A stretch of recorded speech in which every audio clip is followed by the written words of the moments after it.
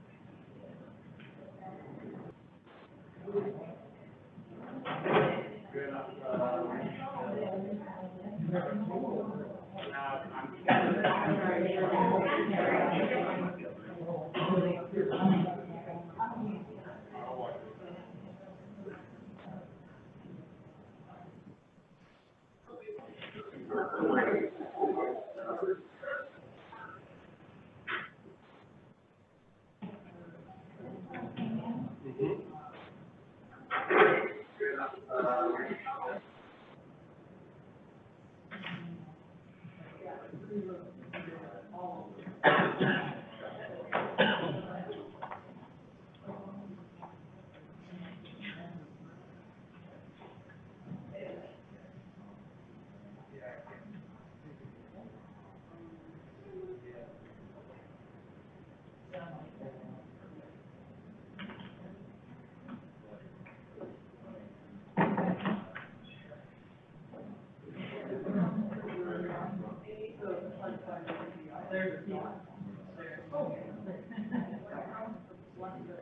President Cogill, can you hear me?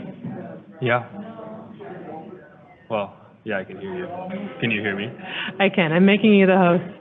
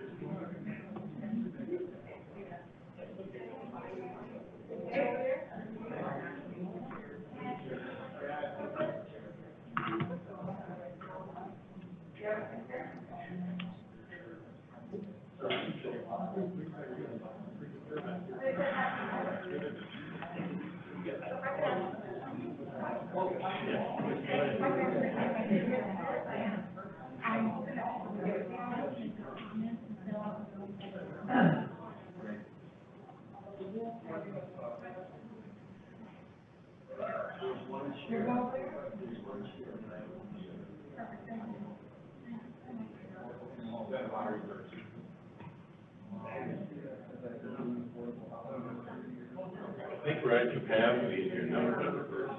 Yeah. I think we're beyond capacity.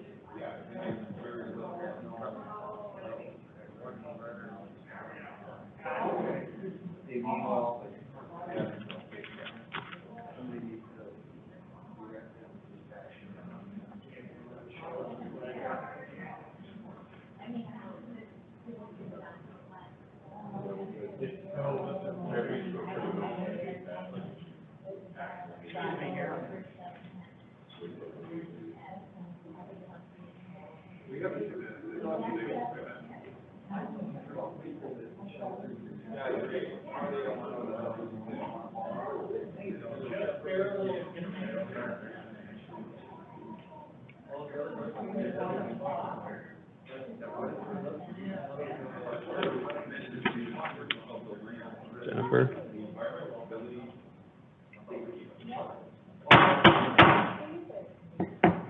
The time being just after 5 p.m., I'd like to call to order the regular meeting of the Minneapolis Park and Recreation Board for July the 15th, 2020. I'll ask the secretary to please take the roll.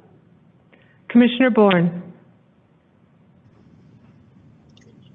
Commissioner Musich. Present. I'm here, Jennifer.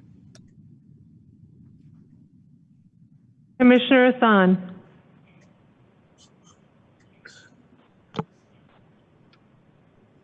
Here. Commissioner Severson. Present. Commissioner Meyer. Here. Commissioner French. Here. Commissioner Forney. Here. Vice President Vita. Present. President Cogill. Here. You have a quorum. Thank you. I will now ask for a motion to approve the agenda. So Do I have a moved. motion? A motion, is there a second? I have a Second. motion and a second. Is there any discussion? Seeing none, I'll ask the secretary to please take the roll on approving the agenda. Commissioner Bourne. Aye. Commissioner Musich. Aye. Commissioner Hassan. Aye. Commissioner Severson. Aye. Commissioner Meyer. Aye.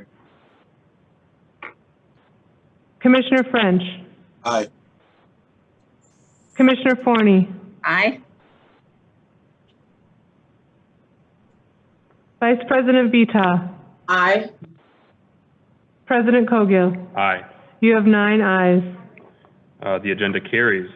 I'll ask now for a motion to approve the minutes of Wednesday, July the 1st, 2020. Do I have a So motion? moved. Second. Enthusiastic motion and a second. I'll ask the any discussion on the approval of the minutes? I'm not seeing any hands raised.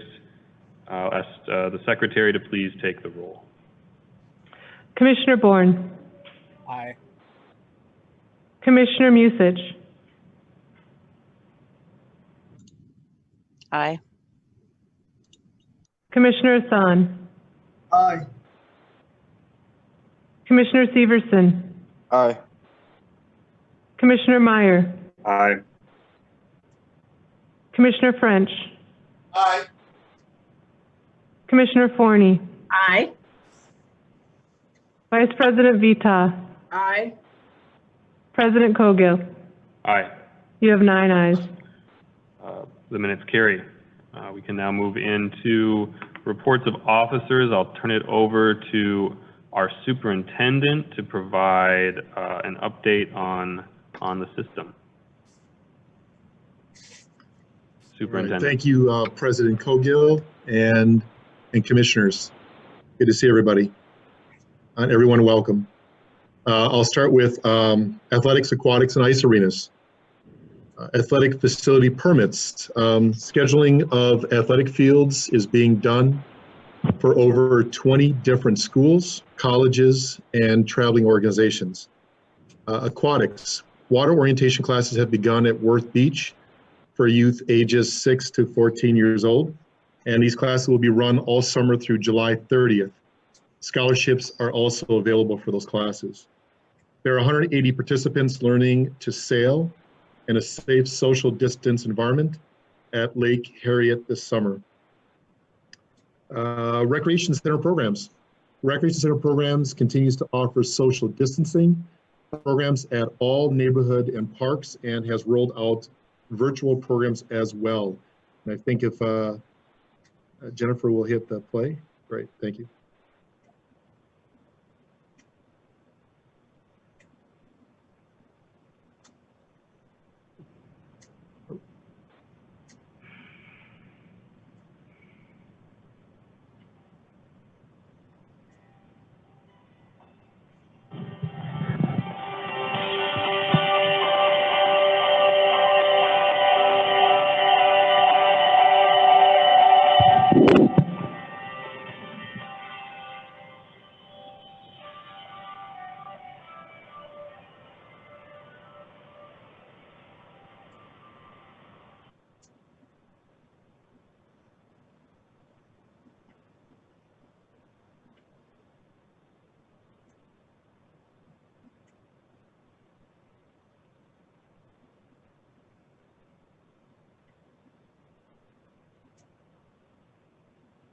All right, thank you for that. I'm not sure how much audio we heard, but that's an example of the programs that we are doing virtual, and they're just fantastic. And if you saw some of the examples there, they're just a wonderful way to connect with all of our youth and the folks in our park system, and it offers some really wonderful opportunities through our virtual programs. And again, we can share more later, but that's an example of one of the many programs that we offer, and so very proud of that. And I apologize if the audio wasn't all there, but we can play it again later sometime. Youth development. Zach is one of 33 TeenWorks youth working in Rec Plus this summer. He works at Wait Rec Plus, and he is enthusiastic and engaged, and the children love him. TeenWorks ages 16 plus are a great addition to help meet the staffing needs in Rec Plus, and while they learn about school-age children or childcare and how to work with children. So very, very proud of Zach, and the picture speaks for itself. They're having a great time. So wonderful job, Zach. Full service community schools. Bethune Community School and City View Community School are teaming up to provide students with a virtual summer enrichment program. During the month of July, students are able to attend program Monday through Thursday from 2 o'clock to 4 o'clock p.m. Program is completely free, and staff are still recruiting students. Activities include arts and crafts, animal projects, physical fitness, and brain teasers and coding. We'll switch now to forestry. Forestry's preservation coordinator, Craig Pincala, is in high demand. This is his busy season as he visits construction sites to inform contractors on the best management practices needed to protect boulevard trees. This photo was taken at near Plymouth Avenue and the West River Parkway. So thank you to Craig and his wonderful work along for our trees on our boulevard. So thank you for that. Asset management, horticulture. NPRB gardener Andrew Gauboy's article, Lindale Park Garden, an old municipal rose garden, was published in the August of 2020 issues of American Rose, the magazine of the American Rose Society. A PDF version in the article is also available to forward to those interested in reading about the famed Lindale Park Garden. Congratulations to Andrew. What a fantastic honor to be in there, and it's a wonderful article. A chance to read it, I would highly encourage that. So our beautiful rose garden. So thank you for that. Maintenance staff continue to prepare the park system for visitors while continuing to navigate social distancing guidelines. Several repair projects have been taking place at North Commons Water Park, to include piping infrastructure installation, which is now complete. The next steps will include filling in the cutout area with concrete, with the cement shop providing the concrete removal and replacement, diamond bright the pool shell, and fill to cure with plaster. And then lastly, to fill and test the system to confirm that the leaks have been repaired. In addition, the asset management team have been preparing fields like Neiman Sports Complex for youth baseball. Great work on that. The team also tested and opened 18 wading pools for the July 4th holiday, or for the July holiday. So we really were working hard in getting those open. And so again, thank you to staff for that work. And if you see here, parkkeeper Harold Papp Trottle vacuuming and testing a wading pool at Whittier Park. So thank you, Pat, for your work. Environmental management. Fourth year of goat grazing started at Theodore Park the week of July 6th. NPRB Environmental Management has contracted with the Diversity Landworks for invasive species control through goat grazing at Worth Park. Approximately 40 goats, female, does, and young kids will feast on a banquet of invasive species, including buckthorn, honeysuckle, and oriental bittersweet. The goats will graze in 2 locations at Worth. One week at the south end of the park between Eloise Butler Wildflower Garden and I-394, and a second location in the far northwest corner of Worth near the mountain bike trail. Like white-tailed deer, goats are grazers, and their preferred foods are twigs and leaves.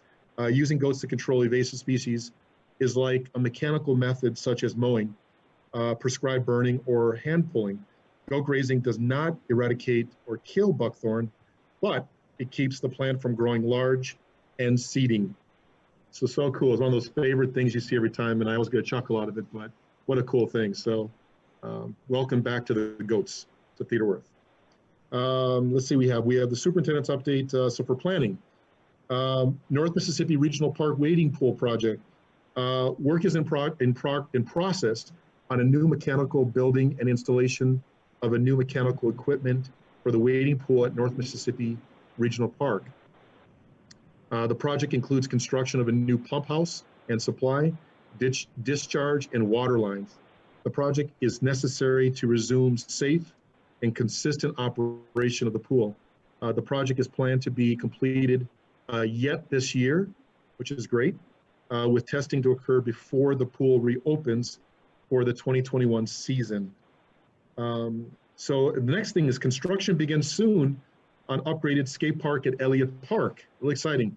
The Elliott Park skate park will be upgraded this fall and is set to open either late fall or the spring of 2021. Construction will begin in August and will expand the skate park to include a premier street-style skate park featuring a skatable seat wall, quarter pipe, rail, and ledges. Additional project enhancements include a rain garden and a permeable patio to infiltrate runoff from the skate park. The improvements are funded through the Mississippi Watershed Management Organization. A sidewalk connection with bike racks will be built near the park entrance at the corner of South 8th Street and South 9th Street to make this portion of the park more accessible. The Minneapolis Skate Park Activity Plan approved in January of 2018 helped guide the new skate park design. The athletic field, which was upgraded and expanded in 2015, was recently outfitted with 4 new light poles to extend play into the evening. These lights will also illuminate the new skate park. Existing pedestrian and path lighting will also be replaced throughout the park this fall. We thank our project partners and supporters of this project. The Hennepin Youth Sports Program contributed a $200,000 grant. The Mississippi Watershed Management Organization contributed a $49,373 grant for rainwater gardens and a permeable paver patio. Elliott Park Neighborhoods Inc. approved allocating $487,503 for the Elliott Park neighborhood portion of the parkland dedication fee. The City of Skate, the NPRB Skate Park fundraising and advocacy partner, and helped solicit donations and materials or expertise. And the field and path lighting upgrades were funded via the 20-year neighborhood park plan and rehabilitation funds. Extremely exciting, so proud of this. And thank you to all of our partners for contributing and being a part of this. And we're so proud and excited about this wonderful skate park, Elliott Park. It's pretty amazing. Cedar Isles Master Plan. On Monday, the Cedar Isles Master Plan team hosted one of 2 planned virtual conversations with Community Advisory Committee members and the public to discuss how to move the project forward in an equitable way amidst current circumstances in Minneapolis. The second virtual meeting is planned on Monday, August 3rd, on Zoom at 5:00 p.m. You can find the meeting details at the Cedar Isles project page at www.minneapolisparks.org/cedar-isles. Bassett Creek Playground construction to begin. The current phase of improvements at Bassett Creek Park is concentrated on the park's eastern end. In the Harrison neighborhood, improvements include replacement of equipment at the play area with new slides, swings, towers, spinners, and a sand play area, along with new native planting. Replacement of the picnic facilities with modern ADA accessible tables, grill, along with a bicycle rack near the regional trail. New picnic facilities near the Penn Avenue Bridge and ball fields, new toilet enclosures between the play area and the lacrosse field, and a bee lawn to replace traditional turf grass around the play and picnic areas. The public impacts during construction. Construction will begin in mid-July and will last through the summer. The regional trail and the rest of the park will remain accessible. New picnic facilities should open soon after the other improvements, likely in August.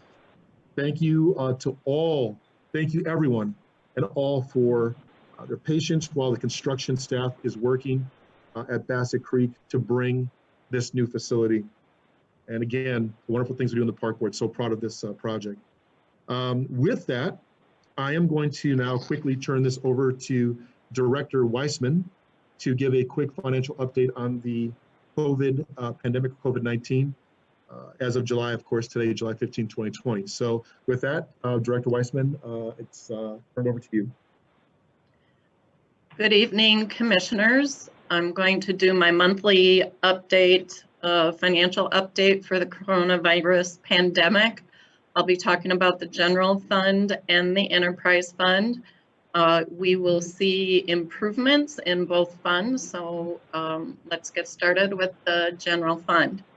So of note, within the general fund, you'll see that we've started to receive our property taxes in 2020. The percentage is down from last year as we expected it to be. We have not received all the first half payments as the deadline for first half payments was extended to today, July 15th.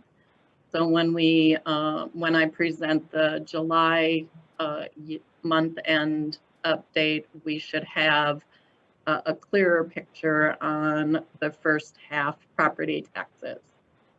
The other item of note on the revenue side is the Minnesota Emergency Response Funds. We will talk about those further when we get into the encampment conversation and a financial update on the encampment conversation. But we received approval by email from the state of Minnesota yesterday afternoon for the first round of submissions that we submitted for the encampments, and that's about $78,000. On the expenditure side, encampment expenditures are now being projected within the expenditure side as well. So that is in addition to the expenses. We have been able to update our expenses for some additional savings as well. So for our current financial projection, we are showing a negative $2.9 million in the general fund, or the amount that we are expecting to use for fund balance. If you advance the slide, please. So our goal is to have a fund balance at the end of 2020 of at least $2.5 million to retain for future storm events or future or unanticipated reductions, further reductions in 2020. We are on our way to that goal. With our current projection, we are expecting to have a $1.8 million year-end fund balance. That means we are just shy of about $700,000 towards our goal. On the enterprise fund side, I am showing our current projections for our golf operations. We're projecting a year-end revenue of about $5.2 million. That is an increase from the last projection that we gave last month. We do expect that if things continue to go on the rate that we are currently seeing, that we will be able to project our year-end revenue higher, or continue to project it higher. And it's very, very much looking like we will meet the $6 million budget. But at this point, we're still being conservative. Last month, there was some conversation around golf rounds and wanting to know by golf course how we are managing by golf course. So you'll see our total rounds this year compared to last year, as of June 30th, is up 22%. You'll see Meadowbrook and Gross Golf Course are the two golf courses that have the most rounds of golf being played at this point.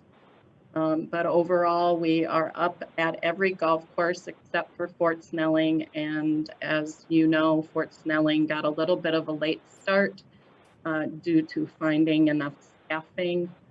So that's why that one is down at this point.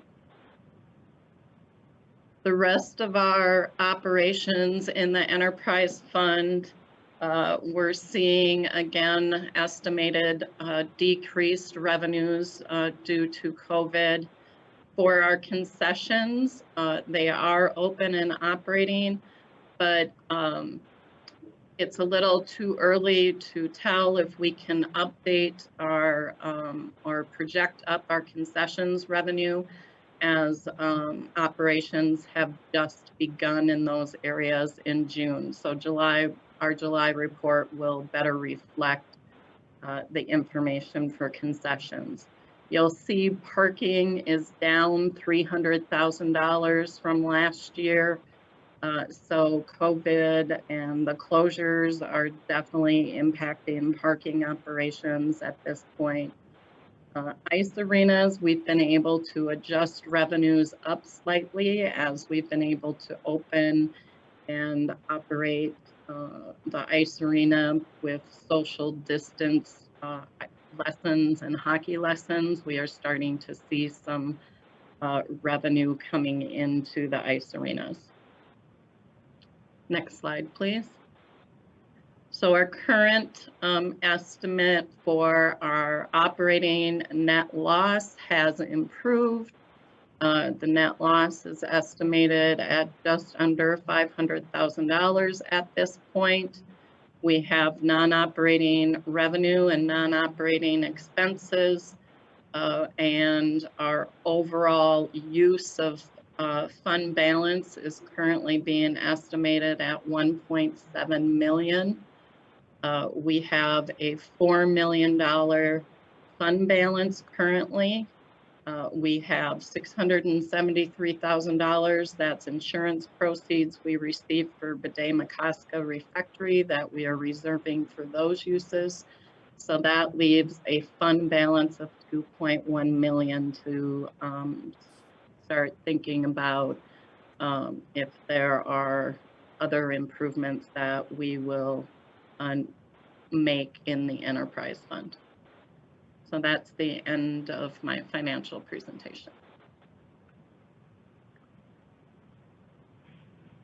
Thank you, Director Wiseman and Superintendent. Are there questions from commissioners? Can take a couple here before we go into open time. Commissioner Bourne. Thank you, President Cogill. Just a brief question, Superintendent. You had talked about some of the work of our, of our forestry coordinator. Is the city up to date on its agreed upon share of payments for that position yet? Have we received any funding from the city for that position? We're sitting in the middle of July right now. Yes, President Cogill, Commissioner Bourne, yes, from what I just talked, and I know Assistant Superintendent Barrett can add in here, but all parties have agreed and submitted a request for payment. So yes, we are moving. I don't know if we've received the payment yet, but it has been submitted. All parties have agreed to the payment and we will receive the payment. Now it's just a matter of, is it this week or next week? So yes, Commissioner Bourne, we have received confirmation and authorization for payment and we will receive it. Director Wiseman, are you aware if we've received payment? I am not aware if we've received payment. I would need to check. Okay, I could take the answer offline. I'd be really interested in knowing the day that we receive payment, because the original agreement was they were going to be paying half of the payroll moving forward from January 1, and it seems like we haven't received anything yet. I'm confident the or I'm maybe more hopeful than confident that the city will keep its word. So if I could take that answer offline as soon as we receive payment, I'd like to know. Thank you, Commissioner Bourne. Any other questions from commissioners? Any other questions? Seeing none, we do have a couple minutes here, so we'll move on to the next item. Thank you, Superintendent, for the report. We have 3 items on our consent agenda. I'm looking for a motion on Resolution 2020-264 through Resolution 2020-266. Do I have a motion? So moved. Second. I have a motion and a second. Is there any discussion on the consent agenda? Discussion? Any discussion? Seeing none, I'll ask the secretary to please take the roll on the consent business resolutions 2020-264 through resolution 2020-266. Commissioner Bourne, Aye. Commissioner Musich, Aye. Commissioner Severson, Aye. Commissioner Meyer, Aye. Commissioner Hassan, Aye. Commissioner French, Aye. Commissioner Forney, Aye. Vice President Vita, Aye. President Cogill. Aye. You have 9 ayes. The consent agenda carries. The time being just about 5:30. I'm going to start the process for starting up our open time. I do believe we have many folks signed up for open time. And once I get that list, I'll get that started. I'll just say we are in COVID times right now. I see that there are many folks here in the room, and I suspect more folks outside. We'll have an hour for open time, and I'm allotting 1 minute for each speaker. Once you come forward, once I call your name, you can speak for 1 minute, and then I ask that you please leave the chamber so we can have other folks come in. We already seem to be over capacity in this room right now, given our chair setup. So just for the safety of everybody here, if you could move out there, you can still hear and watch the proceedings on the television screen outside. I'll also say this is open time, so it's our opportunity as the Board of Commissioners to hear from the public. You can speak on any topic that you wish. We just don't tolerate any discriminatory or harassing language, and please ask that you refrain from discussing any pending personnel matters. We have 39 folks signed up here today. So I will begin by calling your name. If you come forward, please state your name. If you're comfortable, your address for the public record. You'll have 1 minute. And in addition, we'll ask you to step a bit away from the mic. Commissioners that are online have had in the past trouble hearing testimony. If you're too close, it's just garbled. So well, it might be a little bit of more an art than a science. So I may ask folks to step back here or there. It's not to mess up your flow. It's just to make sure that everybody can hear you. Okay, so our first speaker this evening is, looks like Mark Massa. Mark, you come forward and state your name, if you're comfortable, your address. Mark Massa, Nicollet Island. I know all this stuff. This has been a really hard time for everybody. Some of us more than others in the last month. But the park board should not have the power to have over any public safety or social issues. I saw today that you passed a resolution that women and transsexuals, transvestites, can be topless in the Minneapolis parks. Is that true? That happened today. I read it right before I came over. Why does the park board have anything to do with this? Now we have the encampments, and they're leaving the Phillips neighborhood, and they're coming to Northeast. So the people in Northeast, we're going to chase them off, and we're gonna wreck everything. Pull their tents down and make sure they know they're not staying here. All of them, out. Thank you, Mr. Massa.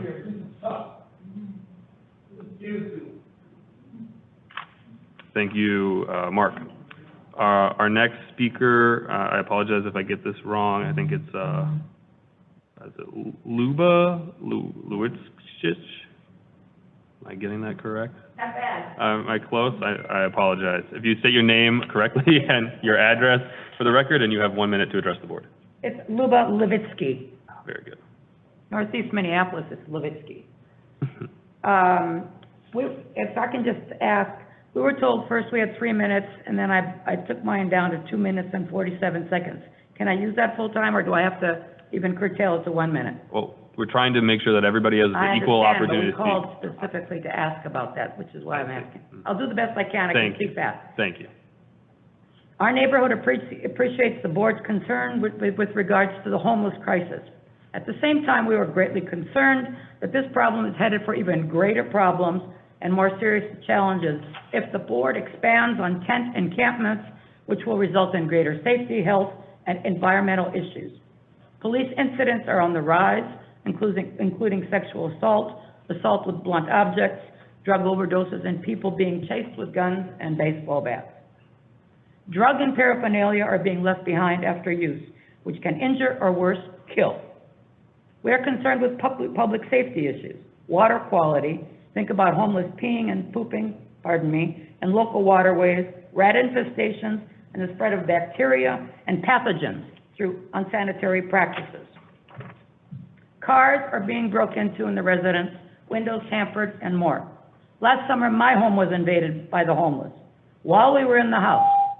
Fortunately, they were not violent. He was under the influence, and my German Shepherd didn't rip him to death. I will skip because we have increased gunfire in the activities and the sheer number of needles, which are concerning residents. If the park board adopts a new resolution adjusting the number of parks, park sizes, and so on, how and by whom will this be managed once the floodgates are open while preserving access to recreation features for park visitors? I appeal to the board to create permanent housing to be managed by county, city, and state, not the park board, which has its own challenging mission. Thank you for your attention and forward thinking and actions in the best interest of our communities. Thank you, Luba. Our next speaker is Eve White. Eve, if you're here, come forward, state your name, if you're comfortable, your address for the public record, and you have 1 minute to address the board. Eve White, Powderhorn Park. I think the encampment at Powderhorn Park is totally out of control. I think it's beyond fixing. I've talked to several of the people that do security. They're afraid to go there. My building on 11th Avenue and 31st got broken into 3 times in 7 hours on Saturday night. There's needles everywhere, human feces everywhere. There's people being, still cars with no license plates and doing all kinds of, my electrician won't even come and work at my building because he got his car vandalized, a brand new van vandalized while he was working inside for 40 minutes. They're siphoning gas out of my car. They're on my porch. They're in my window. They're everywhere. I'll just wrap this up. It's out of control. I don't think no one had a plan how to control this. And there's children being raped in there, women being raped in there. It's not good for anybody. The whole camp needs to be taken apart and start some, I don't know how you have to do that, but I don't think there's any fixing it. It's out of control. Thank you. Thank you, Ms. White.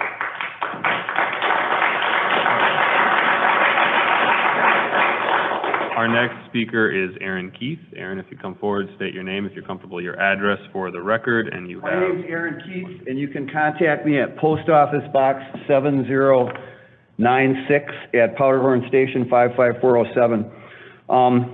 I want to start out by thanking Chief Arredondo for amending the police operating orders today. They're going to be far more creative and involved about police force.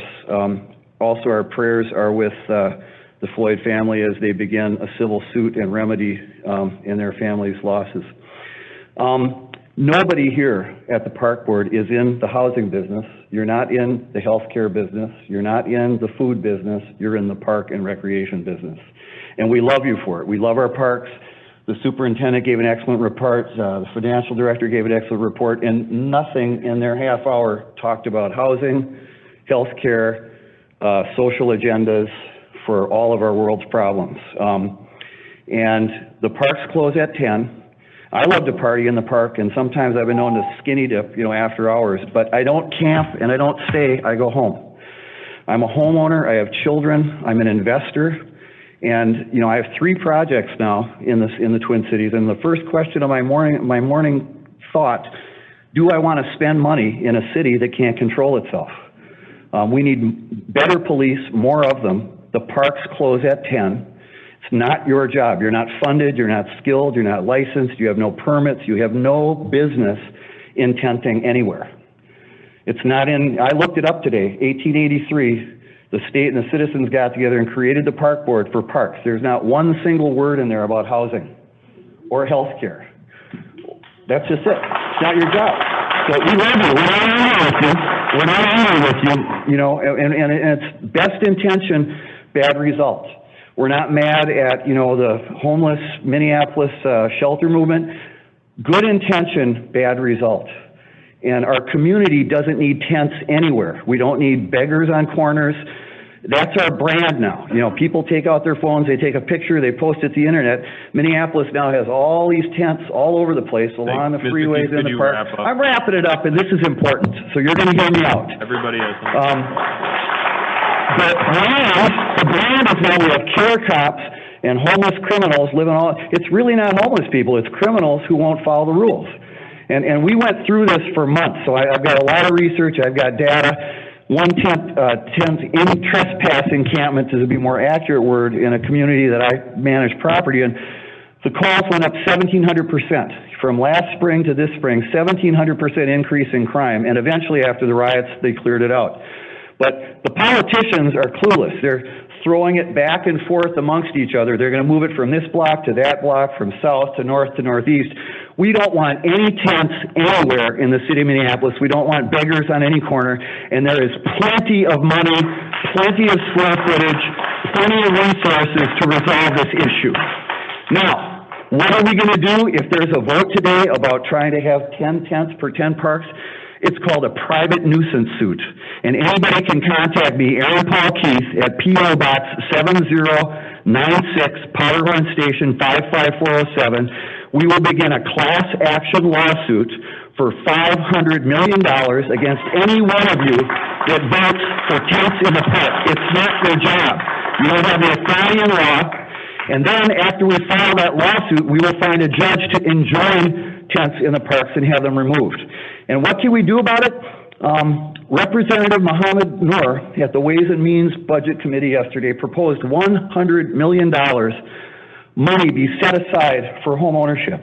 Because shelters are not homes. That shelter doesn't solve the homeless problem. Homes solve the homeless problem. So that takes care of that. Let's have Medicare for all. That takes care of the people who should be in hospitals. And the rest of them are criminals. Either get out, go to jail, or find somewhere else, but not in our community. Thank you very much.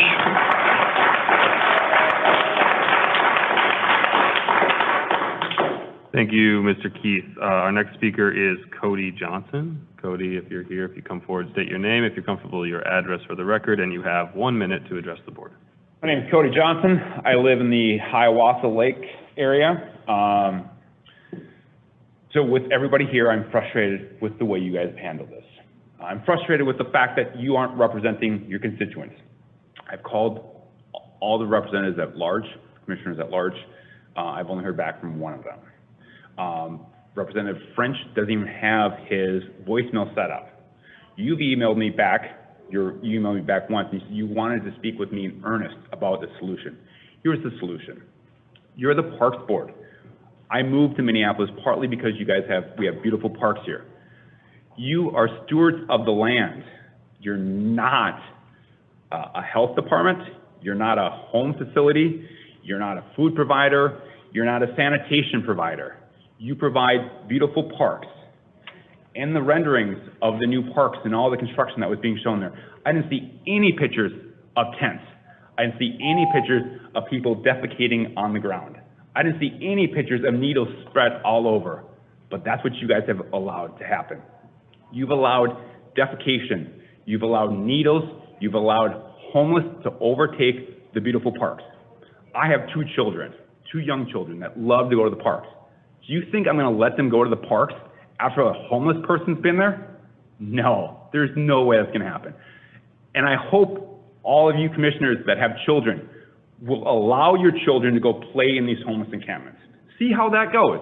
Let your daughters hang out in Powderhorn. Yeah. See how you feel about that. Oh, they got raped? Oh well, that's on you guys. That's on you guys. You want a solution? We have a building here that's empty. You guys aren't even showing up for stuff. Put them on the parking lot. Put them here. You have an office. You're probably working from home. Put them in your office. There's your solution. Let's think outside the box. Having them in our parks is not the solution. Thank you, Mr. Johnson. Our next speaker is Michael Leash.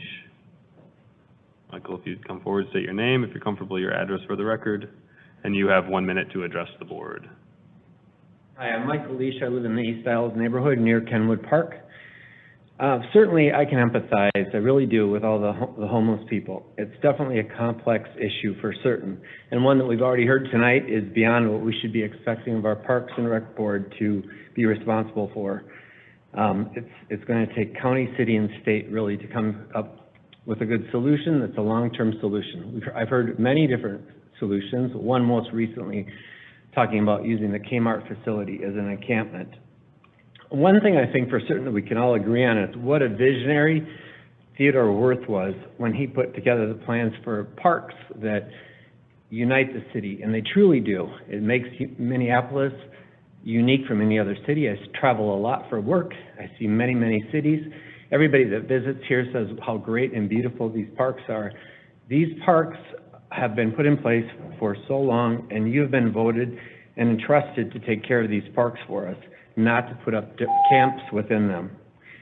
We've heard many reasons tonight why the camps shouldn't be allowed, mostly revolving around safety issues, in particular for Kenwood Park. And for the safety issues that we can have heard tonight, I'd like to point out that adjacent to Kenwood Park is the Kenwood Elementary School. There are children that will be walking to school on a daily basis, past the tents, past the drug use, past the violence. In addition to that, I want to also point out that this Kenwood School is a drug-free school zone. So the park is within that zone, and it's a Minnesota law, statutes 15201. So I think in addition to the safety concerns, the park board should definitely be concerned with the liability they may face with any drug usage within this drug-free zone. Thank you. Thank you, Mr. Leash.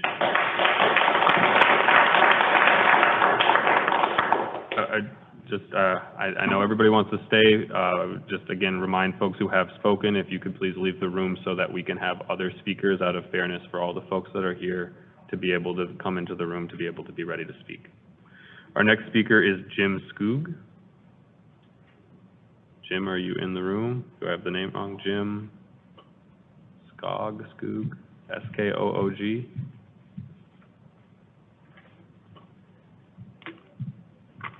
Okay. Our next speaker is Donna Hawley.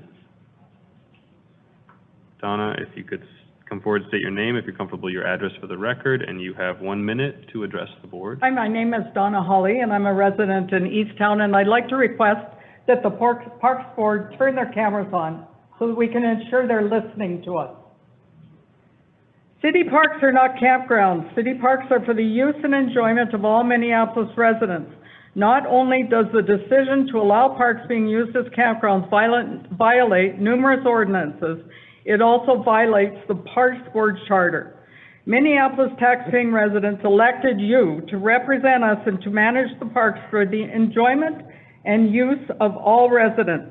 Our taxpaying dollars are being used for the Parks Board to provide services to the encampments that money is not intended for.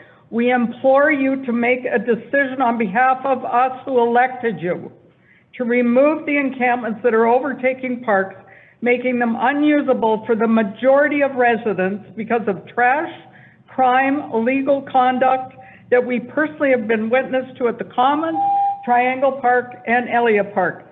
Making a decision today to disallow the encampments to remain in city parks will force the city and county to step in to resolve the problem in the interim until their newly announced $14 million federally funded emergency solutions grants to help those experiencing homeless. We taxpaying residents agree that affordable housing is inadequate in our cities and state, and that everyone deserves the right to live in a home. Many of the encampment residents are not even from our city. It is unfortunate that the Parks Board has been put in this position. Now is the time to make a decision that is fair for all residents of Minneapolis, including the encampment residents. Force the city, the county, and the government to work together to find a better temporary solution, such as the state fairgrounds that has restrooms, running water, and controlled access that would help to keep residents safe. The encampment residents deserve at least that. Living where they are is a public health concern for them and everyone coming in contact with them, especially during this pandemic, and is promoting lawlessness, as everyone that has spoken has stated. Finally, we did not elect you to manage campgrounds. You have a responsibility to the tax-paying residents to follow your charter and keep the parks usable and clean for all of us. The Parks Board does not have the resources, the staff, or the expertise to manage the homeless encampments, and this board will never, ever solve this problem any more than the fire department can rebuild streets, or the water department can educate kids. The solution must come from the state, the county, and the city governments immediately. This board must decide to force them to work together now to find a solution until the new program is launched. There are up to 50 rooms in shelters every night and in hotels available, but they forbid drugs and alcohol, which maybe is the reason many are choosing the parks and are encouraged by certain groups to stay in the encampments. Thank you for your time.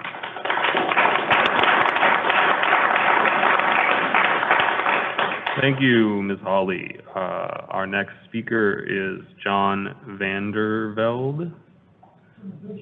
John, if you'd come forward and state your name, if you're comfortable with your address for the record, and again, you have 1 minute to address the board. John Vandervelde. I live on 15th Avenue in Powderhorn Park. A couple of days ago, 3 or 4 days ago, I was jogging in Powderhorn Park, and I'm running around. There's one huge encampment and one other huge encampment. And as I was running through the east encampment, where they've come quite close to the sidewalk, something smacked me in the head, and I was staggering around and looking and trying to figure out what happened, and someone had thrown a rock and hit me in the head from the encampment. And at the same time, I'm like, I didn't even know, at first I didn't know what happened. I took about 2 steps. It had come right down the alley between some tall tents, and I saw the back wall of this tent shoot out because another rock had whacked it. And I'm like, I don't, up till now I've been kind of live and let live, these people are in a hard position, but it is now frankly dangerous to be in that park. Powderhorn Park is dangerous. And this is unacceptable. I don't think, it's supposed to be an amenity. Now it's actually, the park is actually spreading crime to the surrounding neighborhood, which is already in pretty bad shape. There are other issues in the Powderhorn neighborhood going on. We don't need this thing actually proliferating bad things. So. Thank you. Thank you, Mr. Vandervelde. Our next speaker is Tony Hofstede.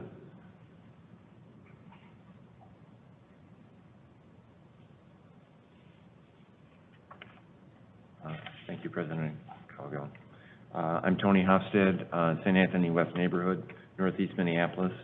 The goal of the Minneapolis Park and Recreation Board exists to provide places and recreation opportunities for all people to gather, to celebrate, to contemplate, and engage in activities to promote health, well-being, community, and the environment. The encampments in our parks put people, especially children, in inhumane and deplorable conditions. This is undignified. The parks do not have the training, the experience, the support, the services, or the budget to resolve and rectify the homeless situation. The park board can choose to perpetuate the homeless problem or challenge the agencies, the private, the public, and the nonprofit, to answer the call to our fellow citizens, including children. Find them a safe and secure home and services to help. Thank you. Thank you. Thank you, Mr. Hofstad. Our next speaker is Diane Hofstad. Diane, if you come forward and state your name, if you're comfortable, your address for the record, and you have a minute to address the board. Hi, good to see everyone again today. I'm Diane Hofstad, 610 Ramsey. I have sent numerous emails to all of you and all of the elected officials regarding the experiences we've had over the 4th of July, and particularly the inhumane use of parks regarding our homeless, and ask you to remind you of your mission. The Minneapolis Park and Recreation Board shall permanently preserve, protect, maintain, improve, and enhance its natural resources, parkland and recreational opportunities for current and future generations. The vision statement and the purpose of the Park Board is to provide places of recreation opportunities for all people to gather, to celebrate, to contemplate, and engage in activities that promote health, well-being, community, and the environment. I urge you, look at your mission, work on your mission. We support you in your mission. Thank you. Thank you, Ms. Hofstad.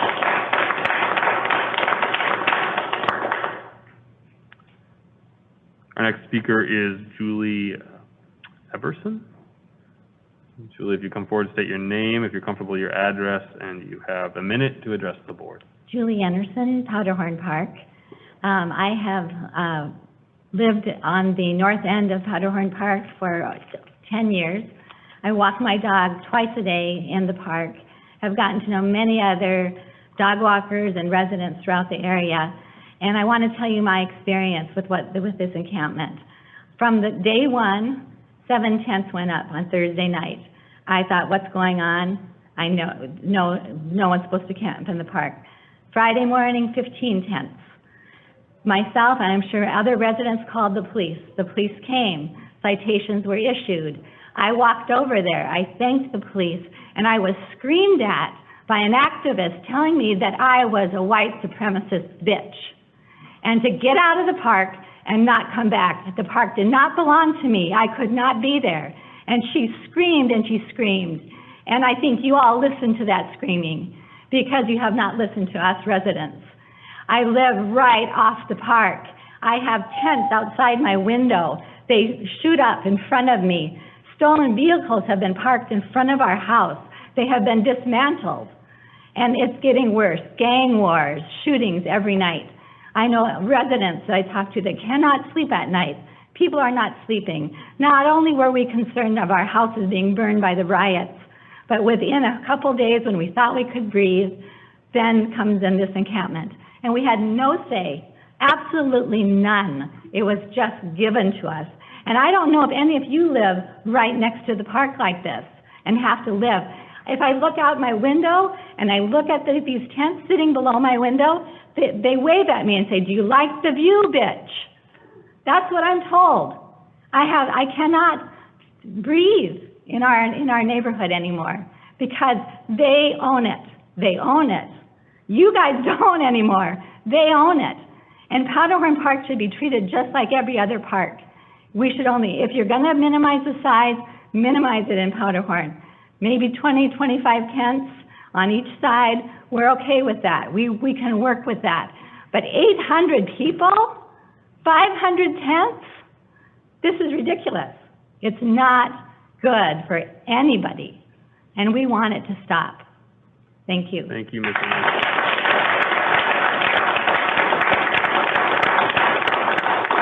Our next speaker is Dick Anderson.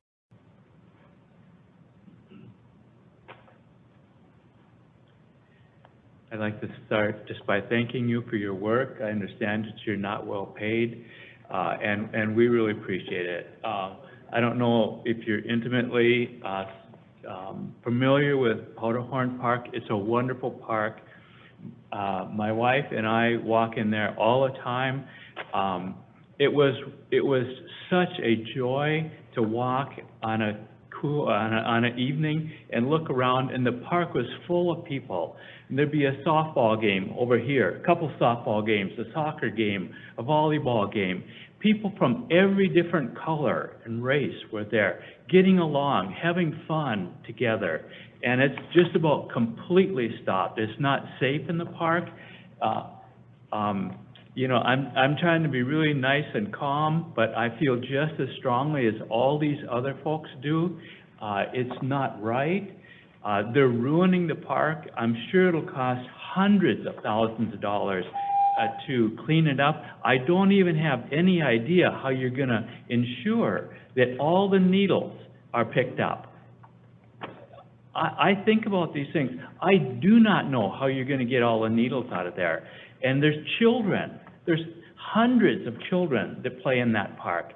And they're going to be running around in there with needles all over the place. You know, I just totally say I agree with everything they've said about the drug usage, prostitution, prostitutes walking up and down the street all the time, violence, shooting. People aren't safe. We have older neighbors in their 80s right across from the street from us. They're not safe. No one's safe.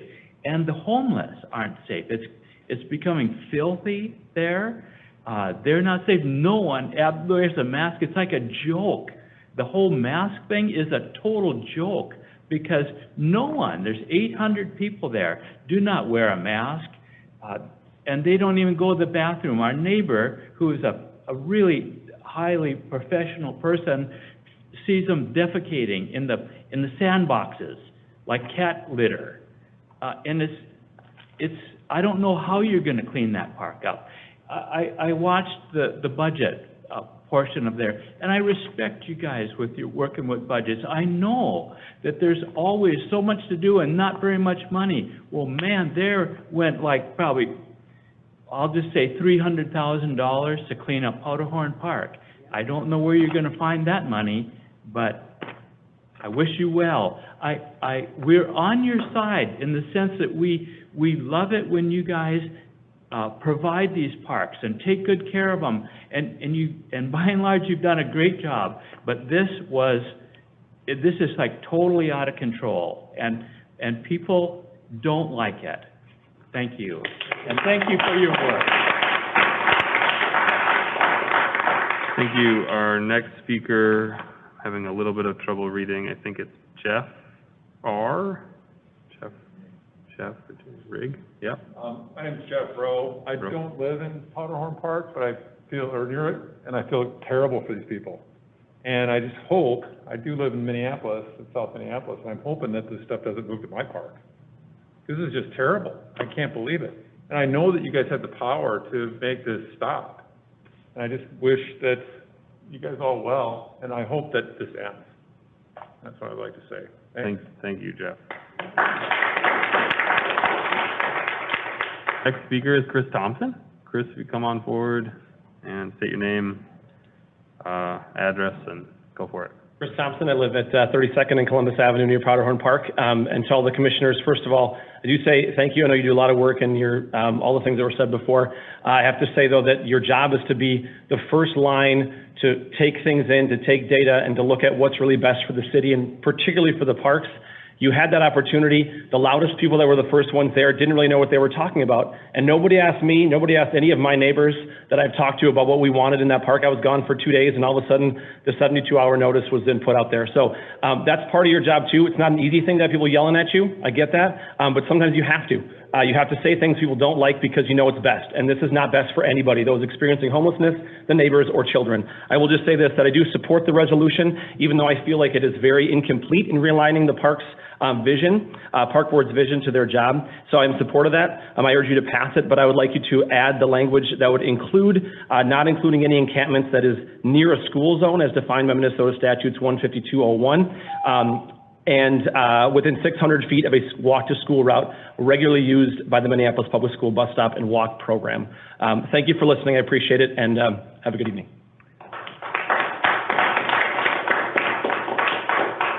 Thank you, Chris. Our next speaker is, if I get this right, Nelty Colon. Is that correct?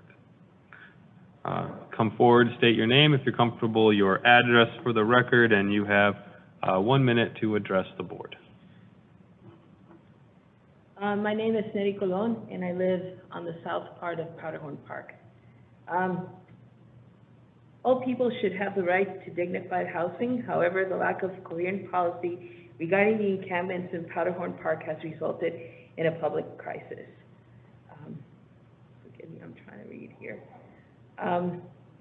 I request that you do not exempt Powderhorn Park from any restrictions about encampments for unhoused people that you would have on other parks. I request that the same restrictions that you would apply to parks in District 4, in District 5, and in District 6 are the same exact ones that you apply to Powderhorn Park. Regardless of wealth and resources, all neighborhoods across Minneapolis should be aware of the issues facing unhoused people right now, and the work of regular citizens to support encampments should be shared across neighborhoods and not become a burden of just the Powderhorn Park neighborhood. Why is it always this neighborhood that is asked to stand up and give beyond our means to the most in need? The current encampment has brought violence, criminal activity, and chaos to the Powderhorn Park neighborhood. The residents of the encampment have taken over the park, and the organizers, which until yesterday there were some and now they're gone, are not equipped to deal with the frequency and severity of the issues that arise daily. Our park belongs to all the citizens, but currently they are only available for unhoused people and unsafe for all others. Additionally, organizers are not acting in transparency nor sharing information that would allow residents to act in support of their own safety.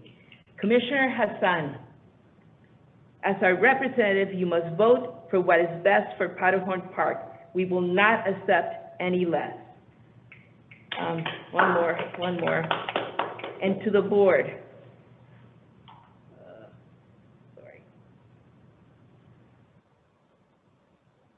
As park board members, you have the very important responsibility of being the stewards of our green city spaces and recreational space.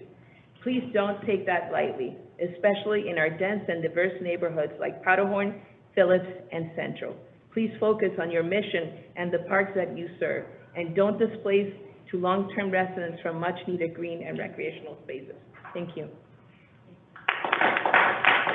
Thank you. Thank you very much. Our next speaker is Mary Young. Mary, if you come forward, state your name, and if you're comfortable, your address for the public record, and you have 1 minute to address the board. Thank you for hearing me. On any other night, I'd probably be at Powderhorn enjoying this beautiful evening, but that's not really possible right now because I'm spending so much time trying to work with my neighbors to help us find a solution. So, you guys have already heard your mission, you know what it is. We are terrified for the safety of all residents housed and unhoused Powderhorn Park area. The situation has become escalated with shooting, violence, rapes, assaults, gangs, drugs, and sex dealings. Imagine coming out of my house at 10 o'clock last night with all of my other neighbors, and we heard violent screaming. This woman sounded terrified. It echoed from 14th over to 10th, and we didn't know what the heck was going on. We found out this morning it was a domestic violence issue. She was clinging to the top of a car, being driven down the street, unruly, and neighbors on 14th chased the guy down. The volunteers have left. It's become lawless. The 2 park police assigned can't handle it. The park has become a powder keg, and as you, as leaders, are lighting the match by not working to immediately move to action, to provide 24-hour security until the unhoused are transitioned into permanent and supported housing. I also want to make everyone here aware that as a group of our neighbors, we are working with legal counsel, and potentially there's a possibility that, as Aaron had said earlier, that we will bring a lawsuit against this organization if something is not done. The rule for the Powderhorn, the amendment for the Powderhorn piece is very lackadaisical, and I think that has to be very much clarified because we have sustained the abruptness of it all, and it's not fair. Spread it out through the city, figure something out. It has to change. Thank you.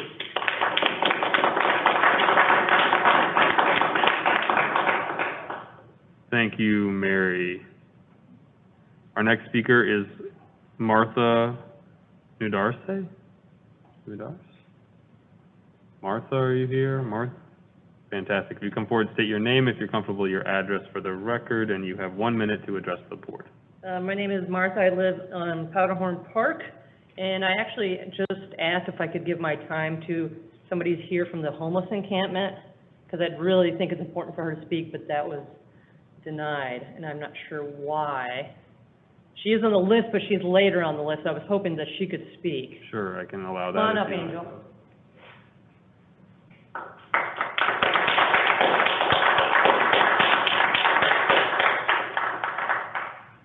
Angel, if you come forward, you can state your name, and you have a minute to address the board. Thank you very much. Hello, my name is Angelique Marie Bowmaster. Most of you may or may not know, but Moon Bowmaster is my daughter. I'm here, first of all, to say thank you very much for everybody allowing me to be here. We just got notice of this meeting, maybe a couple, 3-4 hours ago. The first and foremost thing we want to say is we do not, the people in the camps, do not want to be in the parks. And number one. Number two, there's enough money raised just by the community, and thank you very much, community, to get 10 apartment complexes that the city of Minneapolis and Hennepin County own, okay, to put over 100 people in housing. And what we are about is affordable housing. And the community has been excellent. And the coordinators that have been coordinating all this are the ones that are doing wrong. And at 2 p.m. at Kenwood Park, we are going to be there to tell the truth on what we really want and what we've really been asking for from day one. And that is no alcohol, no drugs, no drug paraphernalia that the coordinators have been giving the people at the park. Thank you very much, and I hope everybody's there. Kenwood Park, stay cool. Thank you.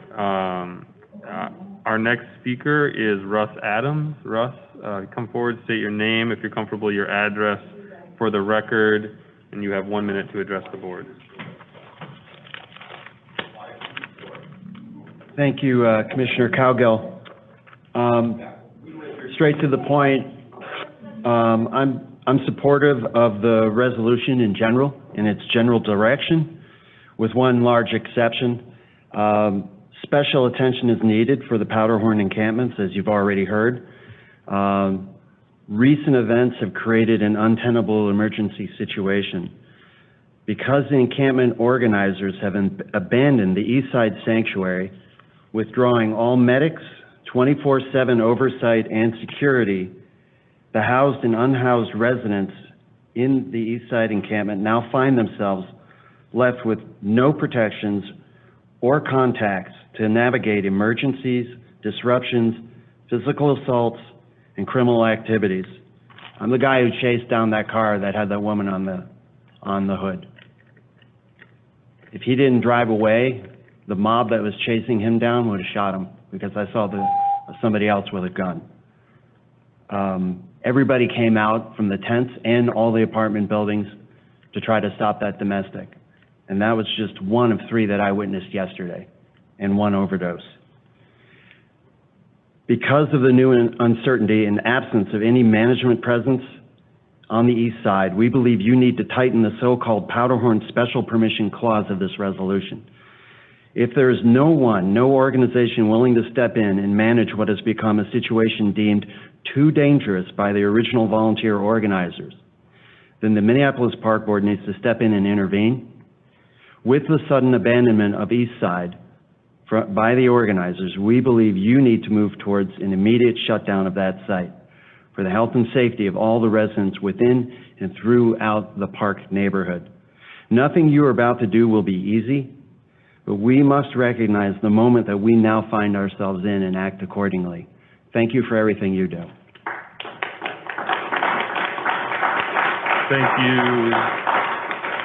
Thank you, Russ. Our next speaker is Doug Moore. Doug, if you are able to come forward, state your name, if you're comfortable, your address for the record, and you have 1 minute to address the board. Doug Moore, live in East Isles. I believe you all are citizens. You're citizens just like us. You have very good intentions, just like we do. We volunteer, we clean up the streets after the riots, we bring out our brooms, we bring out boxes of cereal, canned goods, we donate. We want the situation to get better. But you've made a mistake. Mistakes are human. We ask you to walk back the mistake. We ask you to be leaders. Leadership is, you wanted to lead by making this decision. You made this decision without the input of the people who voted for you. You need to come back and follow the same kind of process on this issue that you follow when you bring in all the voices for the master planning. You publicize meetings, you have open discussions, you have comment periods. You followed none of this on this topic. You made a rash decision with good intentions to help people who need help in the middle of the chaos.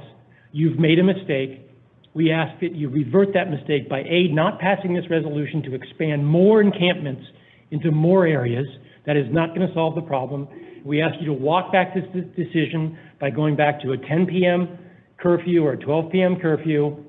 Get out of the business of homeless help and leave that to the other departments. Spreading out the accountability into yet another government agency is not going to solve the problem. It diffuses the problem.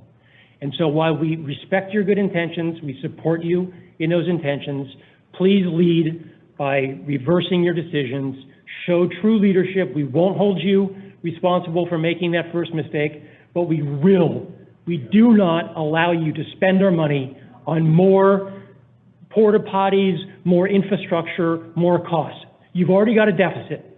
Don't put more money after bad. Get out of this decision you've made. We're not going to be upset about that. We will be very upset if you continue down this road to destroy our parks. Hear, hear.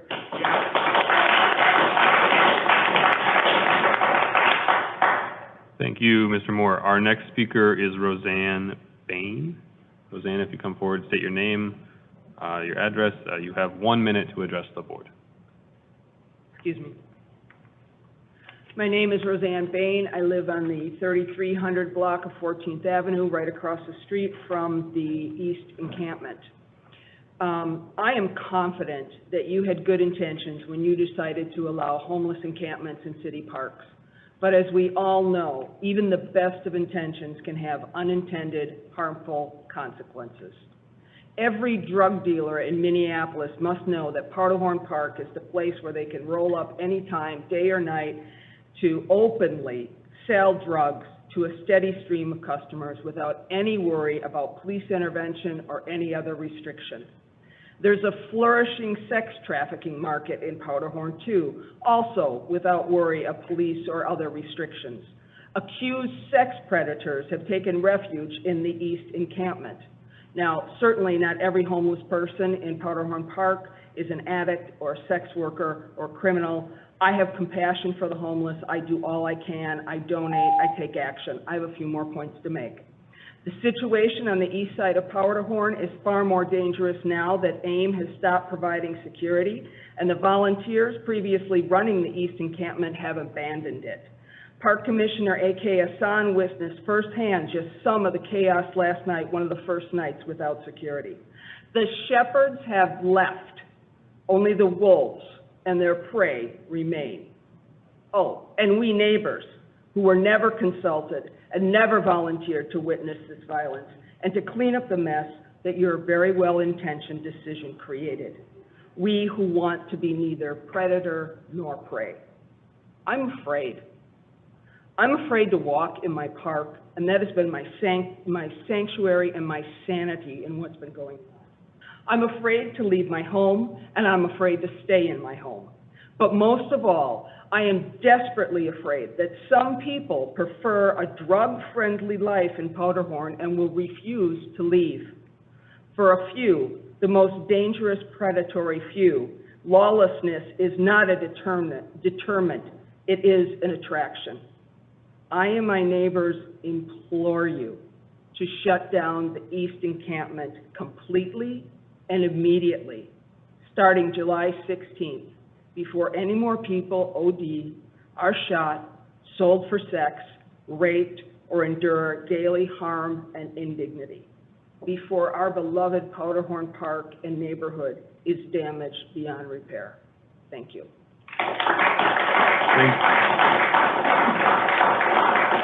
Thank you, Ms. Bain. Our next speaker is Courtney Sanders. Is that right? Yeah, Courtney. Is Courtney here? Seeing none. Our next speaker is Splinter. Splinter, are you here? I'm seeing Splinter. All right. Oh, you could come around this way, Splinter. Thank you, sir. Come forward if you would be able to state your name, if you're comfortable, your address for the record, and you have 1 minute to address the board. My name's Splinter. I'm going to let my address remain anonymous. I've been volunteering at the homeless encampment basically since its inception as a medic. It pains me to hear the voices that I'm hearing today. I've been hearing a lot of people stated that we pulled out of East, and that is not true. May I? Earlier today, there was a situation and we had all volunteers pull out. We are hoping to go back into that space soon. Medics have pulled out of East, but we are still stationed at West, and we have a line of communication to East and the ability to be over there within 1 minute or so in the event of an emergency. The crimes being committed are primarily not being committed by residents of the park, and I can be reached at volunteersplinter@gmail.com, and we have a Slack channel and lines of communication. We want to work with the board to create a solution that works for everyone. We are happy to work with you guys. Contact me. I'll get you guys in contact with whoever needs to be contacted. We want this to work for everyone. Thank you. Thank you, Splinter. Thank you. Our next speaker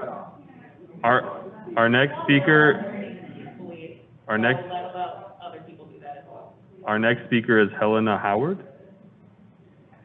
Helena, are you here? Not seeing you. Our next speaker is Lily Lamb.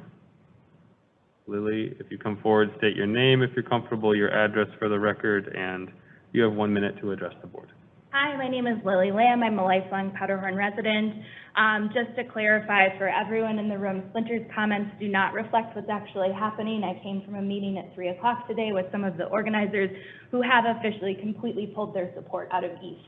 I am a resident of East. I live directly in front of the park. It is an untenable and unsafe situation, and I am imploring not just the park board, but anybody in any position of authority from the city to this county to the state to please step in.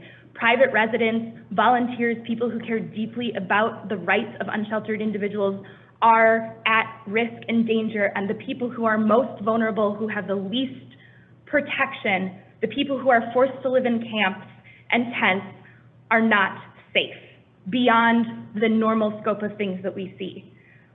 I appreciate the impact that the park board has had in terms of trying to make the right decisions in moments. It is not working anymore, and there needs to be a focus immediately, directly, today, this afternoon, this evening, on safety, on the ability to move forward, and to look to creative new solutions such as the indoor villages or other ways. It's inhumane for people to have to live in tents.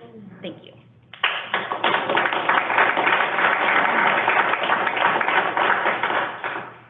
Thank you, Lily. Our next speaker is Paula Chelsea. Paula, are you here? Paula, if you come forward, state your name, if you're comfortable, your address for the record, and you have 1 minute to address the board. Yep, it's Paula Chesley. My name is Paula Chesley, and I was recently cited for toplessness at Twin Lake Theodore Worth Park. I was at a secluded beach with one other person at the time. I was lying on my stomach, reading a book with the top of my swimsuit pulled down when I was surrounded by 5 or 6 police officers, only one of which was a woman. The police officers had Minneapolis Parks, Minneapolis Police Department, and Golden Valley Police Department uniforms. I questioned the need for 5 or 6 police officers to surround a person reading a book at a time when our parks are facing unprecedented challenges elsewhere. I have some requests. Can there be a limit on the number of park officers that accost one person? 4 seems like the absolute maximum that is necessary, and 5 or 6 creates an antagonistic atmosphere no matter what is said. Can parks strive toward racial and gender equity of their force? And for instance, let female police officers initiate contact with female civilians. As a woman, I was very uncomfortable surrounded by 5 or 6 police officers, only one of which was female. I am sure the same goes for people of color if the police are white. I am concerned that this ordinance, PB2-21, specifically citing female toplessness as not viable in the parks, I am concerned that this ordinance could be used to cite people of color, and I'm wondering if parks can examine which ordinances in the parks have disproportionately affected people of color. Thank you very much. Thank you. Our next speaker is David Wilry. David, if you come forward and state your name, if you're comfortable, your address for the record, and you have 1 minute to address the board. Thank you. David Wilkie, Boom Island Village. I was here with a group of people from Boom Island Village tonight that had really put more or less speaking points together. I was going to discuss the health aspects of what the park board has done. However, I'm moving away from that because I think everything has already been said. What I'm going to say at this point is that I would ask everyone who's here, everyone who's watching this on TV, to look at what the voting of your particular park district representative has been. We've got an election coming this November, and I think it's time to vote any of these members out that have put us into this mess and are agreeing with it. And I'll start with our District 1 Representative, Chris Myers, who I think should have been gone days ago. So that really is all that I have to say, but I think this has got to go to the election ballot. The park board has already let the cow out of the barn. We're not going to put it back in.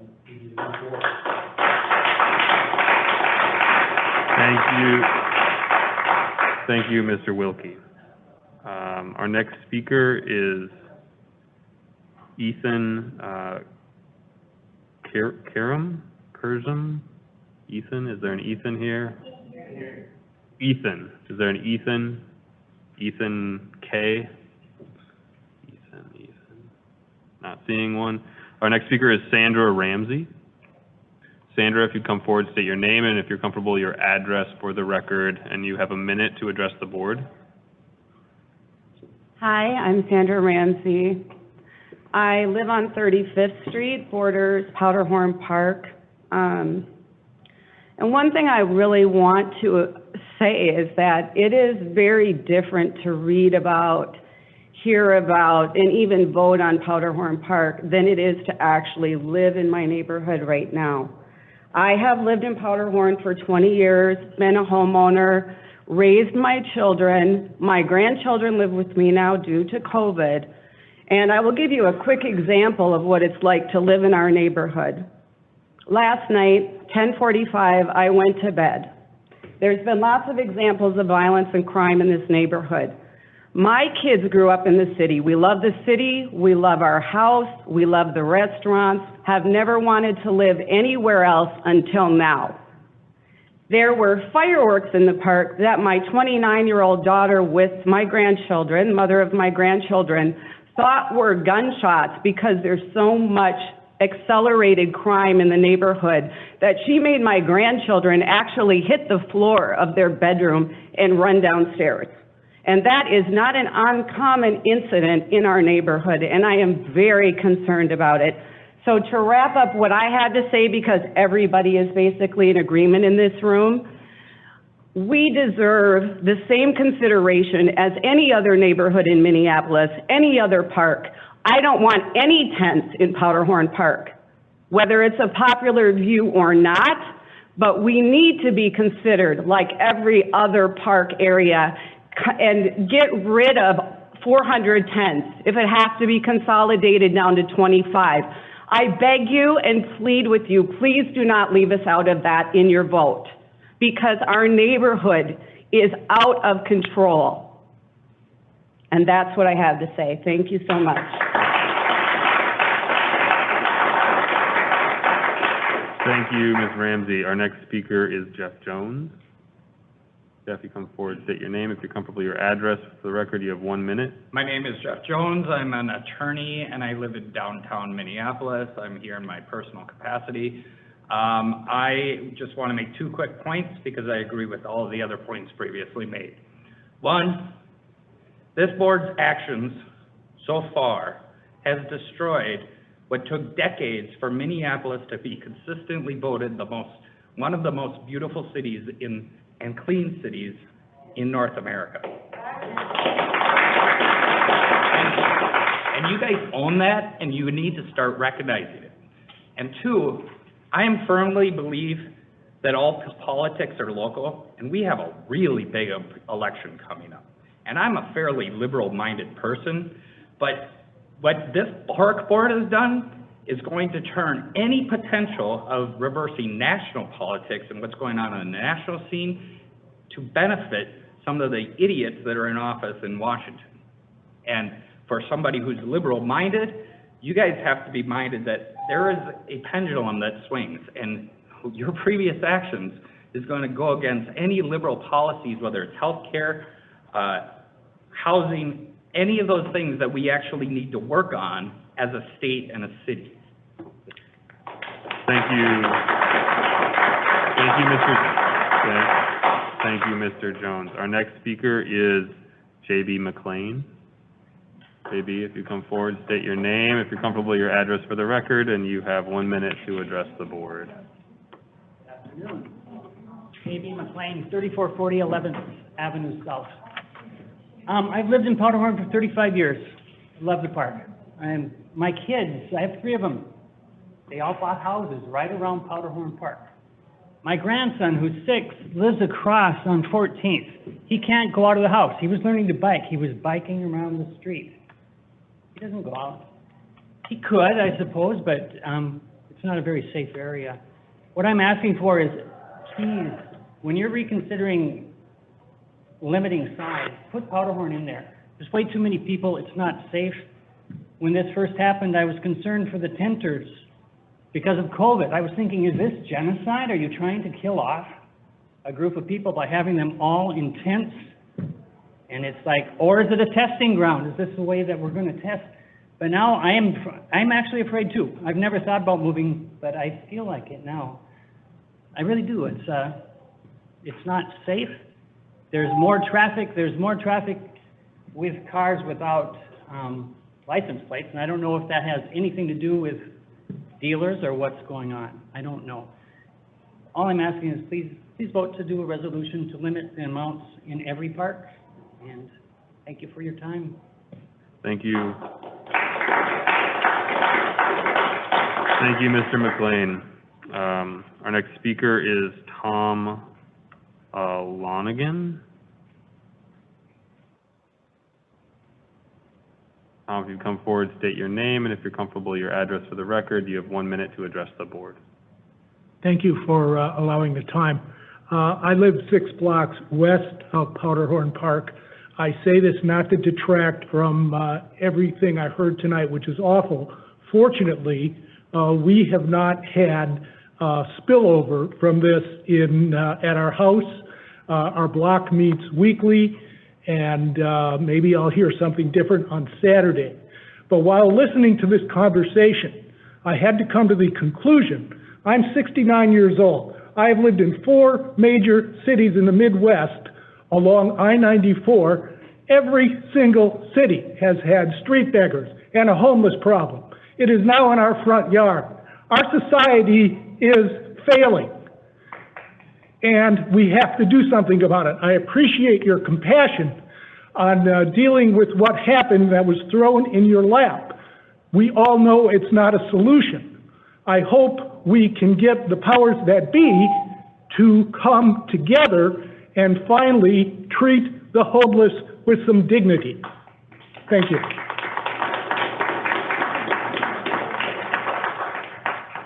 Thank you, Tom. Our next speaker is Terry Nelson. Terry, if you come forward, state your name, if you're comfortable, your address for the record, and you have 1 minute to address the board. Well, I'm not very good at speaking, and but I live across just a ways away on Boom Island. I'm the closest house to the park. And what I'm hearing from these people, just, you know, it hurts. It hurts. But what scares me the most is you're going to put these people over in our park and all these other parks. You guys got to think about what you're doing. You say it's a temporary fix. What's a temporary fix to you people? Is it 6 months? Is it a year? Is it 5 years? Our parks are not going to make it if that's what's going to be happening to all these parks. You don't have the manpower, you don't have the money to be able to keep these parks as beautiful as you've made them. This park right over here is your showcase. We have kids out there playing all the time. We have people parked out there with picnic baskets on the weekends. They're having a great time.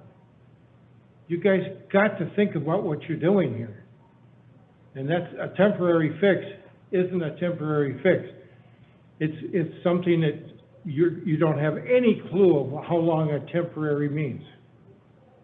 You've got to look at that. Thank you. Thank you, Terry.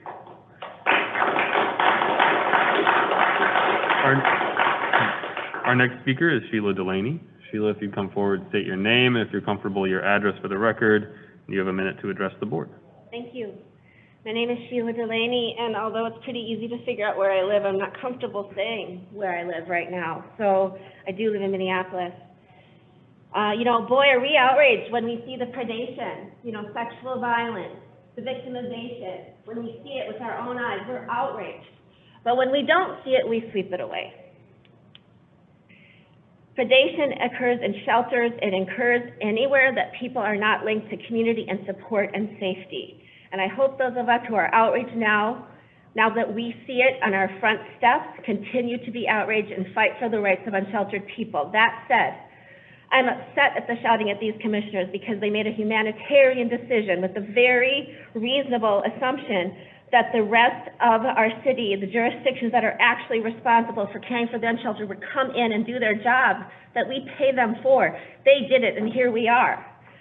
I am personally afraid for my own safety, and I am afraid for the safety of all residents. I'd like to finish.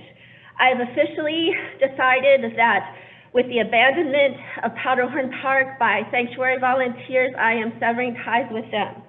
It is a very hard decision. I believe in their mission, but with authority comes responsibility. And we deserve to have a safe community, and if that means we have to work with all of us, including law enforcement, even if we have a vision for a better law enforcement in hopefully the near future. I stand firmly in my advocacy for unsheltered people and my advocacy for all of us. We are one community. Parks belong to everyone. None of us own the parks any more than anyone else. Here are some numbers: 800 unsheltered people, 50 shelter beds. That's the average shelter bed that you guys all refer to. We don't have enough dignified housing. These are my requests. Please, I implore you, please include Powderhorn in the 25 tent limit. It is not safe. You have a predator right now who is keeping people from leaving that park. Please work with us to seek funding for community safety outreach all around the parks, especially satellite parks.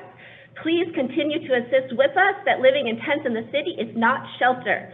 Please support the Indoor Village Alternative to Outdoor Encampments and other shelter-to-home options that include navigations and low-barrier housing and harm reduction services. And please accept my full gratitude and support to your staff, all of you commissioners that have been out on the line when the rest of government won't show up. And please accept my full commitment to work with you to rectify the situation and to have safe shelter and dignity for all. Thank you.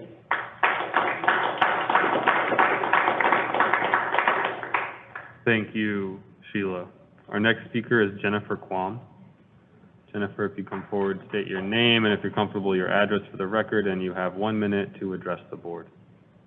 Jennifer Kwam. I live on Powderhorn Park. I think my neighbors have done a fantastic job of describing how we are no longer safe, we are no longer home. Both the unhoused and housed in Powderhorn Park are begging you for help. Please don't leave us out of the amendment. Please don't leave us out of the resolution. Include a 25 tent limit. Include a plan to reduce the size of Powderhorn Park immediately, especially now that the volunteers have bailed. What are you doing? Where are you? And that's the other question we have everywhere. We've been waiting for the city and the county and the state to do the right thing, while all of this neighborhood and volunteers and the sanctuary movement try to help these people and do the right thing. Where are you? Is our question to the state, the city, the county, and the park board needs to look at what has actually happened here instead of what they tried to have happen here, and own the fact that it is too big, it is unsafe, it is untenable, and we need you to fix it. We need a limit on the number. We need an end to refuge in the park, a hard date so we can hold city and county and state officials to house the unhoused, to give them dignified shelter now. Thank you. Thank you. Thank you, Jennifer. Our next speaker is Marilyn Downs. Marilyn Downs, are you here? Come forward and state your name, and if you're comfortable, your address for the record, and you have 1 minute to address the board. My name is Marilyn Downs. I am 70 years old, and I've lived in this neighborhood 14 years. But I grew up in a small town, and I'll tell you what, I'd prefer living there now. And I bought something, and I'm out of here. Living on Lake Street was not fun when they looted and burned everything, and I woke up to smoke in my bedroom by myself. It's really scary to see the looting, what happened, and the shooting of George Floyd, and then the other gal, the pregnant woman that broke my heart too. And all of that just because of the police inactions, and I know that was what all this is from. And now the homeless on top of it gives everybody PTSD, basically, and causes us all to need mental health counseling. That's how I feel, and I'm a grandmother, and I would never want my grandkids to be in that park now, ever. I just would refuse. And I have a 4-year-old, and I told my daughter, don't ever bring her to that park. No way. I went walking by a tent, and I was saying something, and I heard a lady from inside scream at me to shut up. And I'm talking to my sister, who's in the hospital, on the phone. I'm like, what does she care about who I'm talking to on my private call? So yes, I felt really, really wronged by just being in the park. And I live just like 4 blocks away, so at 2929 Chicago.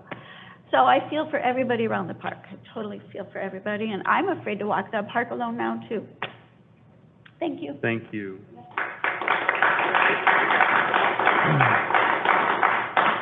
Our next speaker is Angel Beaumast.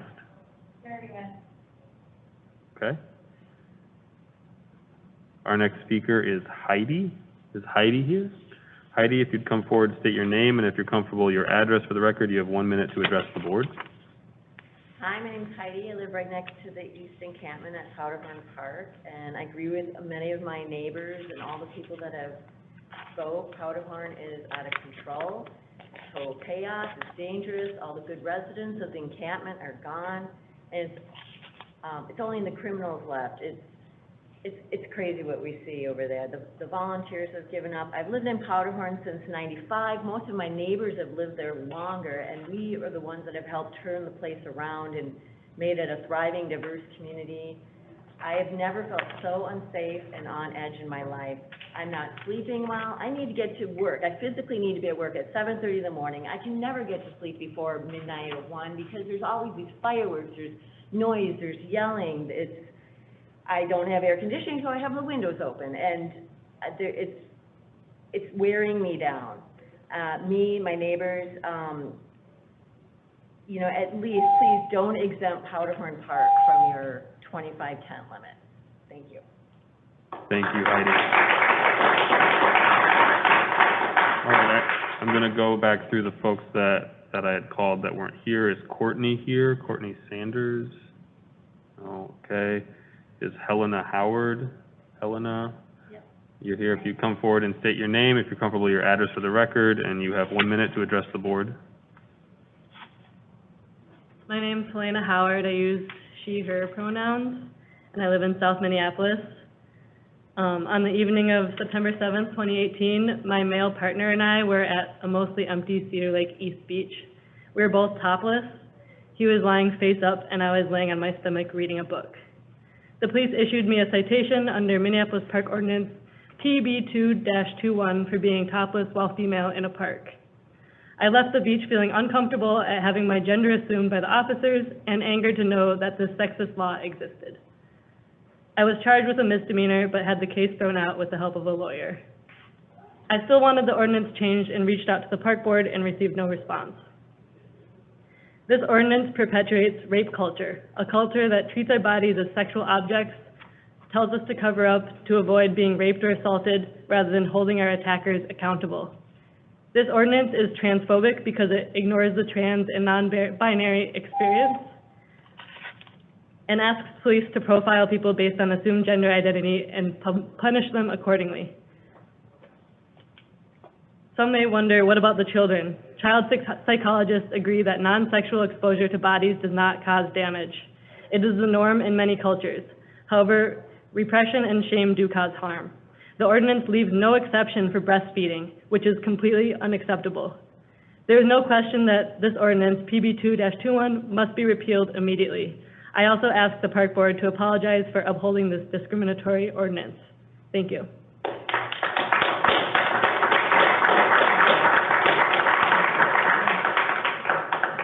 Thank you, Helena. I'm seeing, is Jim Skoog? Is he here? Jim? Not seeing Jim.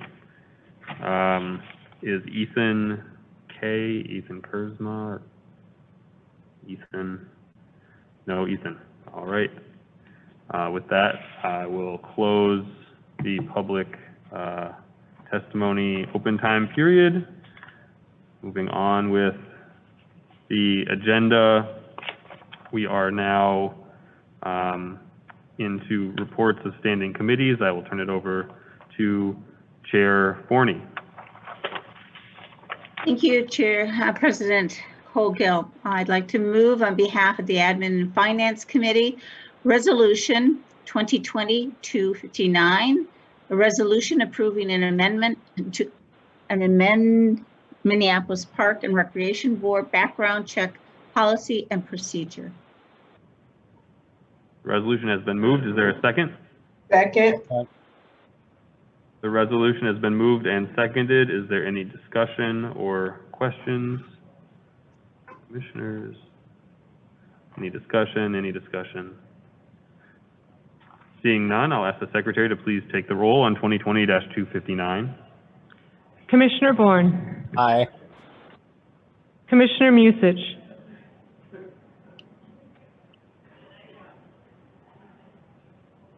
Commissioner Musich. Commissioner Severson. Aye. Commissioner Meyer. Aye. Commissioner Hassan. Aye. Commissioner French. Aye. Commissioner Forney. Aye. Vice President Vita. Aye. Commissioner Musich, Aye. President Cogill. Aye. You have 9 ayes. Resolution 2020-259 carries. I'd like to Chair move, Forney. I'd like to move Resolution 2020-260, first reading of resolution repealing specific ordinances of the Minneapolis Park and Recreation Board of Code of Ordinances that are superseded by Minnesota state law. Second. The resolution has been moved and seconded. Is there any discussion? Any discussion? Seeing none, I want to thank staff for continuing this process of complete evaluation of our ordinances, and this work continues, and it's great to see it continue to move forward. I'll ask the Secretary to please take the roll. President Cogill, we're not taking a vote on this evening. It's the first reading. Thank you, Commissioner Bourne. So there's no action that needs to be taken at this time. Thank you. Moving on to unfinished business, I'll ask for a motion on Resolution 2020-267, a resolution amending adopted Resolution 2020-253 to limit the total number of parks available for temporary encampments and provide direction for the design and facilitation of temporary encampments in parks that supports the health and safety of individuals experiencing homelessness and preserves access to recreation features for park visitors. Do I have a motion? So moved. I have a motion. Do I have a second? Second. I have a motion and a second. Is there any discussion? Commissioner, Vice President Vitaw. Thank you, President Cogill. I would like to offer a couple amendments to the motion. Go ahead. The first one, I would like to add an amendment that assures that staff take into account school zones when determining sites.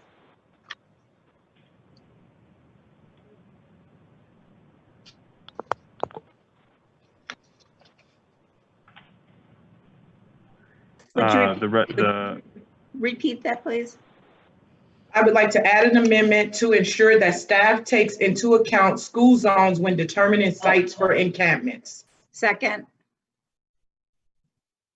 The amendment has been made and seconded. Is there any discussion on the amendment?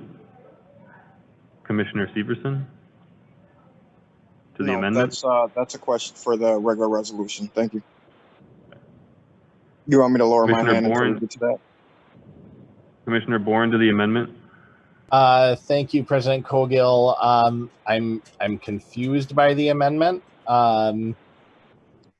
Is the motion maker asking staff to encourage encampments to be near school zones or to discourage encampments to be near school zones? The amendment isn't clear how it's stated. I am asking, thank you, President Cogill. Commissioner Bourne, I am asking staff to take in consideration school zones. I think we had someone who spoke today during open time about certain activities that can be within school zones. So I want to make sure that that is considered in this amendment. Thank you, Commissioner Bourne. Are there any other questions to the amendment? Commissioner Bourne for the second time. Thank you, President Cogill. I'm just as a point of direction, just the amendment still isn't clear. Is the amendment maker not wanting encampments near? Is it the preference of the amendment maker that encampments will not be near school zones? Yes, it is, Commissioner Bourne. Okay, would you maybe receive that as a friendly amendment, because right now just the language is not, the language that you put forward doesn't say that. Absolutely, thank you. Thank you, Commissioner Bourne. So with the friendly amendment, we would have the addition to assure that staff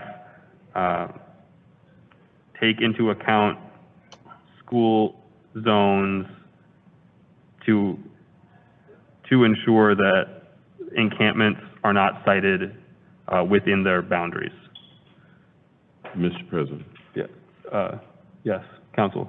I think, as I understand Commissioner Vitale's action, it would be in the second resolve clause on page 3.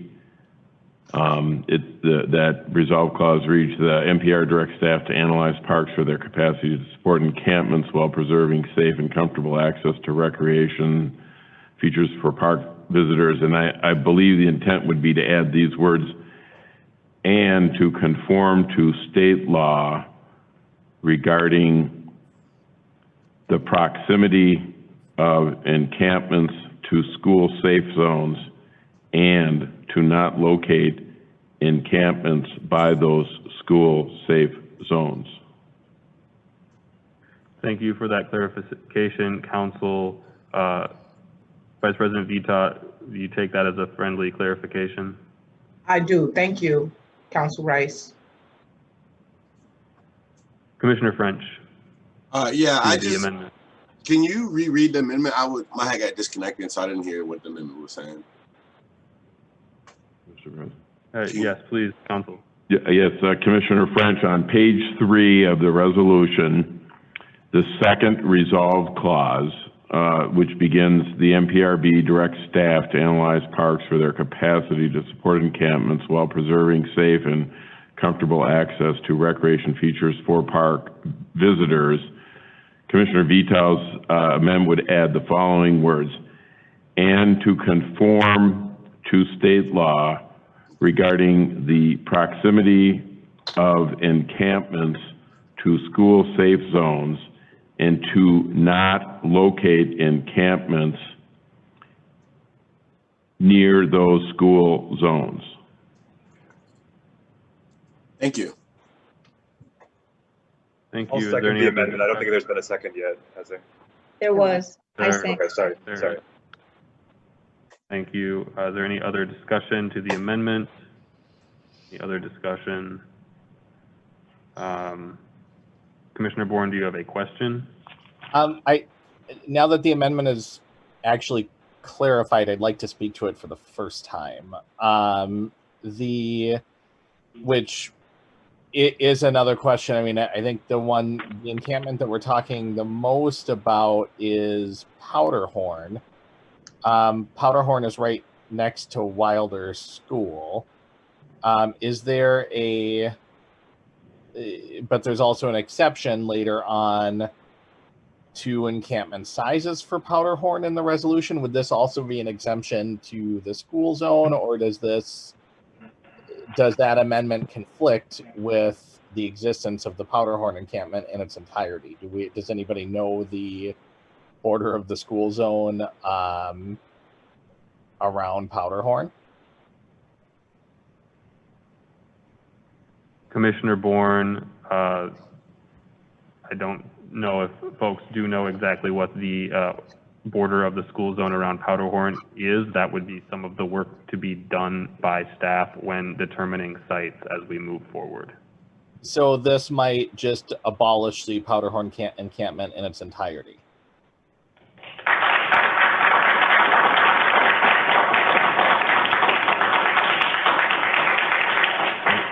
Thank you, Commissioner Bourne. That was a question. Would this abolish the Powderhorn encampment in its entirety if it's within a school safety zone? So, Commissioner Bourne, I don't have an answer to that question because I don't know what the school safety zone is exactly. I would ask if there was any staff that could speak to that, but again, the purpose would be to analyze those zones to be able to identify where camps could and could not be, and then take action to that effect.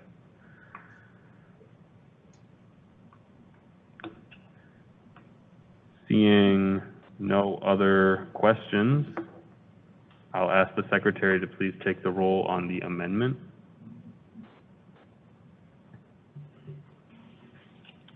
Commissioner Bourne, I will pass. Commissioner Musich, Aye. Commissioner Severson,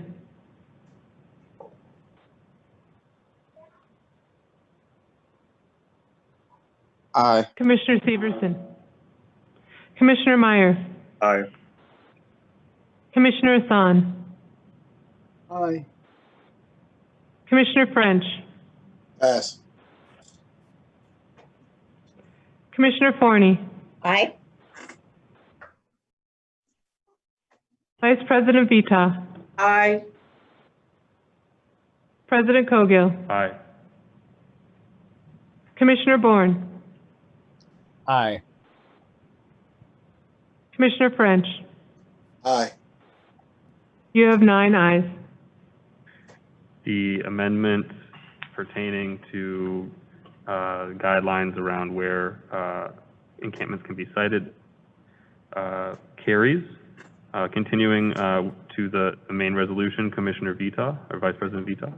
Thank you, President Cogill. I would like to offer a second amendment, and for this amendment, I would like to take the Powderhorn exemption out of the current resolution. I'd second that.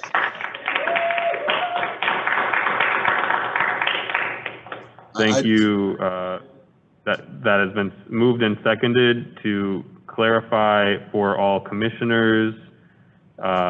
This motion would be to strike the, oh my gosh, the resolved clause, the third? Third resolve clause on page 4. The third resolve clause on page 4, resolved, given its size and history, the Board of Commissioners grants special permission for Powderhorn Park encampments and seeks necessary partners who can obtain permits that will be exempt from the foregoing size limits with the desire to immediately limit the current size of the encampment and to develop a plan that will reduce the current number of people in tents significantly over a 3-week time period based on the approval date of this resolution. So the motion is to strike that resolve clause. Is there any discussion to Vice President Vita's amendment? Any discussion? Seeing none, I'll ask the Secretary to please take the roll on the amendment. Commissioner Bourne, I'm sorry, I think I see Commissioner Severson's hand raised. Yes, it is. Okay, Commissioner Severson to the amendment. Yes, I was hoping that the amendment maker could help me understand why she's making this amendment.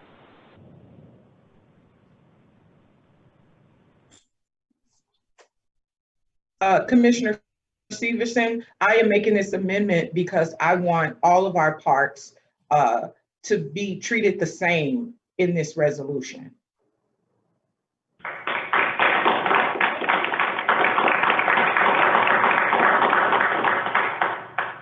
Thank you, Commissioner Severson. Okay, I'll ask again, are there any other comments or questions to the amendment? Commissioner Bourne. Thank you, President Cogill. Can the motion, the amendment maker, state when the timeline for compliance would be at Powderhorn? Like, where do those, I don't necessarily oppose the amendment, but where do those hundreds of folks go that just moments ago the board was talking about exempting? And is there a plan for where those hundreds of folks will go? Commissioner Bourne, again, I just want all of the parks within the Minneapolis park system to be treated the same. Whatever solutions we'll be working out for other parks that have more than 25 tents, we will be working out for Powderhorn as well. Thank you, Commissioner Bourne. Any other questions? Seeing none.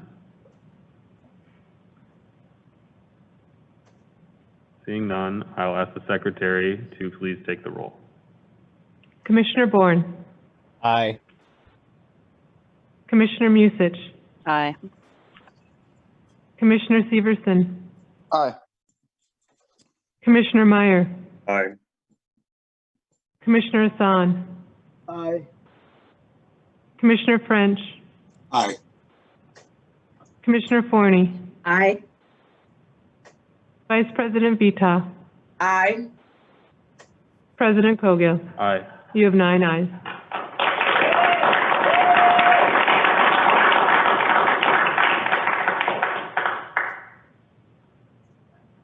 Thank you. That carries. Both of those amendments have carried. Are there any other amendments from commissioners? Commissioner Musich? Thank you, President Cogill. I don't have a resolution, but I do have a number of questions, or an amendment, but I do have a number of questions about the resolution. Is it in order for me to ask those questions at this time?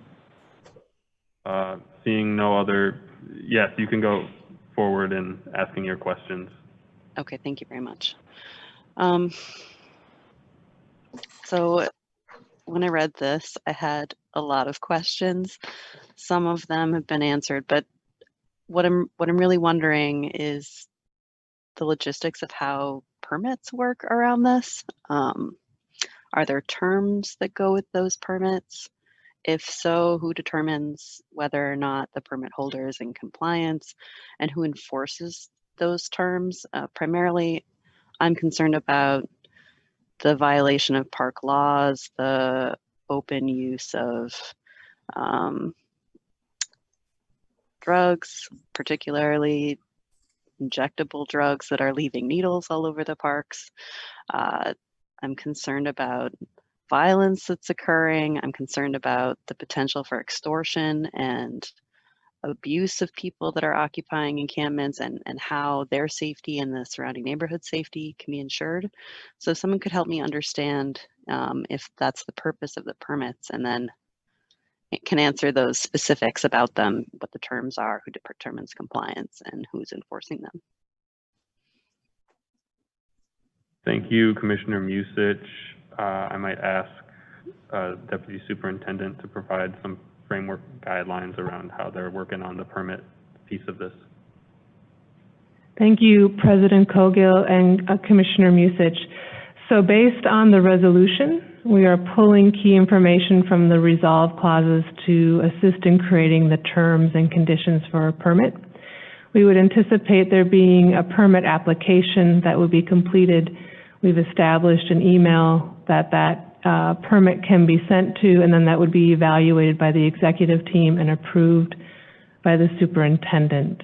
What I think you're specifically asking are maybe some additional pieces that we've contemplated. So we've contemplated a 2-week duration for a permit that could be renewed. Right now, the resolution that is in front of the board and has been articulated so far depends extremely on volunteers and partners.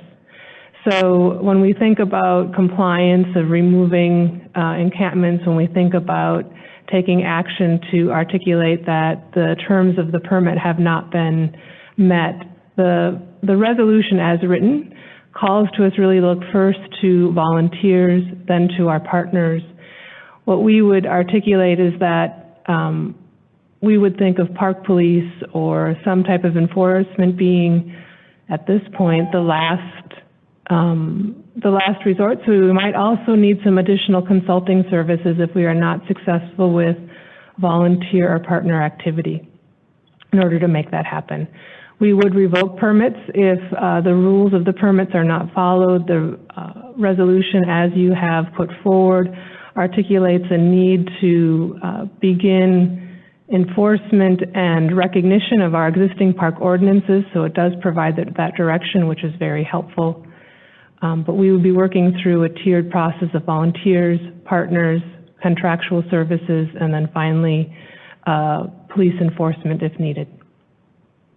Okay, so say someone gets issued a permit, and part of that permit is requiring that they reinforce park board ordinances within an encampment.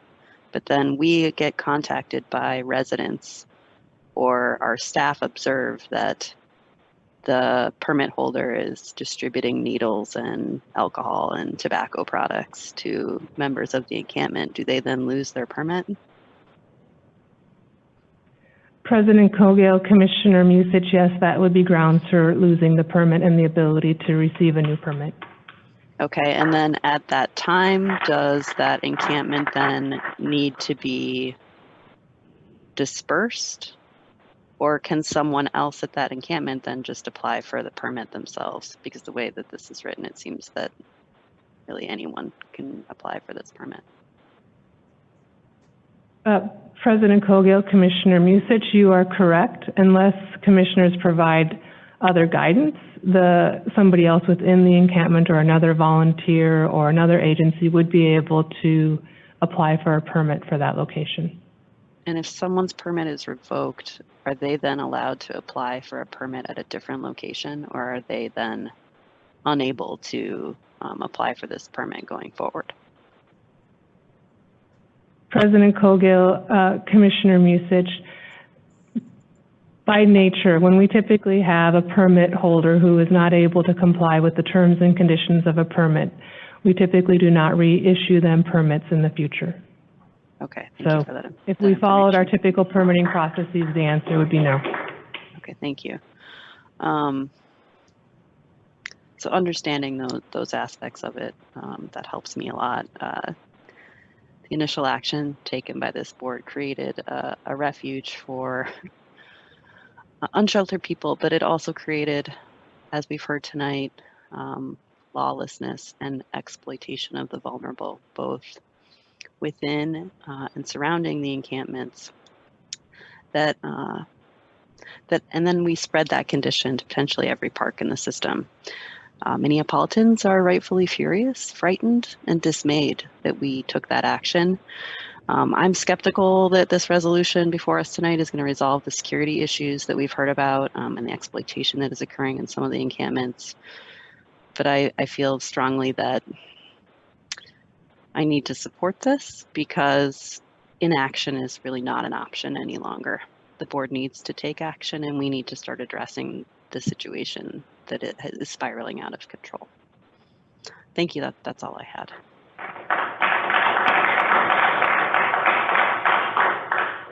Thank you, Commissioner Musich. Commissioner Severson, followed by Vice President Vita.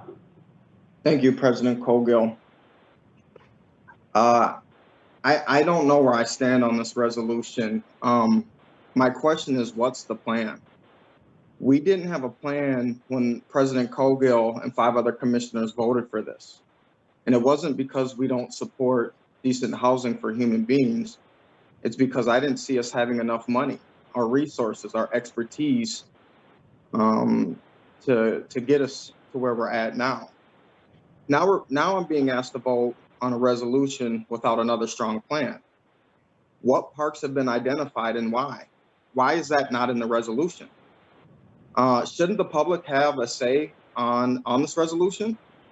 I see and hear a lot of Powderhorn residents showing up very disappointed this evening, and they didn't have much of a say in this when we voted for this almost a month ago. Who will secure and provide safety and security? If it's in fact the park police, are we going to support the park police enforcing the law, or will we go after the park police and try to eliminate them because we're asking them to uphold park ordinances? I have asked over and over, please identify parks and tell me why we're choosing these parks. I am struggling trying to support a plan without identifying the parks that we're talking about moving folks to. President Cogale, Superintendent Bangura, can somebody help provide me with why there is not a plan that was presented this evening more in detail about what parks we're talking about so we can help move forward? Thank you, Commissioner Severson. I mean, I'll start. This is a resolution that is embedded in many conversations with community members, folks that have been at the camps, our other partners, and commissioners. The thought was to allow staff to work on the siting of these sites, partly due to the fact that staff is conducting analysis regarding which sites are viable for encampments. You'll notice that there's language regarding 10% of parkland, usable parkland in any park to be used for encampment purposes. That takes some analysis, and we haven't yet passed this resolution. In addition, you know, our superintendent, who can speak more to this, is in meetings daily with other levels of government as we try to do our best to coordinate to meet the substantial needs of folks who are unhoused, not just in our parks, but across the city and across the region. The resolution at this point provides that power to staff so that we are not attempting to legislate a very complex interagency response to an unprecedented encampment issue and homelessness issue that has continued to expand in Minneapolis. But if the superintendent has anything to add, I will defer to him. Thank you, President Cogill and Commissioner Severson. Part of this resolution is in a way to get us to the point to where we can start to have very clear places that we are talking about specifically in our park system. We do have an encampment management plan. We have been looking at locations specifically around what locations can be and will be the spaces and the parks that can accommodate this. One of the things that's clear about the permit is that the folks that are asking for or need to support the encampment, a lot of times what they do is they present a solution, or they say we'd like to be in this particular park. What we find and what we know is by then the work that we're doing around our GIS mapping and how we look at buffers and areas in a particular park, how many tents can be in that park, and if it's viable to be in that park, we then as staff make the decision of whether or not that is acceptable or not. Right now, we do have locations across the system that the folks are choosing and they're moving towards. And as you know, there's Lindale Farmstead, Kenwood Park, Minnehaha Falls, places around that have been chosen already by the folks that are trying to get out of a situation, in particular around, and Brackett even, the situation around Powderhorn Park. So staff are doing the work. We do have parks that we're identifying because they've been identified already by folks that are already in the parks that are unsheltered and are used at parks that they're trying to find safety and resources in those locations. So we do have that work. We do have plans put forward. I can step by for a moment and I can have Assistant Superintendent Michael Schroeder give some specifics around the work that we're doing around the parks and the GIS mapping and where we can have buffer zones and locations for parks to be. So we can give that information to you, Commissioner Severson. But again, we're doing the work.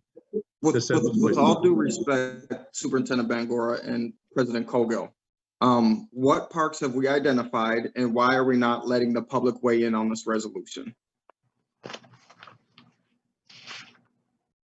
Again, I think President, sorry, go President Cogill. Well, I can defer to Assistant Superintendent Schroeder to provide an overview of the framework that we have discussed. Yep.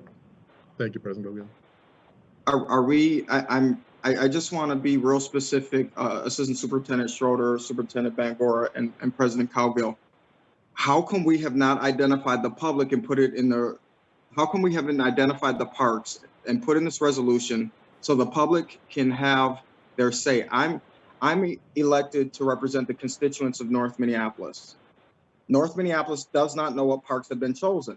It's very difficult for me to make this decision when the folks of North Minneapolis do not get to have a voice on what parks have been selected. I'm just having a real hard time with that, so please help me get here. President Coghill, Commissioner Severson, we'll walk through right now the locations that we are aware of. We will give you that information, and if you just give us a moment, I'll have Assistant Superintendent Michael Schroeder walk through the work that we've done so far. Thank you, Superintendent. President Coghill and Commissioner Severson, we expected tonight that there would be additional guidance provided to us in determining which parks would be suitable, or maybe what criteria should be used to identify parks that would be suitable for encampments.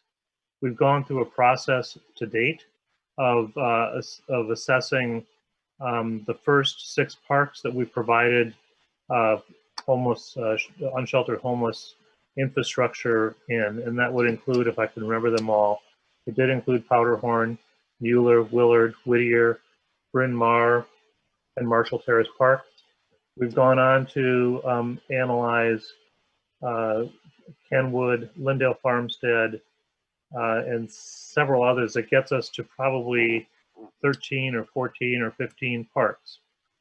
Information that's been provided tonight will help us refine the assessment that we're doing to make certain that we're addressing the full range of kind of exclusions that we've been hearing about even in this meeting tonight. The way that we're doing this is by starting internal to the parks with those park assets that we know need to be perpetuated in order to maintain the mission of the park board to serve the people of Minneapolis with recreation features.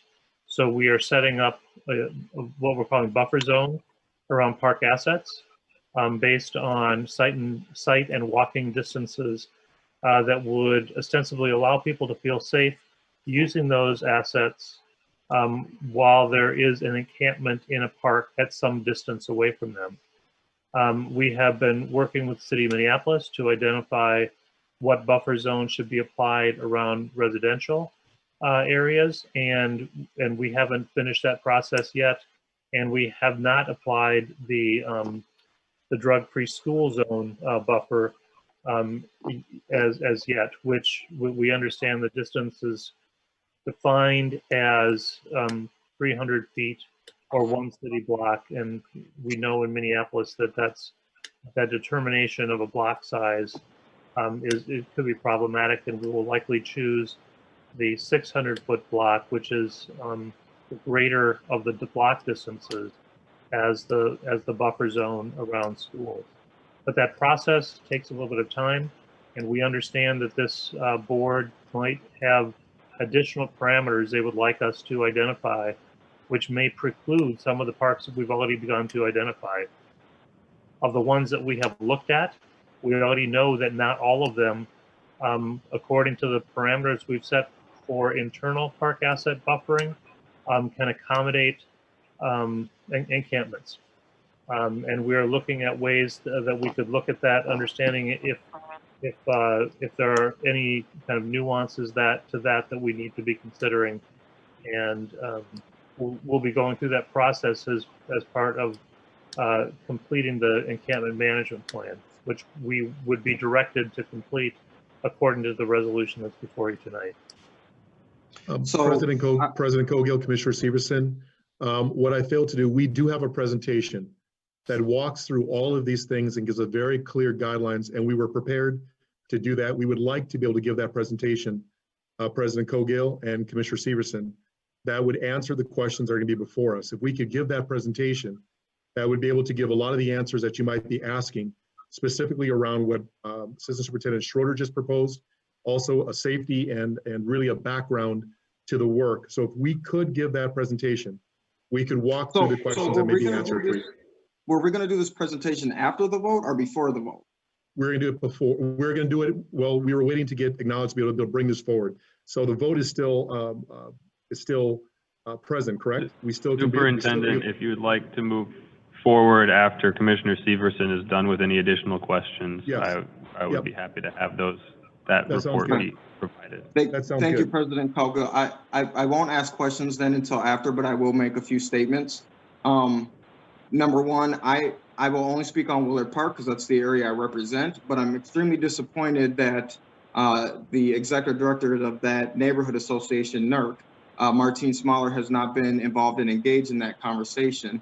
We've been having multiple conversations around the Willard school site and park site. And according to Mr. Smaller, Gail's husband, there's 24 new Black homeowners within that community. And if they haven't had a conversation with that community, I see real huge issues with this, number one. Number two, I'm trying to get more information about the lawsuit that was filed with Myron Orfield against the city and county, in which they won. And it's a lawsuit about concentrating poverty in North Minneapolis. So I think there needs to be some research done into this lawsuit by myself and by the park board to figure out if we are going to be up and be liable for another lawsuit in which we may be concentrating poverty in North Minneapolis, possibly again. With that, I will hold my last question in for President Calgo. Actually, I'll throw this in before we get going. President Calgo, if this is passed, are you going to support Chief Ohado and our police department upholding park board ordinances when it comes to this specific matter? Well, I am certainly bound and tied and very ready to implement to the fullest extent the ordinance that passes as is indicated in the ordinance language itself. Yes. Thank you, President Kogel. I have a point of inquiry, President Kogel. Commissioner Bourne, I would like to move forward with the presentation, and you can inquire after the. It's in regards to the process for this evening's conversation and vote. I think it's, I'm rising to a point of inquiry. I think it's relevant before the presentation. Okay. I'm just looking for the president's direction on how this conversation is going to proceed. We have a resolution before us. We also have staff that doesn't have a fully fleshed out plan. And they are specifically saying they are asking for our guidance tonight. I can only assume that the president is going to be a little more relaxed on the amount of times that commissioners are able to speak, and maybe at least as lax as we are with the public if we're going to be governing from the dais and creating this plan that I think a lot of us expected to see in draft form tonight. I'm assuming you're going to allow a little bit of latitude on how much input we're able to give. Am I understanding that? Is my assumption correct there? President Bourne, I'm going to continue to adhere to the rules of the board as best I can. I certainly want all commissioners' questions to be answered, and will ensure that that is the case. So all of our feedback and questions are going to be confined to 3 minutes and a 1 minute response. We will attempt to continue to have that be the time period. Yes, if there are additional questions, I will allow for that. All right, thank you, President Kogel. With that, I'd ask the superintendent to begin his presentation. Okay, thank you very much. I think once it gets up here too, I'll get started. So I'll get started, and I know that the presentation will come up here shortly and be brought forward. So President Kogel and commissioners, I really appreciate the opportunity to provide an update on the refuge spaces for people currently experiencing homelessness. As you know, the COVID-19 has created really a health and economic and unemployment and homeless crisis in Minneapolis and across our nation. We know that the Park Board is not the agency to solve this crisis, and sheltering homeless people temporarily in Minneapolis parks is not a safe, proper, or a dignified form of housing. I and many of my really executive team members and several commissioners have been working diligently since mid-June to find solutions for those experiencing homelessness and living in encampments throughout our park system. We have been asking for assistance from the city, from the county, and our state partners who are experts in providing these services, shelter and housing for people experiencing homelessness. I promise and I will continue to work with the city, county, and state agencies on solutions so that those in park encampments have accommodations before the cold weather sets in, which is not too long from now. Tonight, staff will provide an overview of current encampments, a financial update on encampments, and an overview of an encampment management plan being developed, and an overview of our public comments we have received since the last board meeting on July 1st, and an overview of the resolution before the board tonight.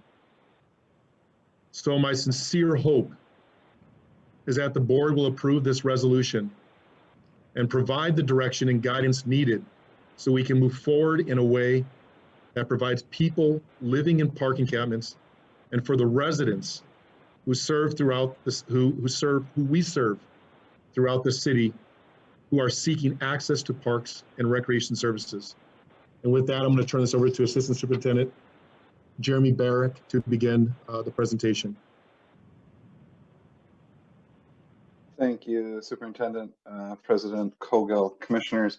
I don't know if the presentation is visible, but my first slide is at slide 3, and essentially it's bullets and a lot of text, so I can just go through that in the event that you can't see it.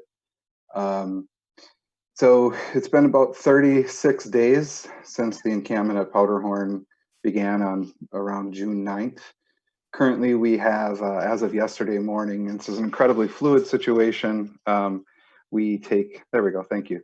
We take an inventory of encampments every Tuesday and Thursday to monitor, and there's a lot of change. And so think of this as a snapshot, not a definitive situation.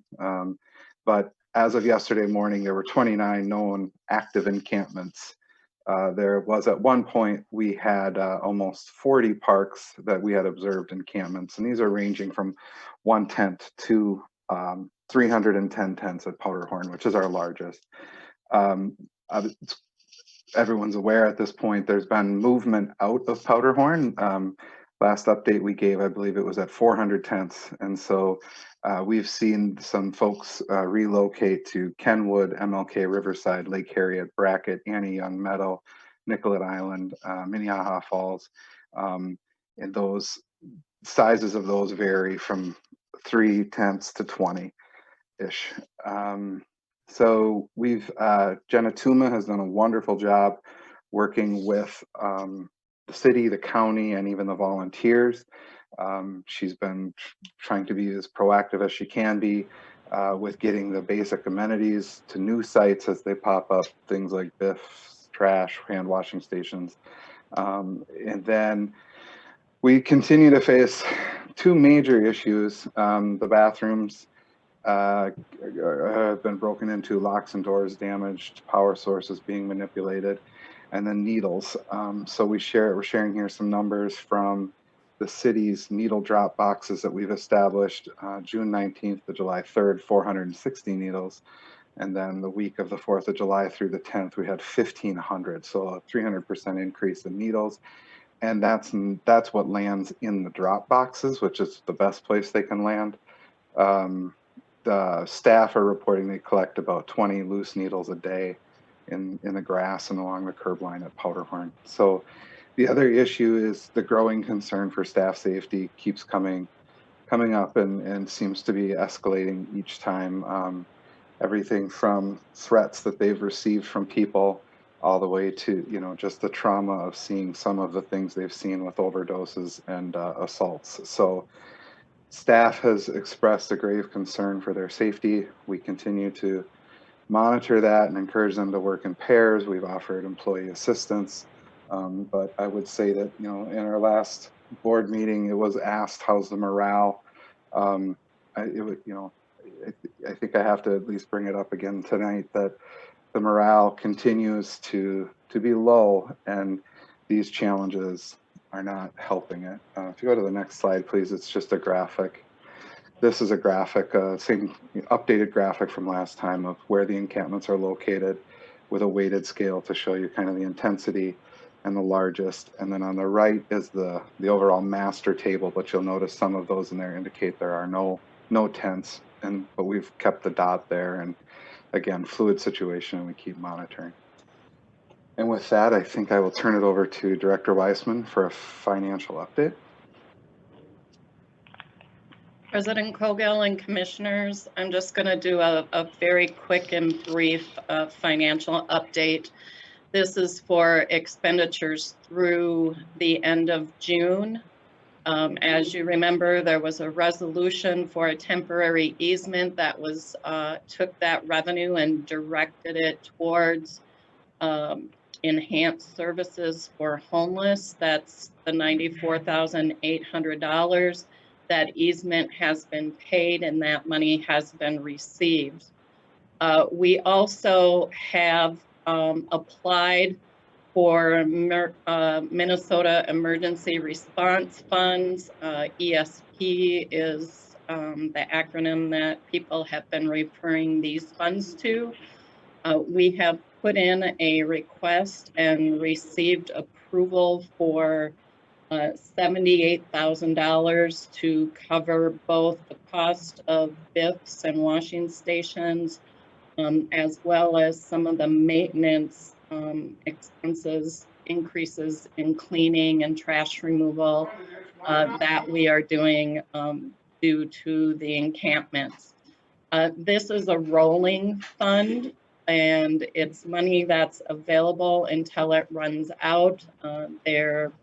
It's money that was allocated by the state early on in the COVID response, so there's not a whole lot of money left in this fund. So we were happy to receive this $78,000. We will be applying for, it's on a rolling basis by month. So we would in July submit a request for August estimates and hope to receive some additional funding through that funding source as well. On the expense side, we have almost $17,000 in wages and fringe. This is for various asset management staff and trade staff who are being assigned and doing work at the encampment sites and for the encampment. So again, this is budgeted staffing, and what this does is it's just redirecting the staff we have to doing services at the encampment sites.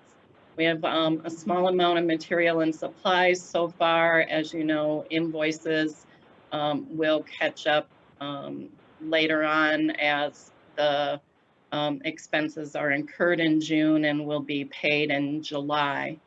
BIFs and washing stations to date is a little over $25,000. With the growth of the Powderhorn encampment, we are right now at about $4,000 a week just at Powderhorn encampment for the BIFs and washing stations. Utilities, we do have water hookups at Powderhorn for the showers. So as we understand the costs associated with the water, we will be reporting out on that.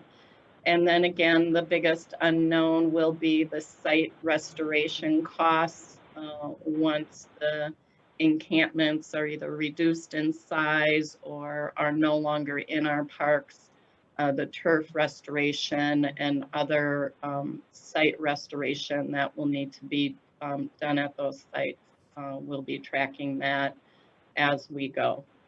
So with the $94,800 that we have currently on hand, we've expended $42,521. So the revenue less expenses at this point is $52,000.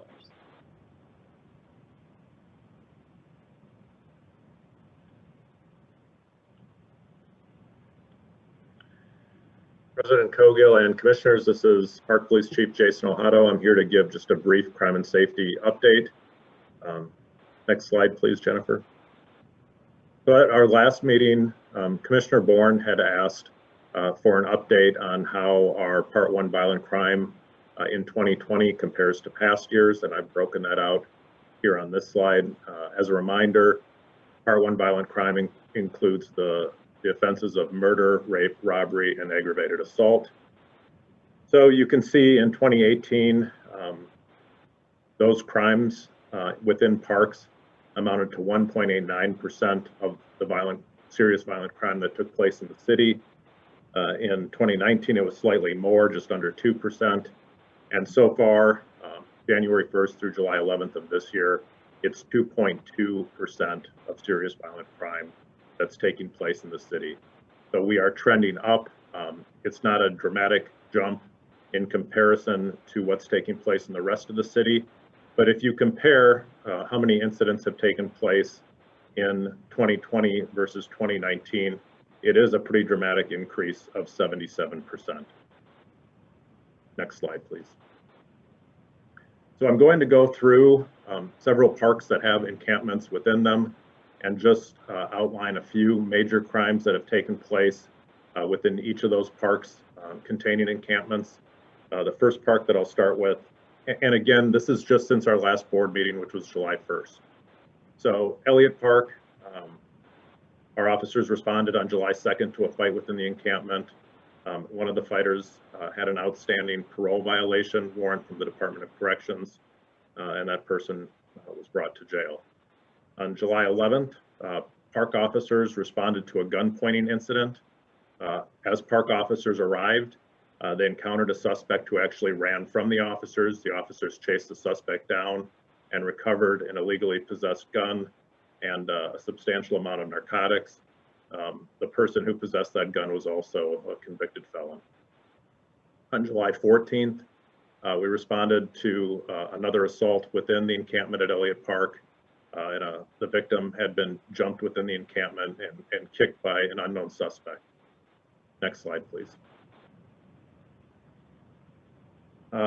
This is Loring Park update. So several incidents at Loring. Officers responded to the encampment at Loring for a person with a knife call. That person had an outstanding arrest warrant and was brought to jail. On July 6th, we had a victim who was attacked while sleeping in his tent. He was hit over the head with a street sign. We had a series of ongoing noise complaints. I'm sure commissioners are somewhat familiar with that, at least Commissioner Cogill and the at-large commissioners. On July 7th, we were able to identify that person and issue a citation. And then on July 14th, we had a person within the encampment who was going through a mental health crisis and threatening suicide that was transported to the hospital. Next slide. Within the last week or so, an encampment has been established at Kenwood Park, and we've had a couple of incidents there. On July 13th, our maintenance staff actually encountered a person who was exposing himself nearby the encampment. That person had several misdemeanor warrants for his arrest as well. On July 14th, we had a serious crime where the victim who was staying at the encampment was attacked by two men and was pistol whipped. Those suspects fled the scene. And then on July 14th, also officers responded to a fight call within the encampment and identified a person with an outstanding felony arrest warrant and a gross misdemeanor arrest warrant. Powder horn continues to be our biggest challenge. There's a number of notable crimes on this slide. I'll go through them quickly. On July 5th, we had a report of a juvenile victim who had been sexually assaulted. And in that case, an adult male suspect was identified and arrested. On July 6th, someone within the encampment threatened and displayed a knife towards one of our MPRB park keepers. On July 8th, the victim was robbed at knife point. On July 9th, a victim in the encampment had a phone stolen from the charging station. On July 12th, a victim was kidnapped from the encampment at gunpoint by suspects. placed into a vehicle and brought to a cash machine where she was forced to withdraw money. On July 13th, we had a victim who was in the park and was assaulted by having a rock thrown at him. On July 13th, we responded to a reported overdose, and upon interviewing that overdose patient, learned that she had been sexually assaulted nearby.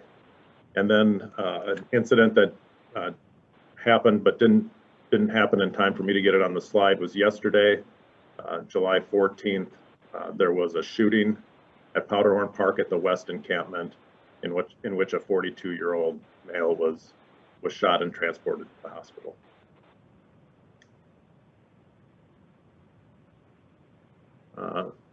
The Commons Park, we've had a few incidents there. On July 4th. The victim who was staying at the encampment was struck in the head with an unknown object, causing significant serious injury. On July 5th, we had a victim who was robbed. He was punched in the face and had a pack of cigarettes that were stolen. And then on July 9th, one of our park keepers again was threatened.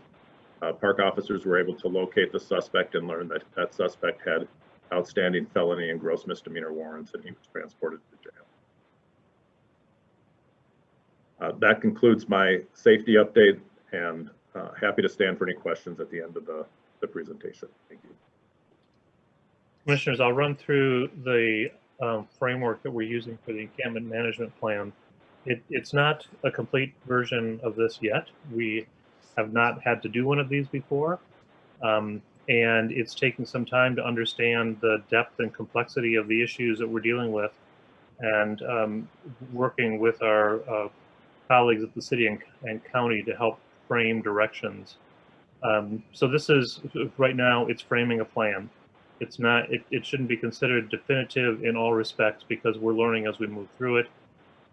It also presumes that there will be a number of actions undertaken by the park board, but we're going to have to be relying on our partner agencies to fill roles that can't be expected even of an organization the size of ours. We simply do not have the skills or capacity to take on a lot of the activities that are needed to be able to manage these encampments. As we go through here, you'll see that we intend to welcome the constructive insights of the public and private service providers, so that we can have a really robust plan that addresses the unsheltered homeless populations while they're in our park, in our parks. Kind of the next slide, please. We've identified this as a goal, and we've had to make some assumptions about what we're actually trying to manage. As we look at this and try to identify parks that we will be looking at, we picked the date of July 8th, and identified those parks as those that we would begin framing plans for, simply because those are the ones we knew about. We recognize that even as we create this plan, this is an interim solution. It is not the ultimate solution. And that even as we move through this plan, we will be running out of time to completely implement it as we look towards winter weather conditions. I'll repeat again that as we move through this, it's not an end-all answer. It's a tool that we will be using, but we will be looking for support in many actions or tactics or methods from other agencies and from public and private nonprofits and organizers. On the next page, you'll see the structure. The goal of the plan, which you saw in the previous slide, and I didn't read through the whole thing, but I kind of summarized it, is the highest order outcome. There are a series of strategies that are attached to that. Each one of those strategies has a number of objectives that, and as much as we can, are identified in measurable terms, using measurable terms so that we can know when we're succeeding and when we might need to make an adjustment to the plan. And finally, as in this structure, there are tools or methods that we're going to be using to pursue the objectives. We've tried to keep the goals of this plan to be really safe, to be really straightforward and direct, And at this point, there are 7 that we've outlined. The first and highest order that we have is to keep people safe. And as we go through this, you'll see that we're recognizing the keeping people safe extends to those people who are encamping in the parks, those people who intend to be park users or are neighbors to the parks, and also recognizing the safety of our staff. The second goal is to perpetuate park use, aligned with the mission of the park board to provide recreational assets and features for people seeking to use those assets that we have in our parks in Minneapolis. The third is to maintain and restore order. The fourth is to communicate actions that we're undertaking. The fifth is to recoup costs. As Julie was beginning to frame, we'll keep seeking additional dollars. The sixth is to establish accountability for providing encampments and services, and this is largely trying to help people continue to understand that providing for unsheltered homeless populations is not the business of the park board, and we have other agencies or entities that are far better suited for doing this than us. And the fifth is to encourage order through consistent action. Rather than running through the entire plan, on the next couple of slides, I've highlighted how this works. So if we look at the first goal of keeping people safe, we've looked at this as a way of saying that because this is our land, because this is parkland, and we are responsible for parkland and those people on it in Minneapolis, it's our responsibility to maintain the safety of those people, whether they be occupants, park users, or our staff. And below that, I just picked out one of the strategies below that, ensuring emergency access, and then beginning to look at the methods that we'll be doing to use that, and then the dot points that are down below, beginning to assign responsibility for who will undertake that particular action. And you'll see, if you were to see the draft version of this plan, you would see many places where we have this in kind of the chevrons, the insert org, because we don't know who's going to do it. We just know that it's not our within our wheelhouse to be able to do some of those things. So this would be an example in that first goal of keeping people safe. At this point, I think there are 9 sub-bullets to this. There might be 10 by now. And I suspect that by the time that we get done with the discussion this evening, there may even be more than that. Go to the next slide. It speaks to perpetuating park use.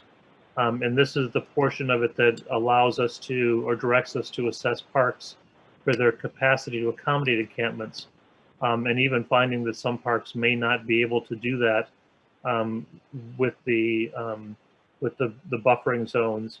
So within this, we say that we're going to do that assessment. We'll be mapping that, sharing with others.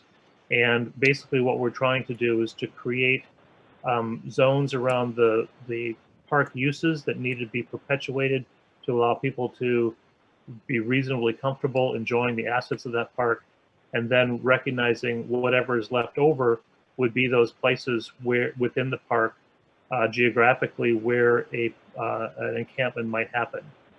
So we've begun to identify buffer zones and applying those from a map perspective, and even recognizing that even within that we may have to use some judgment if it's an imperative that we provide an encampment, that we can maybe reduce buffer zones by introducing fencing or some other means, if we enter into discussions with the encampment and park users to be able to establish that. And again, with this, there are a number of kind of sub-bullets. The mapping that's resulting from this the last board meeting, you saw the diagram on the left for Powderhorn Park. And essentially we are taking each park asset, whether it be a playground, a wading pool, the rec center, a trail, a field, or whether it is an environmentally sensitive feature like a steep slope or a wetland, or some other feature that we are obligated to protect, also according to our mission. And we have established buffer areas around each of those of varying distances based on some criteria that we've set out, and we are listing those criteria in the plan. The ones that we haven't identified yet are the the drug-free school zones that would be established for the westerly side of this park for Wilder School. And rather than presenting the diagram on the left, we show what essentially is the result of this mapping exercise, which are those areas that are bounded in kind of pink in the diagram of the right, on the right. And it shows that there are a few areas, essentially one in the general area where the current East Camp is, and then the second being at the far northwestern corner of the park, where we could reasonably expect to allow encampments without compromising the way people might use this park. Well, I show Powderhorn because we shared it last week, but we've been going through the process of looking at other parks. Please go to the next slide. Thank you. We've identified Marshall Terrace Park. Marshall Terrace was picked out because it's one of those parks that we provided portable toilets or hand washing stations early on. When we apply those buffers to Marshall Terrace Park, you'll see there are no pink bounded zones on this site. And this is one where if it was necessary for us to create an encampment zone in this park, we would have to do other things to essentially reduce the size of a buffer by introducing some other feature to provide the separation and safety that the park users and the encampers would want to have. On the right, you see Lindale Farmstead Park, and this one identifies a series of small pockets kind of on the westerly side of the park. In this case, they're separated by a relatively steep slope, and in terms of defining how an encampment would work, we would probably aggregate a couple of those zones to make certain that they're reasonably sized to accommodate the number of encampments that might result from the resolution that you're seeing tonight. On the next slide, we look at finally two more. On the left is Kenwood Park, and you'll see that through the center portion there are many zones identified, and as opposed to having each one of those be an encampment zone, we would try to reasonably define using a some further assessment where the optimal location would be within Kenwood Park. But I will point out, as people noted tonight, this one we have not yet addressed the boundary zone around schools, but we will be doing that. And on the right, you see Riverside Park and Annie Young Meadow as you move down closer to the river, and identifying those zones within that park where an encampment, where encampments might be allowed.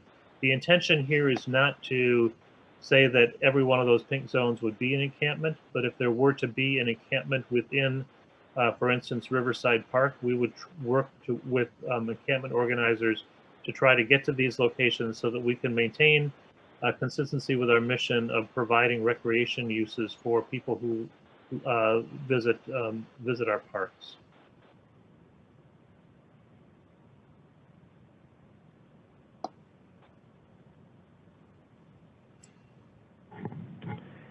President Cogill, Commissioners, I will now take you through a brief presentation of public comments as well as the key aspects of the resolution.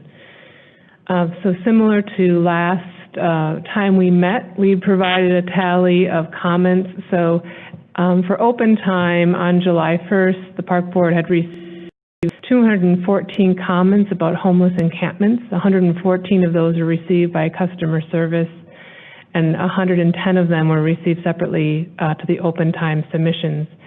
In total, 50 of those were in support of the encampments, 160 were opposed, and 14 were neutral or were simply observations. Since July 1st, we've received 256 comments about encampments.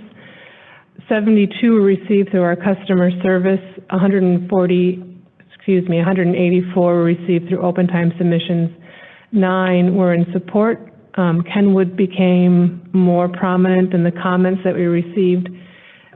226 were opposed and 23 were neutral or a set of observations.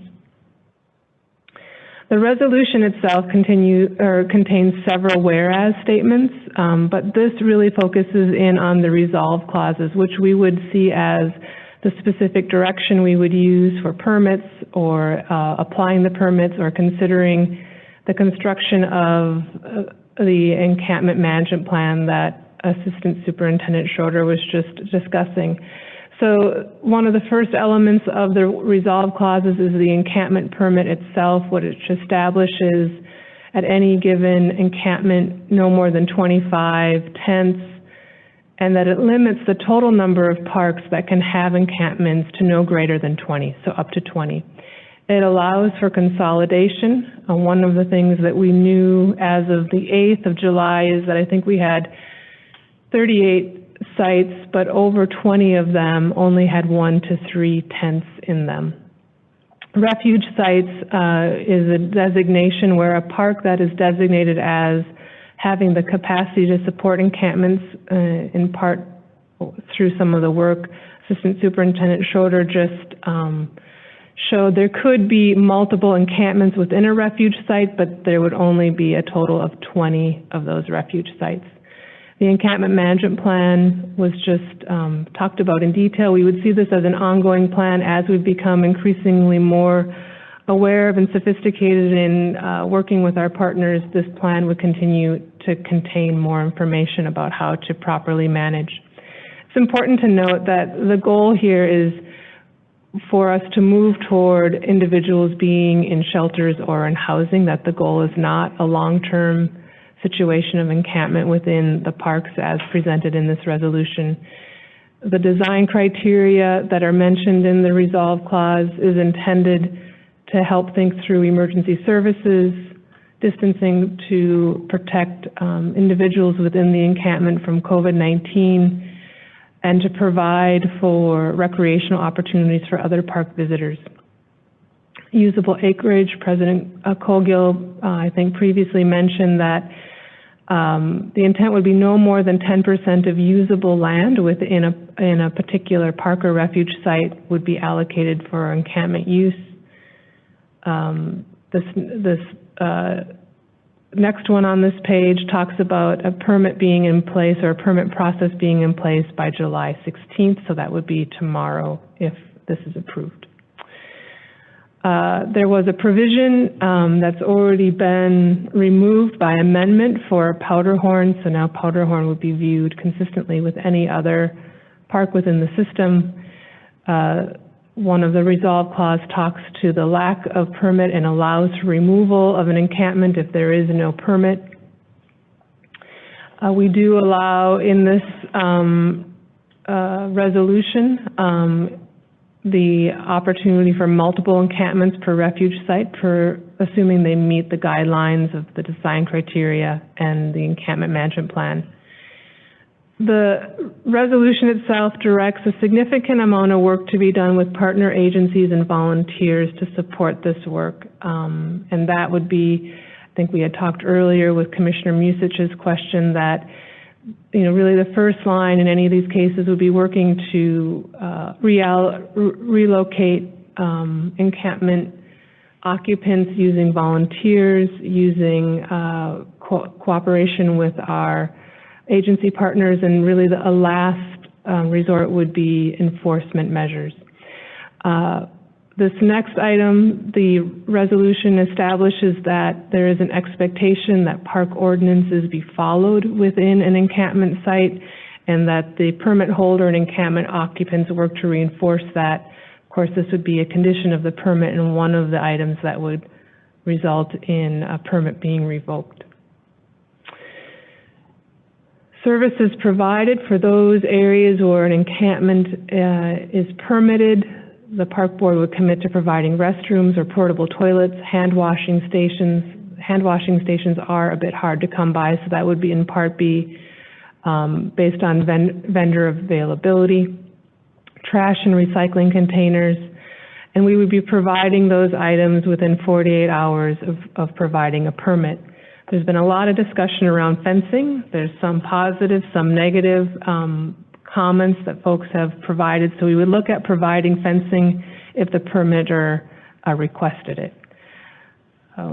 The resolution requires us to bring an update to the board by September 15th. Our actual meeting in September would be on the 16th, so it would have to be the first meeting of September. Requests us to make a formal request to the state of Minnesota for additional funding for the homeless crisis. And then as, for example, we worked through that management plan and identified additional needs from our partners, making formal requests to the state of Minnesota, Hennepin County, and the city of Minneapolis. With that, we will take any questions. Thank you, Superintendent and Deputy Superintendent and senior staff for that overview presentation. I will continue with commissioners who have their hands raised. Commissioner, we have Vice President Vita next. I'm not sure if you're asking for questions related to the presentation. I don't have that. My hand was raised from before. Okay. I will come back to you then. Thank you. For those with questions or comments pertaining to the presentation, I'll go to Commissioner French.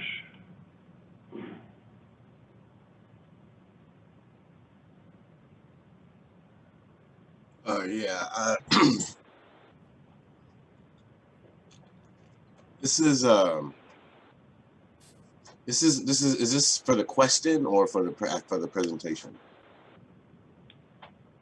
Commissioner French, if you have questions or comments regarding the resolution, you can. Provide them now. I guess my comments would be this was a kind of a this is something that we as a board decided to do to be humane to folks who everybody else decided to write these folks off, and we tried to do the right thing. We did, and Lord knows I tried. The neighbors tried, volunteers tried, but now we have a situation where people aren't safe, and that bothers me.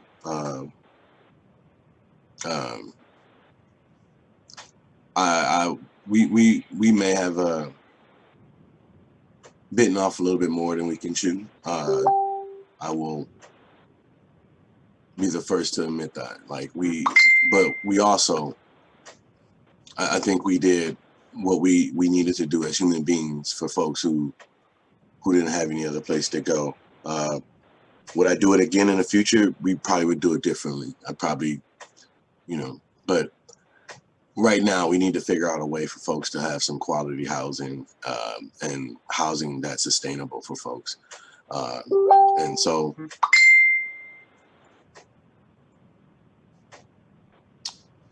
yeah, it's tough. It's tough.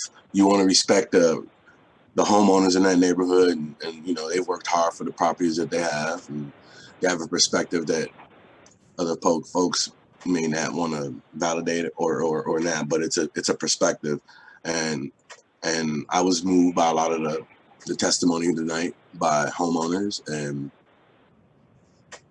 folks who said they're not safe. But what I will say for all those folks who came and said how unsustainable the pothorn situation is, I would implore them to that same veracity, that same vigor, that same energy, reach out to city council folks and reach out to the governor and your state reps and say, we have a problem, we have an issue of unsheltered folks who are suffering from extreme mental health.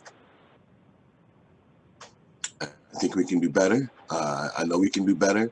If we had 200 people with Down syndrome sitting in our parks, we would do something. We have invisible disabilities that were not being treated, and they're living in our parks, and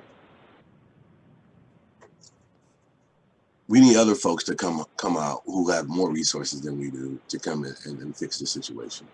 So this is probably one of the toughest votes I've ever had to do. So thank you. Thank you, Commissioner French. Commissioner Bourne.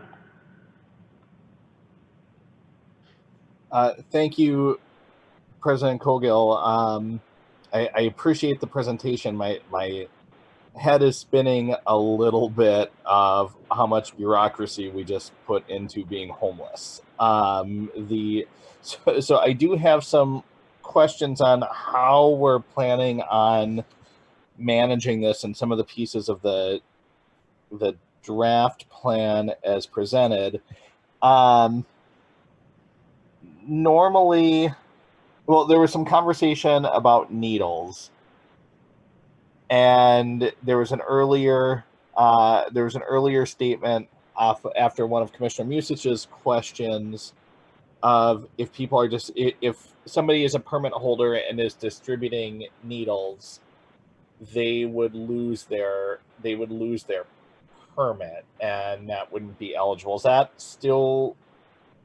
Did I understand that correctly? Here are some results from a search. Deputy Superintendent. President Cogill, Commissioner Bourne, I feel like that question had many aspects in it that Commissioner Musich put forward. I'm not certain distributing needles in and of itself is an illegal act or something that is outside of our ordinances. I think some of the related activity that might go along with the distribution of needles would likely be the reason for revoking a permit.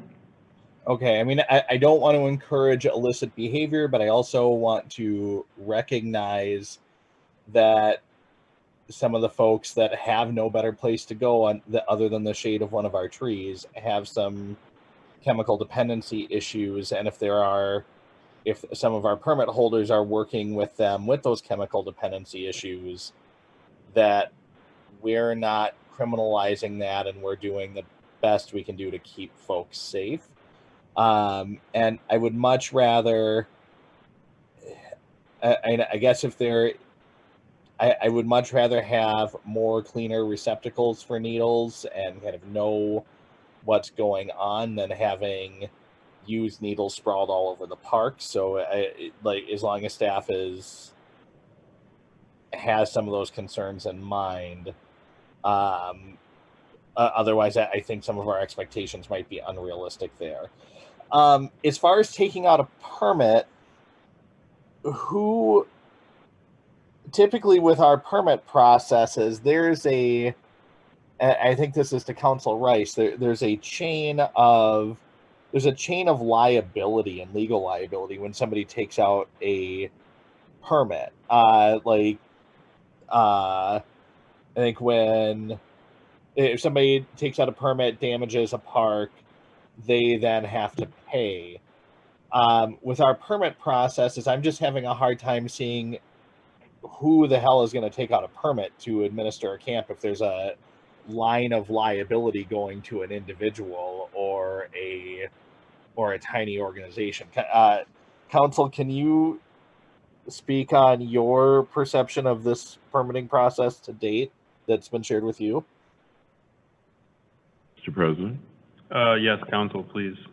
Mr. President, Commissioner Bourne, the genesis of this idea of a permit, I think, was brilliant, and Commissioner Meyer came up with it. I mean, we typically do grant permits in the park system for a whole variety of things. That's generally how the system works. You're the landowner, the board is the landowner, and if somebody's coming on it, we get permits to play baseball, to have a soccer game, to a whole bunch of things. Happens all the time, to pick fruit, to do everything. So, and in fact, the ordinance about being out of the park by midnight every night specifically allows, if you recall, Commissioner Bourne, you were on the board when we made an exception for when we drafted that ordinance. It came out of the 5th District, I think, the Nokomis, the Northern Lights group wanted to be in the park after midnight. And so we allow that in the current ordinance, but only by permit granted by the board. So in essence, what this resolution does is avail the board of its extant ordinance provision by granting a permit. So like in any other permit, the permit is permission to do a certain thing, but along with the permit are certain conditions. And as I read the resolution, there will be a number of conditions that somebody's going to have to be responsible for the activity in the park. Normally, along with that, there's some level of responsibility that if you do damage, you potentially could be held responsible. I don't think in this case the permit's going to require the posting of a bond or other security.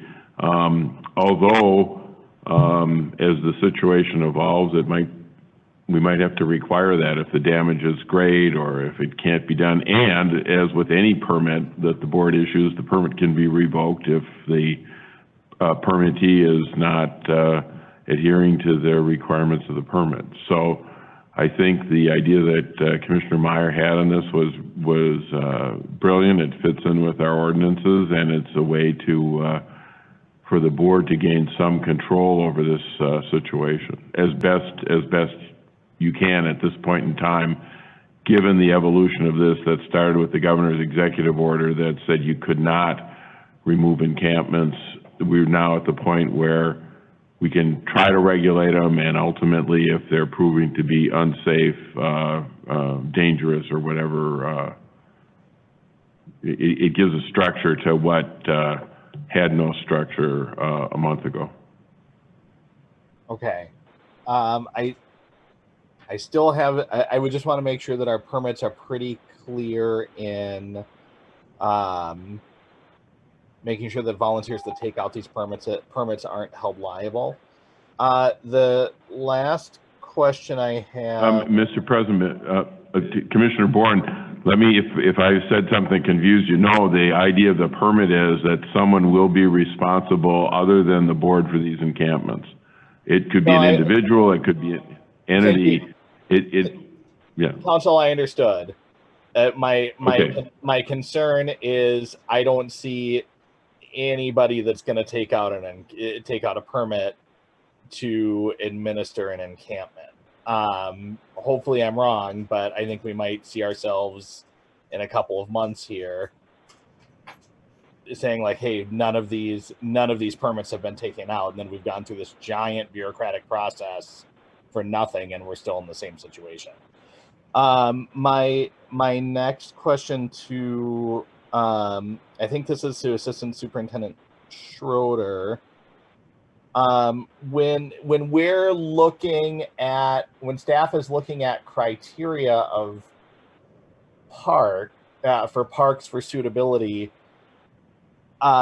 we have some historic precedent of people living in parks that isn't necessarily convenient to park users already. I think we have like a 23-some permanent structure encampment at Nicollet Island. There's by some definitions an encampment at Lindale Farmstead. There are private residencies around Cedar Lake that are squatting on our right-of-way. And I'm just wondering, but some of those places aren't suitable for encampments, and I guess I'll probably be making an amendment when we go back to the discussion on the amendment, but like Nicollet Island is an example, it's appropriate for people to live there. Why I'm assuming that would be a mark as a plus under the metrics that you're creating, that if somebody can live in Lindale Farmstead Park, somebody could put a tent up at Lindale Farmstead Park. If somebody can build a house on Nicollet Island or a private dock on Cedar Lake, somebody could also put tents in those same spots. Do you have any metric around precedent of use? President Kogo, Commissioner Bourne, we haven't. We don't at this point. We could look at it.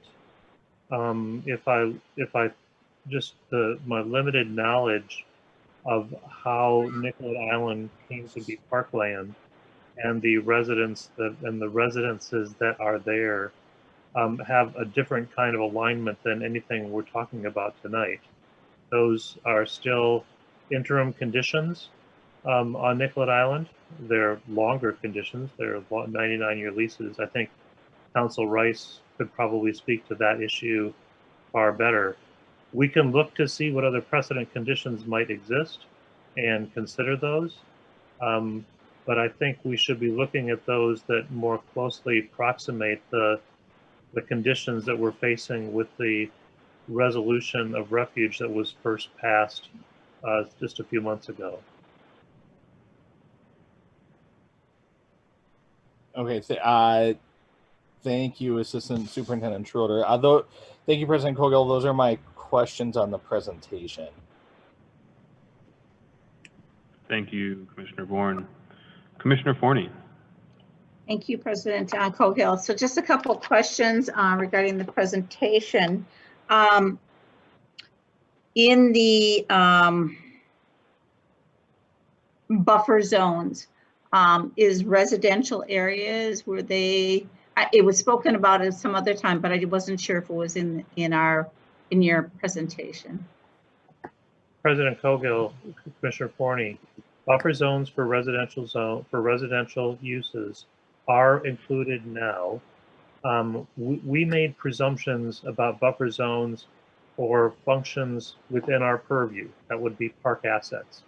When we look to those buffer zones for adjacent land uses, we look to the city of Minneapolis. The response that we received from CPED was that a buffer zone of 25 feet would be sufficient for a residential use. We've applied that 25 feet, recognizing that it wasn't our direction, it wasn't our decision, it was direction provided by the authority that has responsibility for land use in Minneapolis. Okay, so therefore, like Kenwood and Powderhorn, I noticed those were the areas that you were circling, whatever, were adjacent to residential areas, but the city is saying only 25 feet. Is that correct? President Cogill and Commissioner Forney, that is correct. And of note, it's probably more important for those areas where we have residential uses that are more closely abutting or directly abutting a park, and Powderhorn has one of those kind of in the southwestern portion of its geography. But when you look at parks that are bounded by streets, the streets in Minneapolis are generally rights of way with 66 feet wide, which would essentially establish the street as the buffer. Gotcha. Thank you. And then also, just a definition, when we say the amount of tents, can you define what tents mean? I mean, I guess what I'm trying to get at is that's not necessarily saying how many inhabitants, nor if somebody has a tent they are, shall we say, inhabiting in, but they have 2 or 3 that have their belongings, are each one of those tents with their belongings a part of the overall total? President Cogill and Commissioner Forney, that's the way we're looking at it, is that the total will be 25 tents, recognizing that in an encampment that, as we've visited, there is often a supply tent, there's often an administrative tent that would be included in the 25, in the count of 25, and that many of the encampers have more than one tent, one that they're kind of occupying and one in which they have their personal property and possessions. Great, good. I just wanted to make sure that I am aware. I just wanted to make a comment that I know at the last meeting, the 6th District Commissioner, I believe, said that he was, I believe it was confused since he had not been at the prior meeting of why might we be changing things mid-road. I want to remind people that it was the governor's office that did advise the superintendent at the very beginning that he did not have the authority to evict anybody. My understanding is it was, I don't know, whatever, a week later and everything, that the governor's office did indicate that he did have that jurisdiction. So I think that's very important for us all to remember how we have come to this point. Was that initial decision was based upon incorrect information. So.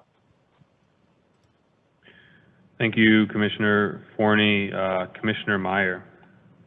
Thank you. I just first want to mention, I didn't come up with the idea of using permits. That's something that a lot of other people who have been very involved in housing policy proposed, and I just passed that on. But I do think it's a good thing to do so that we can try to target people who actually need housing right now.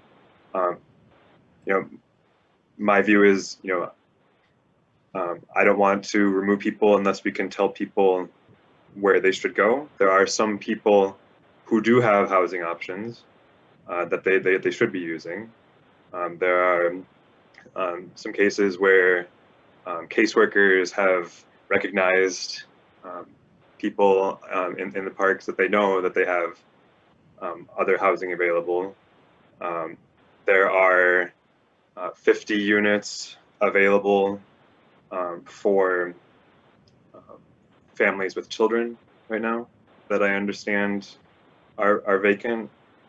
So I do hope that, you know, with permits, we can both increase safety and try to target, you know, availability for people who do actually need it. But there's not enough space for everyone right now.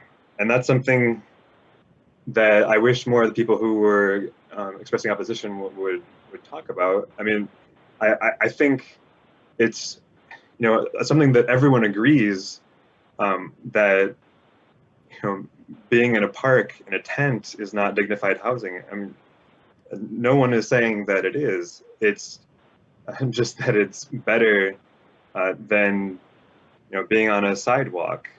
For single men, I mean, the shelters are at near capacity. Like, we don't yet have places to send people. Some of the commenters did mention that they felt that we should be using the State Fairgrounds or the Uptown Kmart, and I think those are both great ideas, and I wish that we had direct control over them. I do have an amendment proposed in that regard. There was something similar in an earlier draft of this resolution, but I guess it was taken out in the final version before it went out on the agenda. I did email this to Secretary Ringgold. Did you receive that? Can you display it on your screen? I'd like to move an amendment, if that's okay with President Gogel. Yes, I can display it. I'll read the amendment that I'd like to move. It says, whereas the Board of Commissioners directs staff to work with other government agencies to examine potential alternative locations that could accommodate people going through homelessness while there remains an inadequate supply of shelter spaces or permanent housing options to accommodate them, such as the Minnesota State Fairgrounds and the Uptown Kmart location. The resolution has been moved. Is there a second?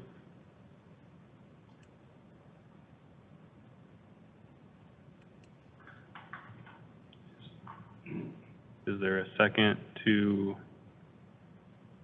the resolution?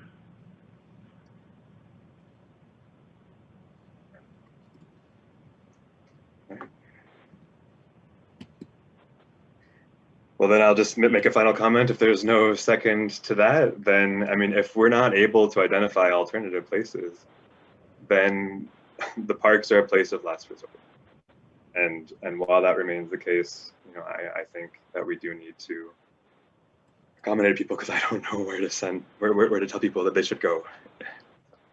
That's all. Thank you, Commissioner Meyer. Vice President Vita. Thank you, President Cogill.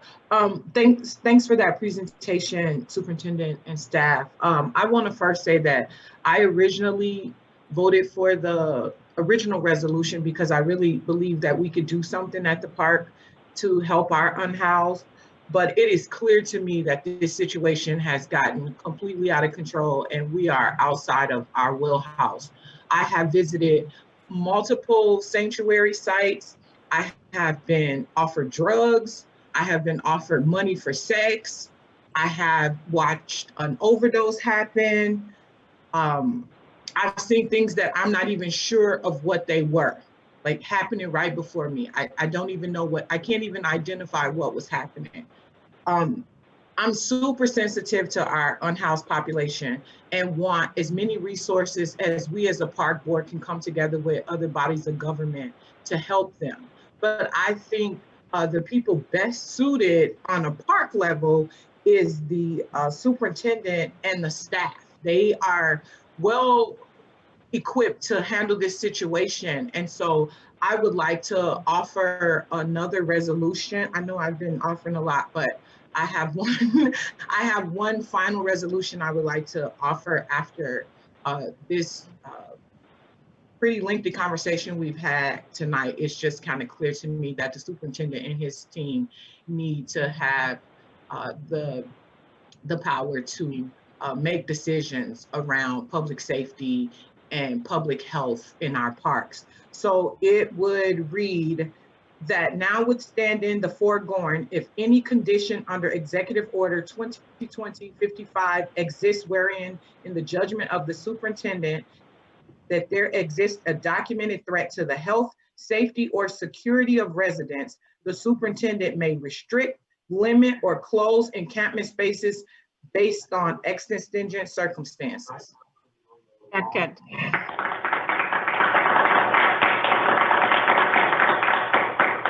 Thank you, Vice President Vita. The amendment has been moved. And there is a second. Vice President, would you want to speak at all to that? It sounds like you already kind of gave your reasoning, but anything else you want to say? I just, again, I trust the superintendent that this board unanimously selected. I believe that he and his team will do a fine job at making sure that we are committed to public safety and public health in our entire park system within the city of Minneapolis. Thank you, Vice President. Any questions or debate on the amendment? Commissioner Bourne, is your hand raised to the amendment? It wasn't, but it is. I was trying to find the hand raise button again. I impeccably trust the superintendent. The superintendent does have, and I think it's important to point this out, an inherent conflict of interest in some of these decision-making policies, at least at Lindale Farmstead Park. The superintendent is probably the most prominent inhabitant of an encampment on public land. I would be supportive of the entire system with the exception of Lindale Farmstead Park to pull the superintendent out of that conflict of interest. But I don't know if I could, and I think the superintendent would do a fine job making decisions there, but I don't want to put him in a position where he would have to have a conflict of interest in a decision around Lindale Farmstead. Thank you, Commissioner Bourne. Commissioner Severson to the amendment.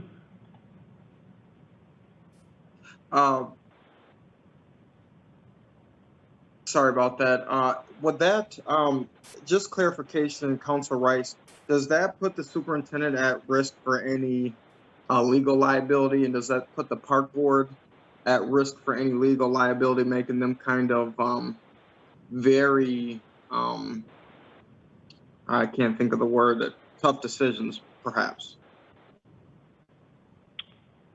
Mr. President? Yes, please. Council Rice. Mr. President, Commissioner Severson, no, I don't think so. There's any number of provisions in our ordinances where the superintendent has been granted power to act on behalf of the board. For example, most recently, when we had that crisis situation with COVID-19 and the demand, too many people, the superintendent acted under his authority under ordinance, I think it was PB 231, to close down the parkways temporarily, made a finding that it was there was a necessity to provide more space. So I think that Commissioner Vitau's suggested resolve clause is perfectly consistent with our ordinances and past practices. And the question of liability is always a risk on anything we do, but I don't think it's excessive or out of the ordinary. Thank you, Council. Thank you. Any more discussion to the resolved amendment? Commissioner Bourne for the second time. Thank you, President Kogel. I think this question is to council or maybe the superintendent. The reason why I support this, with the exception of Lindale Farmstead, is it is already the superintendent's responsibility ultimately to approve, deny, and revoke all permits of the board. I'm not aware of any other permits that come forward to the Board of Commissioners. Leases do, but activity permits are all, I can't think of an activity permit that is handled by the board. The superintendent already has that authority. Am I understanding that correctly? Council Rice can answer that. If I could just interject here, as I read the resolve clause, what is unique about this authority to the superintendent is, I think this doesn't address the permit so much as, if I heard Commissioner Vitow correctly and look at the language, it's that in the event there is a documented threat to the health, safety, or security of residents, the superintendent may restrict, limit, or close encampment spaces based on exigent circumstances. So what I take this to mean is, if there was an incident at any one of these encampments that was an actual physical threat, and I think we've heard tonight from some of the testifiers that there have been cases like that, particularly in Powderhorn, this would authorize the superintendent to take immediate action to protect those interests. So even if it was, for example, Commissioner Bourne at Lindale Farmstead, the superintendent just couldn't remove those people because he said, I get up in the morning, looked out the window, and I don't want to look at these people. It would be that there was an act of violence or a health safety issue or a security issue that arose. It isn't a matter of his convenience. He would have to demonstrate, I think, to the board and to the public that he was reacting to an actual situation that was detrimental to the public. Right, but I guess what I'm saying is that the superintendent has that day-to-day authority with any other permitted activity. If there was a 5K around Badea-Makaska and all of a sudden it turned into a street fight, the superintendent can shut that down.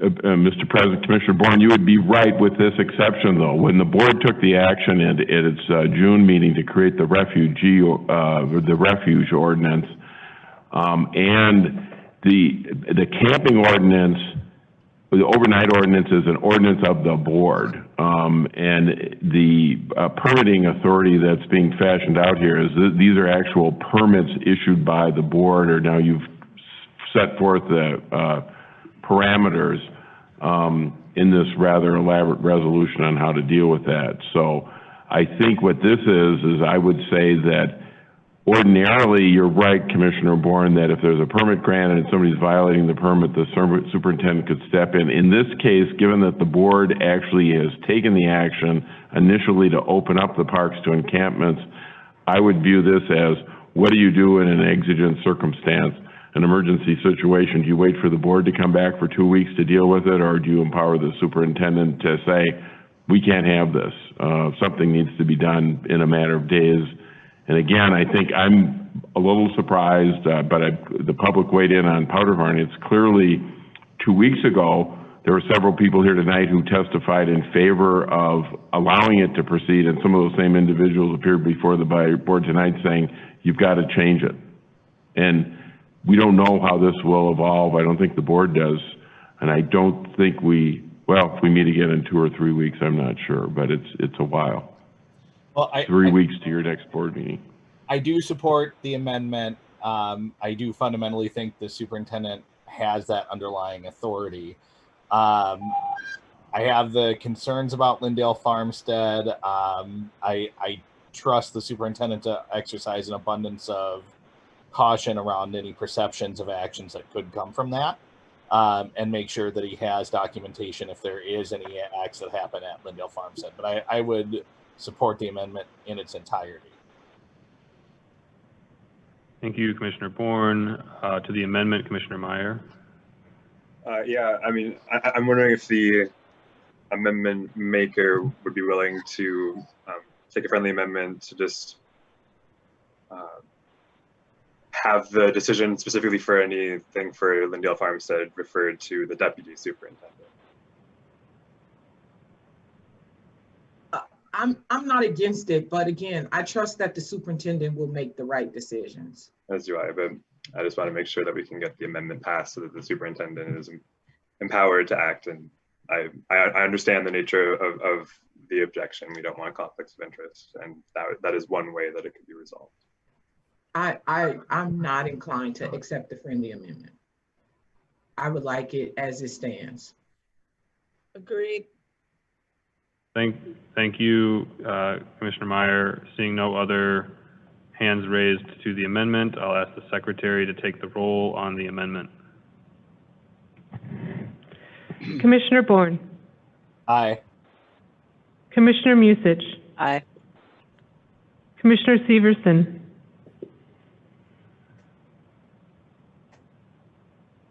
Pass. Commissioner Meyer. Aye. Commissioner Hassan. Aye. Commissioner French.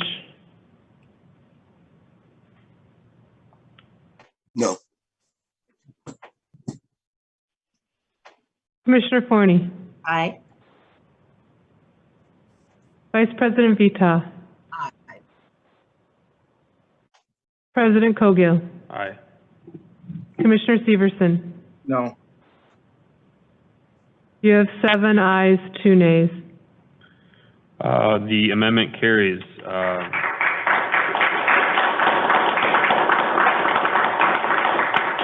Back to the full board, or the full resolution. Are there any other comments to the full resolution?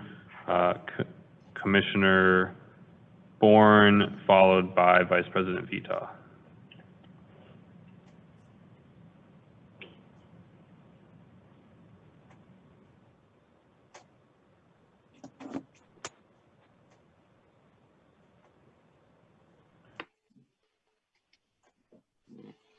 Commissioner Bourne, seems as though Commissioner Bourne is not on. Vice President Vita?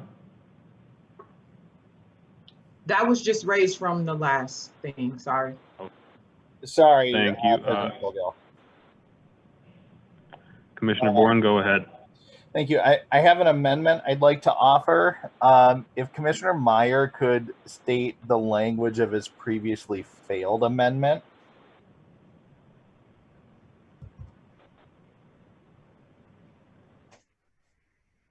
I don't have it pulled up anymore. Secretary Ringgold, do you still have it?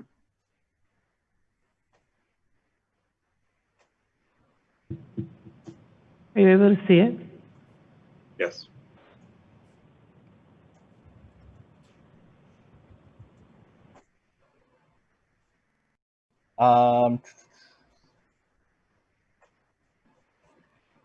I would amend the resolution to insert the following language in the resolved clause that states, resolve that the Board of Commissioners amends adopted resolution 2020-253. In that paragraph, I would insert the language after no more than 25 tents at a given site. I would add the language, excuse me. After the language quantity not greater than 20, I would add the language, in addition to the following board-approved locations, the public right-of-way surrounding Cedar Lake where private permanent encampments are already on public land, staff-designated areas near the 99-year private MPRB authorized encampments on Nicollet Island, areas of Lindale Farmstead Park near the permanent park board established encampment, areas of 1828 Marshall, areas of of 1720 Marshall, areas of Bohemian Flats, areas of the parking lot at the MPRB headquarters, areas of the Commons Park, and continue with the original language and adding Commissioner Myers' whereas as the whereas clause preceding, be it authorized that the board president and secretary can carry it out, but striking the reference to the Kmart parking lot and leaving the reference to the Minnesota State Fairgrounds. Second. The amendment has been moved and seconded. Is there any discussion to Commissioner Bourne's amendment? Commissioner Severson?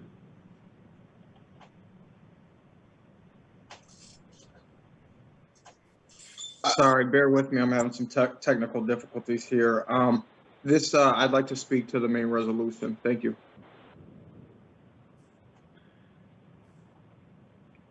Commissioner Meyer?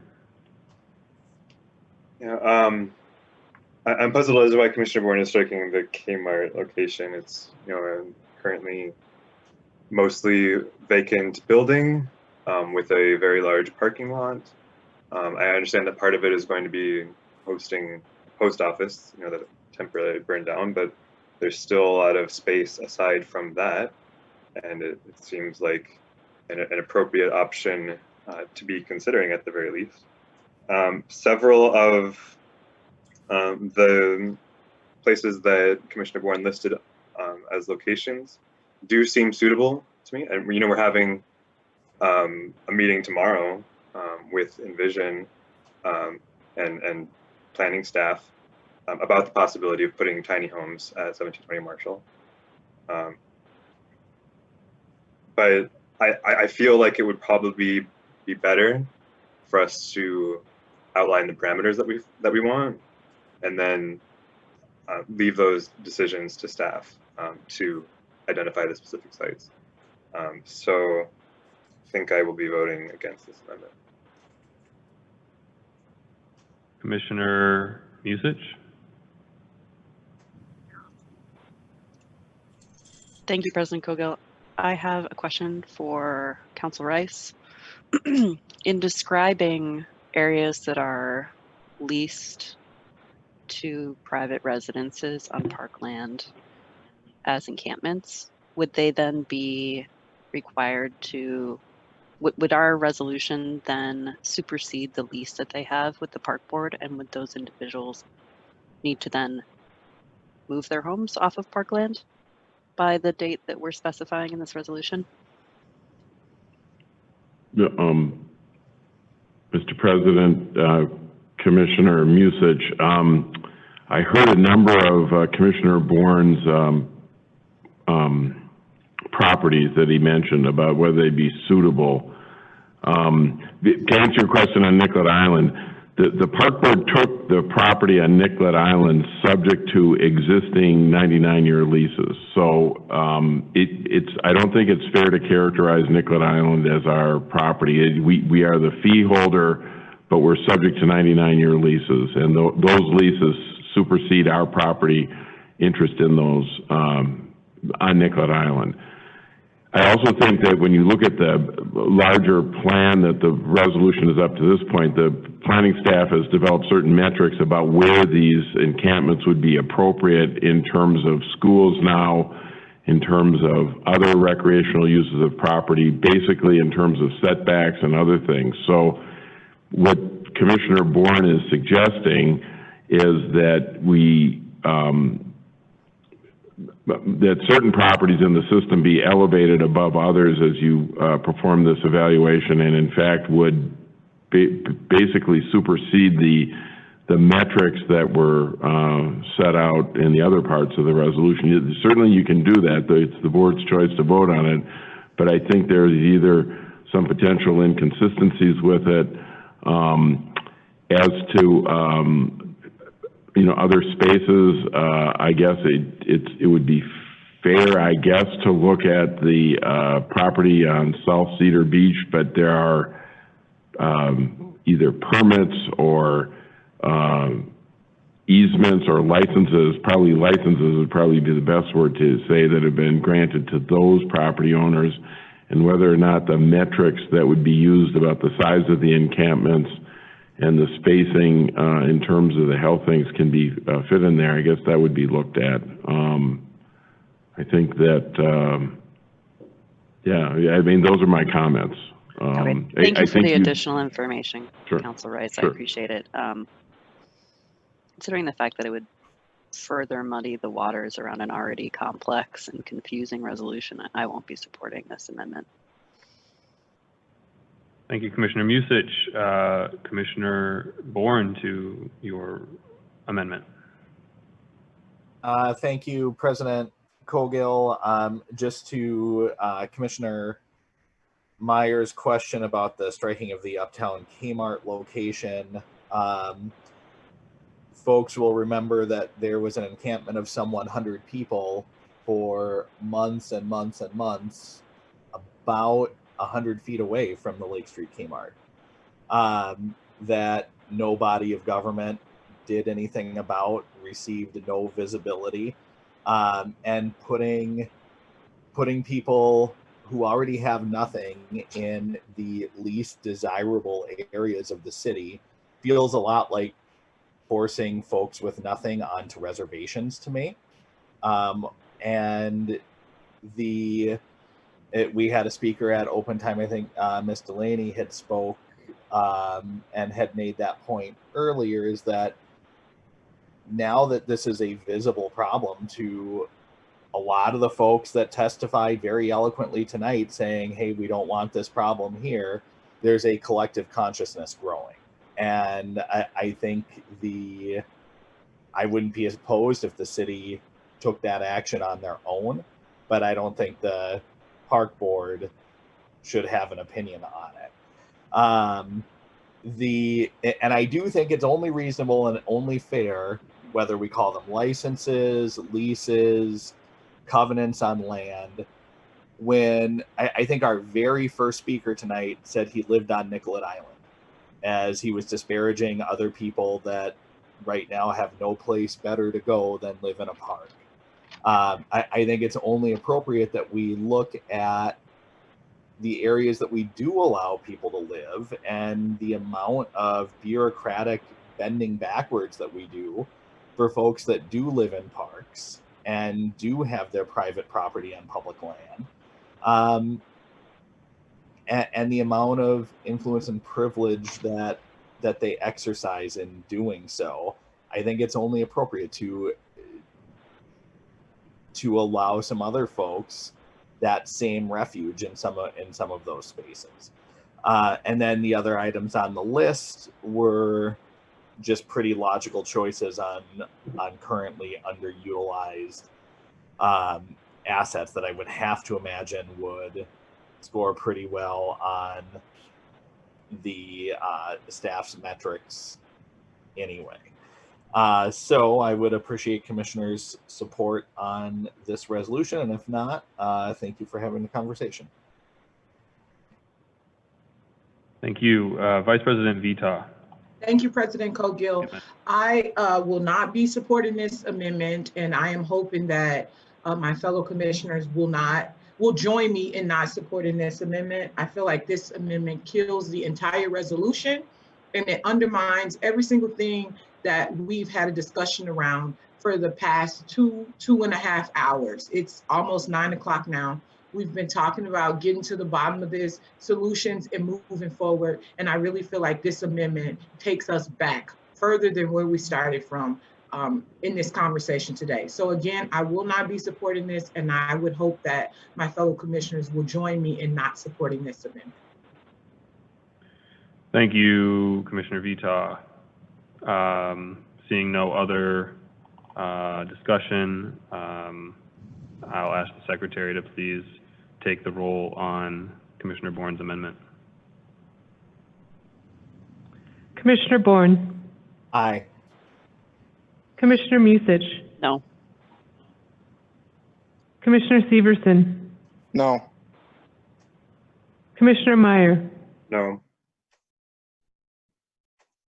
Commissioner Hassan, No. Commissioner French, No. Commissioner Forney, No. Vice President Vita, No. President Cogill. No. You have 1 aye, 8 nays. That amendment fails. I'm seeing no other hands to the main resolution. Seeing no other hands. Thank you to everybody for coming out this evening, and for those of you who are still here waiting. Severson's hand is raised, President Cogill. Thank you, Commissioner Bourne.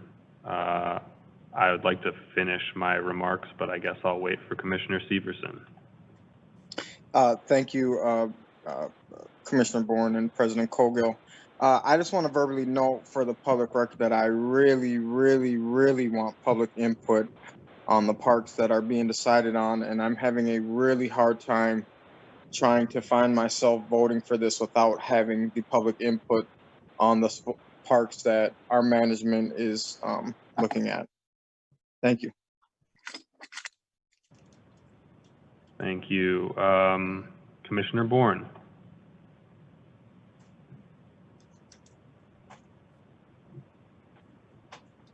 Thank you, President Cogill. I think this is my actual first time to the main motion.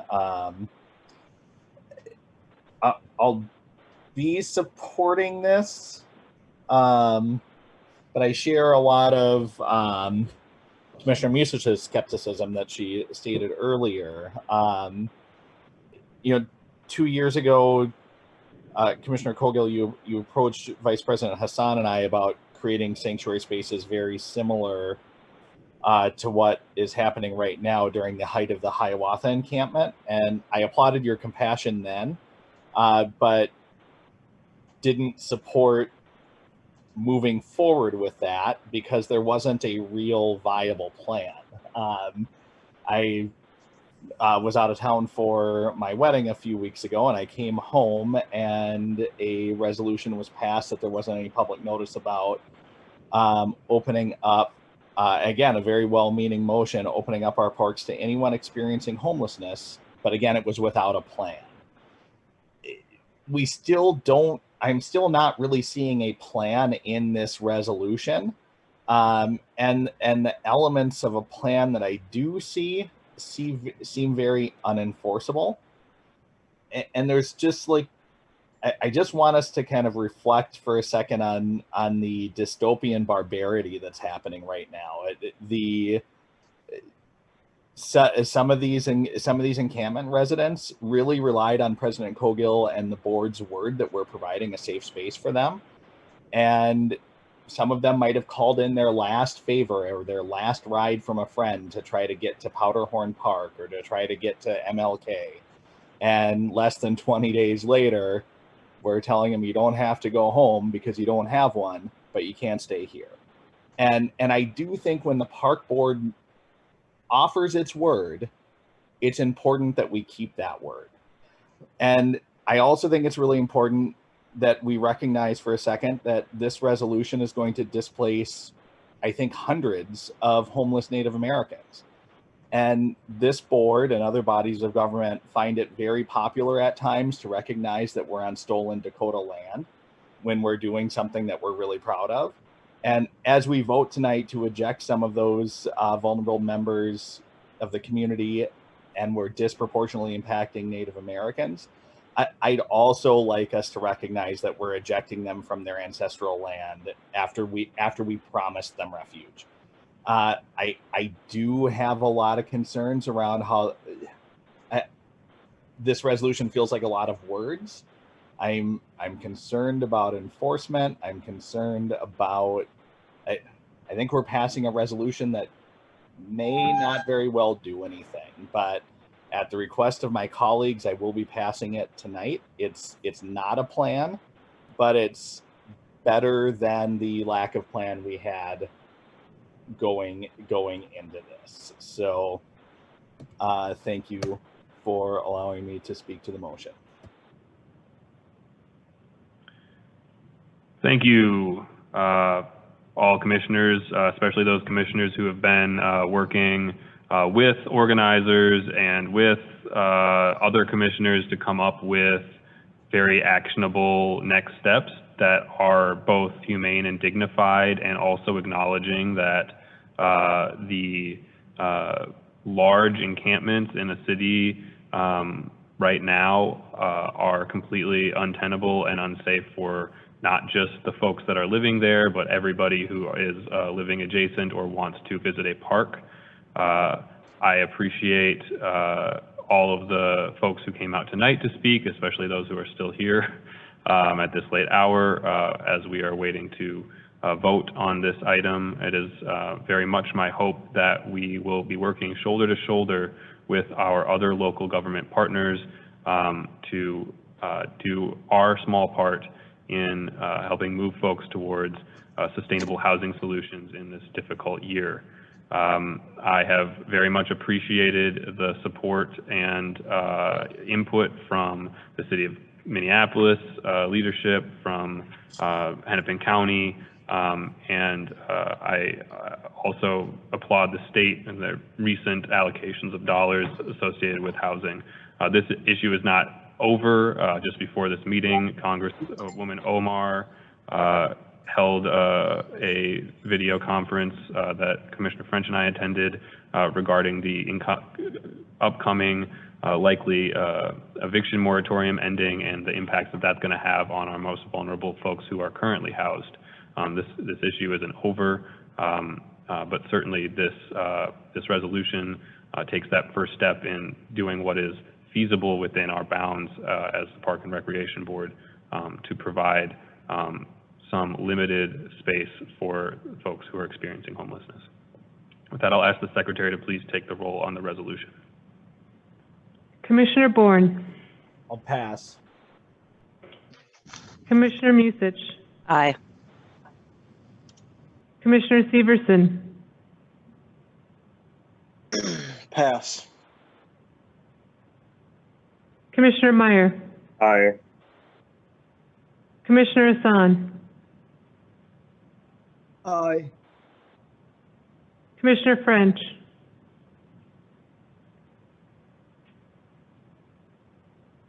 Pass. Commissioner Forney. Aye. Vice President Vita. Absolutely aye. President Cogill. Pass.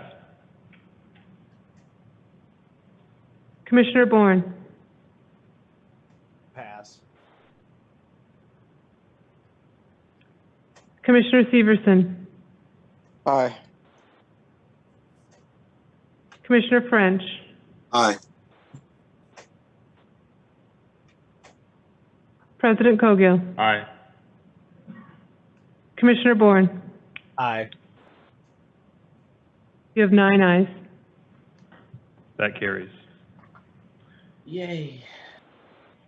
Moving on with the evening. We have 2 discussion items from staff. We have first a presentation regarding Parks for All, the MPRB 2021 Comprehensive Plan Project Update. I'll turn it over to Carrie Christensen to provide that project update. Thank you, President Gill. Good evening, commissioners. I'll just wait for the presentation to load up here. Thank you. I'm here just to give you a brief update. I know it's already been a long night, and wanted to keep you informed on our comprehensive plan process in the midst of these really important events in our city and moments in our history and conversations tonight. I know we do have a really unique opportunity here to also be shaping long-term policy direction for our agency, and just want to keep bringing it before you to hope that we're on the right track. We've been hard at work over the last few months. I've taken some really important pauses in that work as well. But here tonight to give you a brief update and just sort of a take the temperature on some of the key directions that we are currently headed. Next slide, please. So again, as you're listening to the presentation tonight, please just keep in mind if you've got any thoughts, feedback, or questions. This is really meant to be an open discussion and update for you. We again will be bringing the full draft to you to review in September this fall, and there will be a full plan for you to read at that time and respond to. And right now I'll be sharing just some high-level overview of those key directions that I mentioned and sort of where we are currently in the plan. Next slide, please. Just a reminder of the timeline. We've been working on the comprehensive plan through 2019 and now for the first half of 2020. We wrapped up our Park Summit since I last saw you.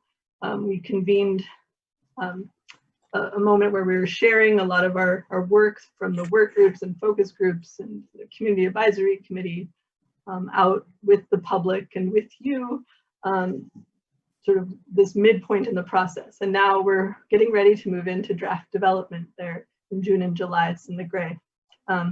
Following that, we will again open it up for public comment and then make updates to the draft plan based on what we hear from you, the Board of Commissioners, as well as the public and staff that provide us with feedback during that comment period.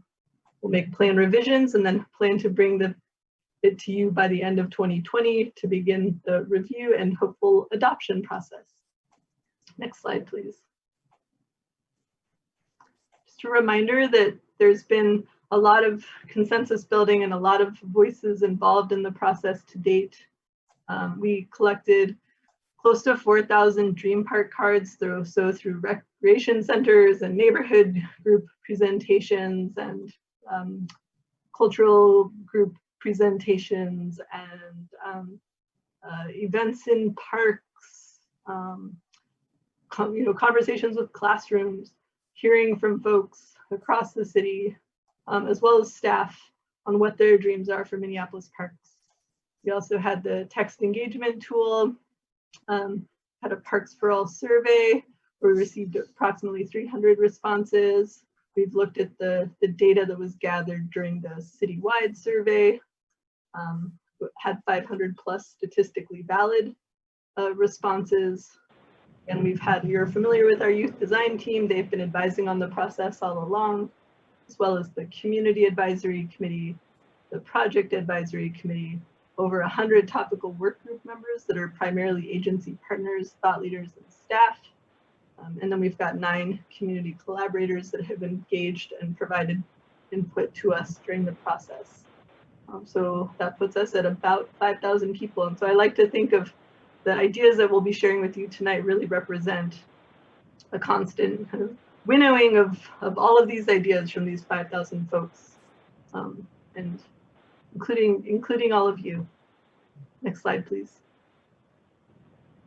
So as I mentioned, we have recently wrapped up the Park Summit. It was originally planned for 1 week and was extended to 3 weeks. We had 200 plus attendees. It was entirely online due to COVID-19 social distancing requirements. We examined approximately 550 policy ideas that have been generated by all those groups, the work groups and the community advisory committee and the youth design team and focus groups, and look across the policy ideas for, basically all of those groups were asked to identify what do you think we as an agency should be doing in prioritizing in our next 10 years. And so at the Park Summit, we looked across all of those ideas and identified connections, gaps, differences, and significance. We also, next slide, please.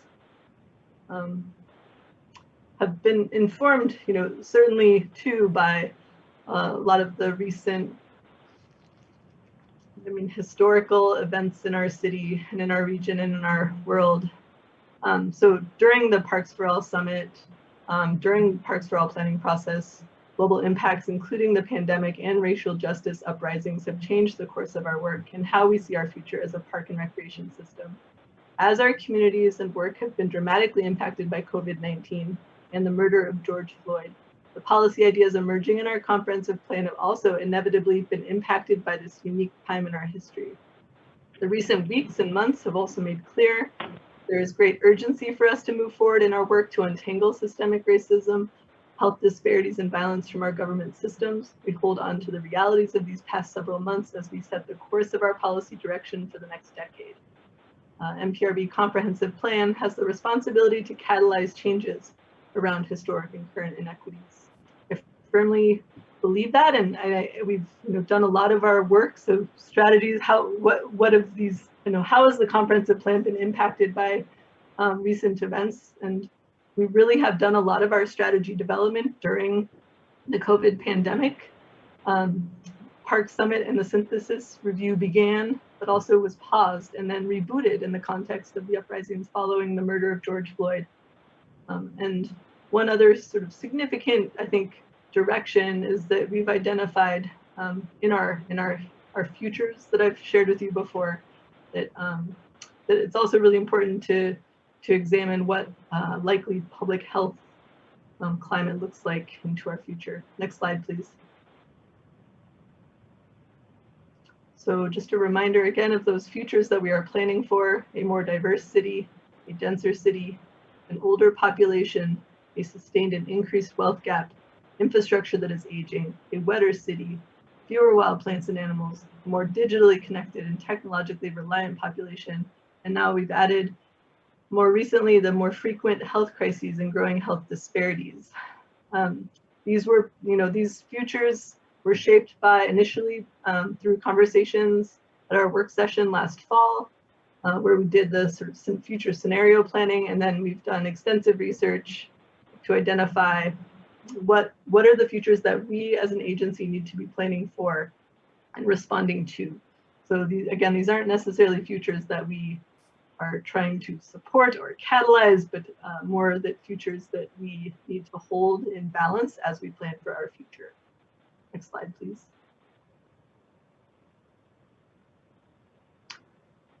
You'll also remember I've shared this list before, but these are the topics that emerged in the first year of the planning process as really significant to us in the future of our work.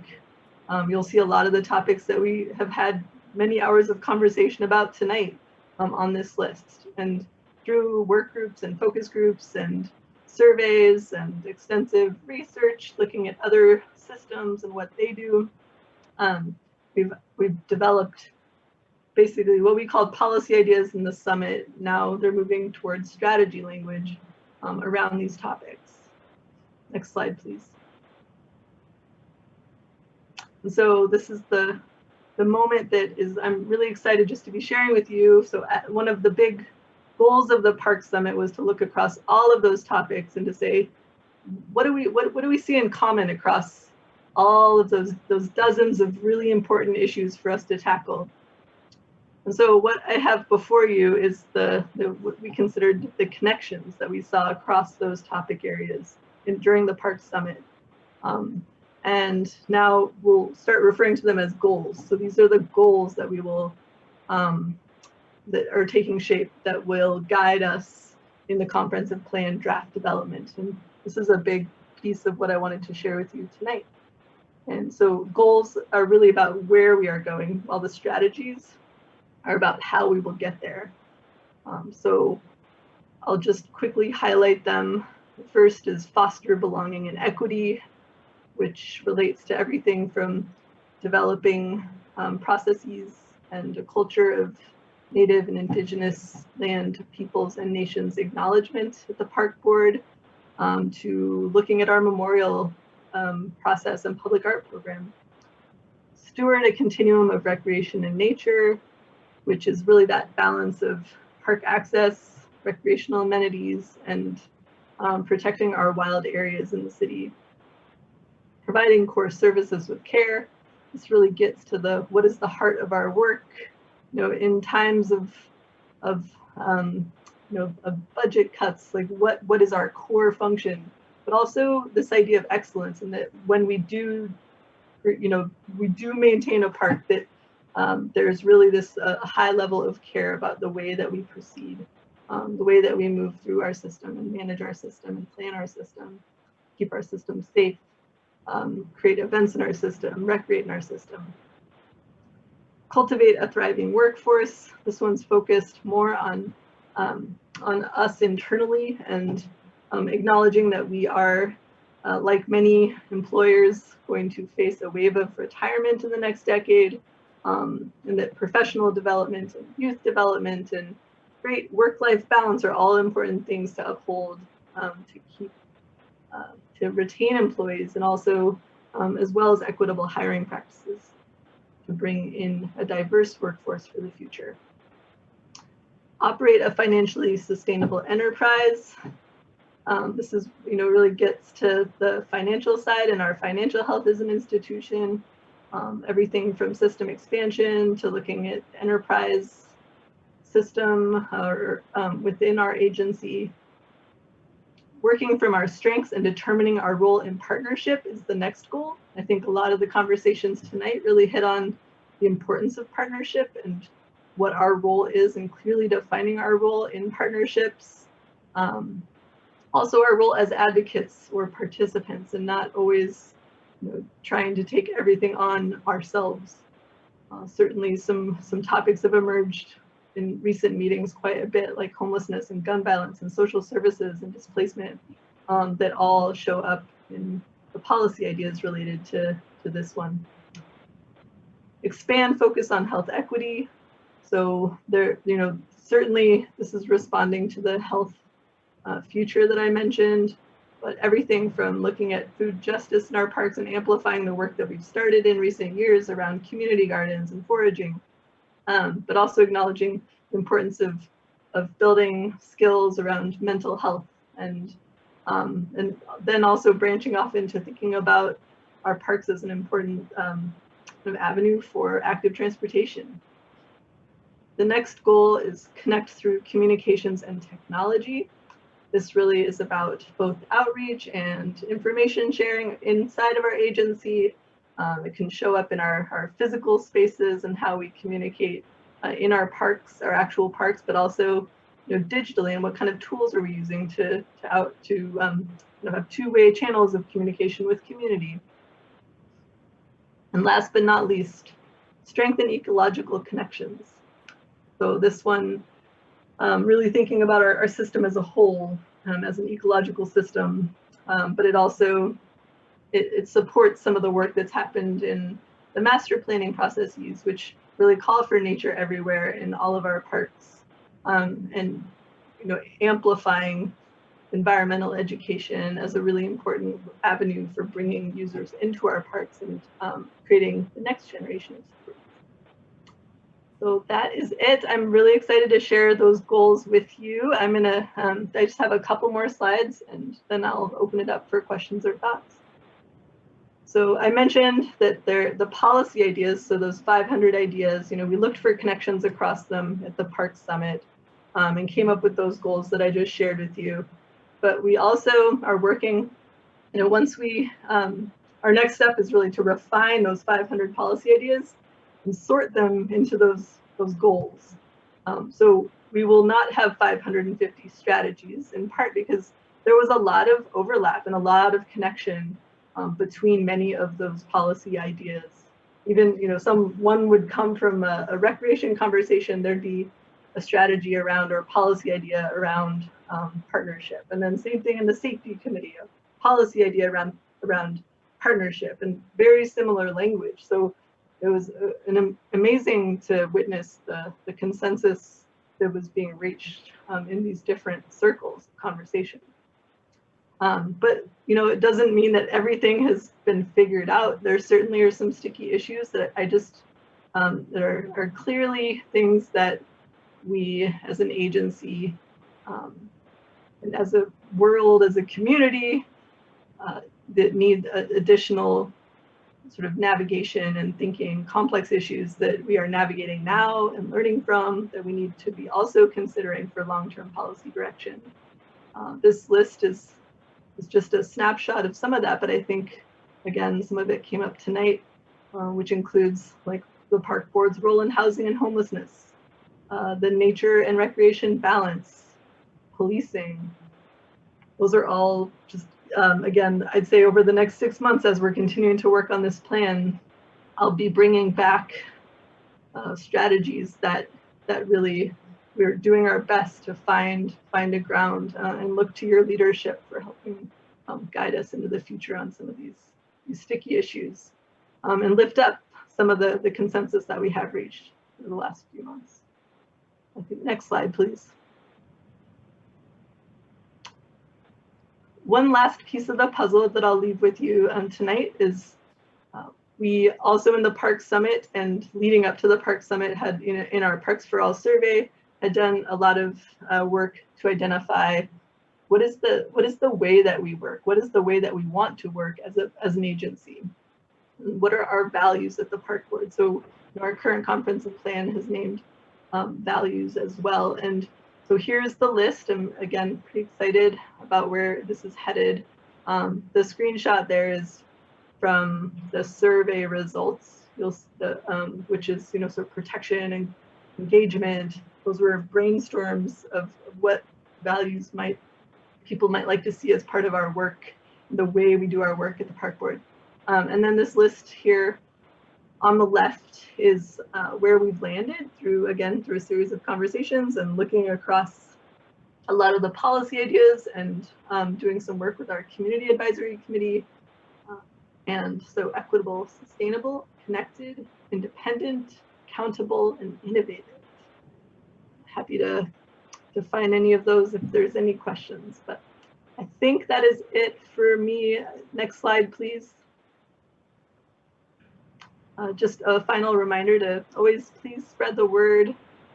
We're trying to do a better job of keeping information up on our Facebook page. We are constantly updating the project websites with information. Please spread, we are always welcome to meet with groups and talk about the process. And our next big push will be during the public comment period this fall, which I will come to you before that to open up the public comment, hopefully in September. So thank you so much. I now open it up for questions or comments. Thank you very much for the presentation, Carrie. Fantastic. Do commissioners have questions? Commissioner Meyer. Actually, Carrie's last slide, I think, answers some of the questions I was asking. Well, first, thank you, Carrie. I guess for people who want to comment now, should they still be filling out this survey? Is that still available until September? Is that right? Thank you, Commissioner Meyer. The survey has closed. So it was important to close the survey so that we could analyze all the results of the initial stage, and then we will reopen a survey starting when the public comment period opens. So the Parks for All, the initial survey closed May 1st so that we could integrate those findings into our Park Summit conversations.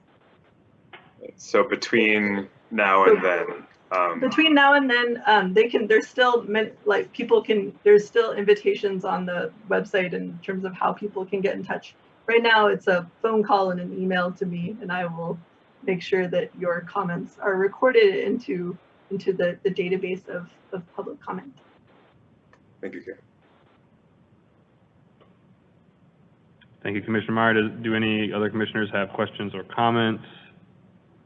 Commissioner Forney. Thank you for the fine presentation. Just curious, Carrie. In essence, I feel like we've been going through a revolution in the past several months. COVID, George Floyd, homelessness, whatever. Have you seen more engagement? Have you seen a different type of engagement? Any reflection on that? Thank you, Commissioner Forney, President Cogill. I would say that the nature of community engagement has been challenging. I think, but we are constantly learning. And I think that with especially having to do everything online right now, it's a really interesting duality of making, it's actually can be really very accessible to folks that weren't engaging before. You know, we're finding some new avenues. I think when we first started, it felt like, oh no, we're not going to be able to reach everyone. Everyone's overwhelmed.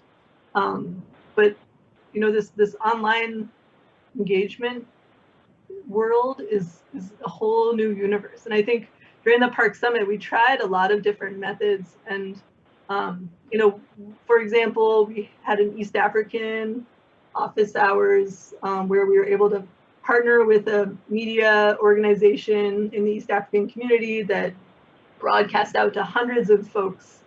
And we had a translator, and we were able to reach people in new ways that would have never happened if we had been, you know, in a room together for one day, as we initially had designed the Park Summit, which was really meant to be a summit for 8 hours. We're in a room sharing our recommendations with each other. So, you know, the sort of this online world again has been really interesting, but also not without its challenges. You know, and the digital divide is still very real, and something that we got to continue to plug away at and find creative solutions around. I do think that while I think there's so much going on in all of our lives, you know, and being able to show up for anything is challenging. I also do want to just plug, you know, that while these big life moments are happening, there's also, this is a really important container for people.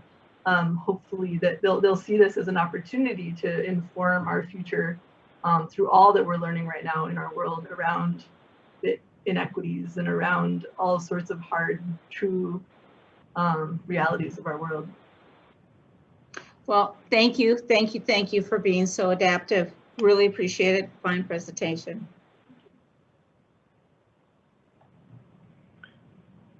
Thank you, Commissioner Forney. Are there any other questions from commissioners? Seeing none, I just want to say thank you, Carrie, for the presentation. It's interesting to see how I've needed to adapt to the new reality, and I was able to see some of what was done for the virtual Park Summit, which was really innovative and great to see our staff always finding ways to try and engage with the community and do it in a new way that's still dynamic and engaging.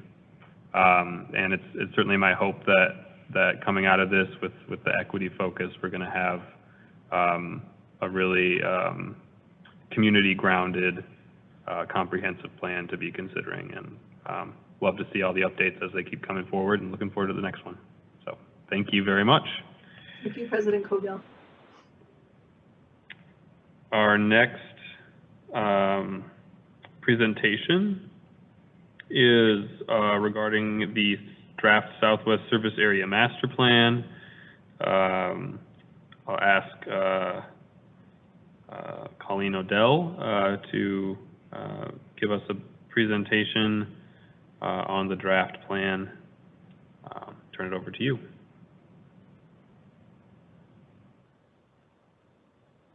Thank you, President Cogill, commissioners. Whenever we have a master plan that's out for public comment, we bring an overview and a summary of it to you, and that's what this is for the Southwest Service Area Master Plan.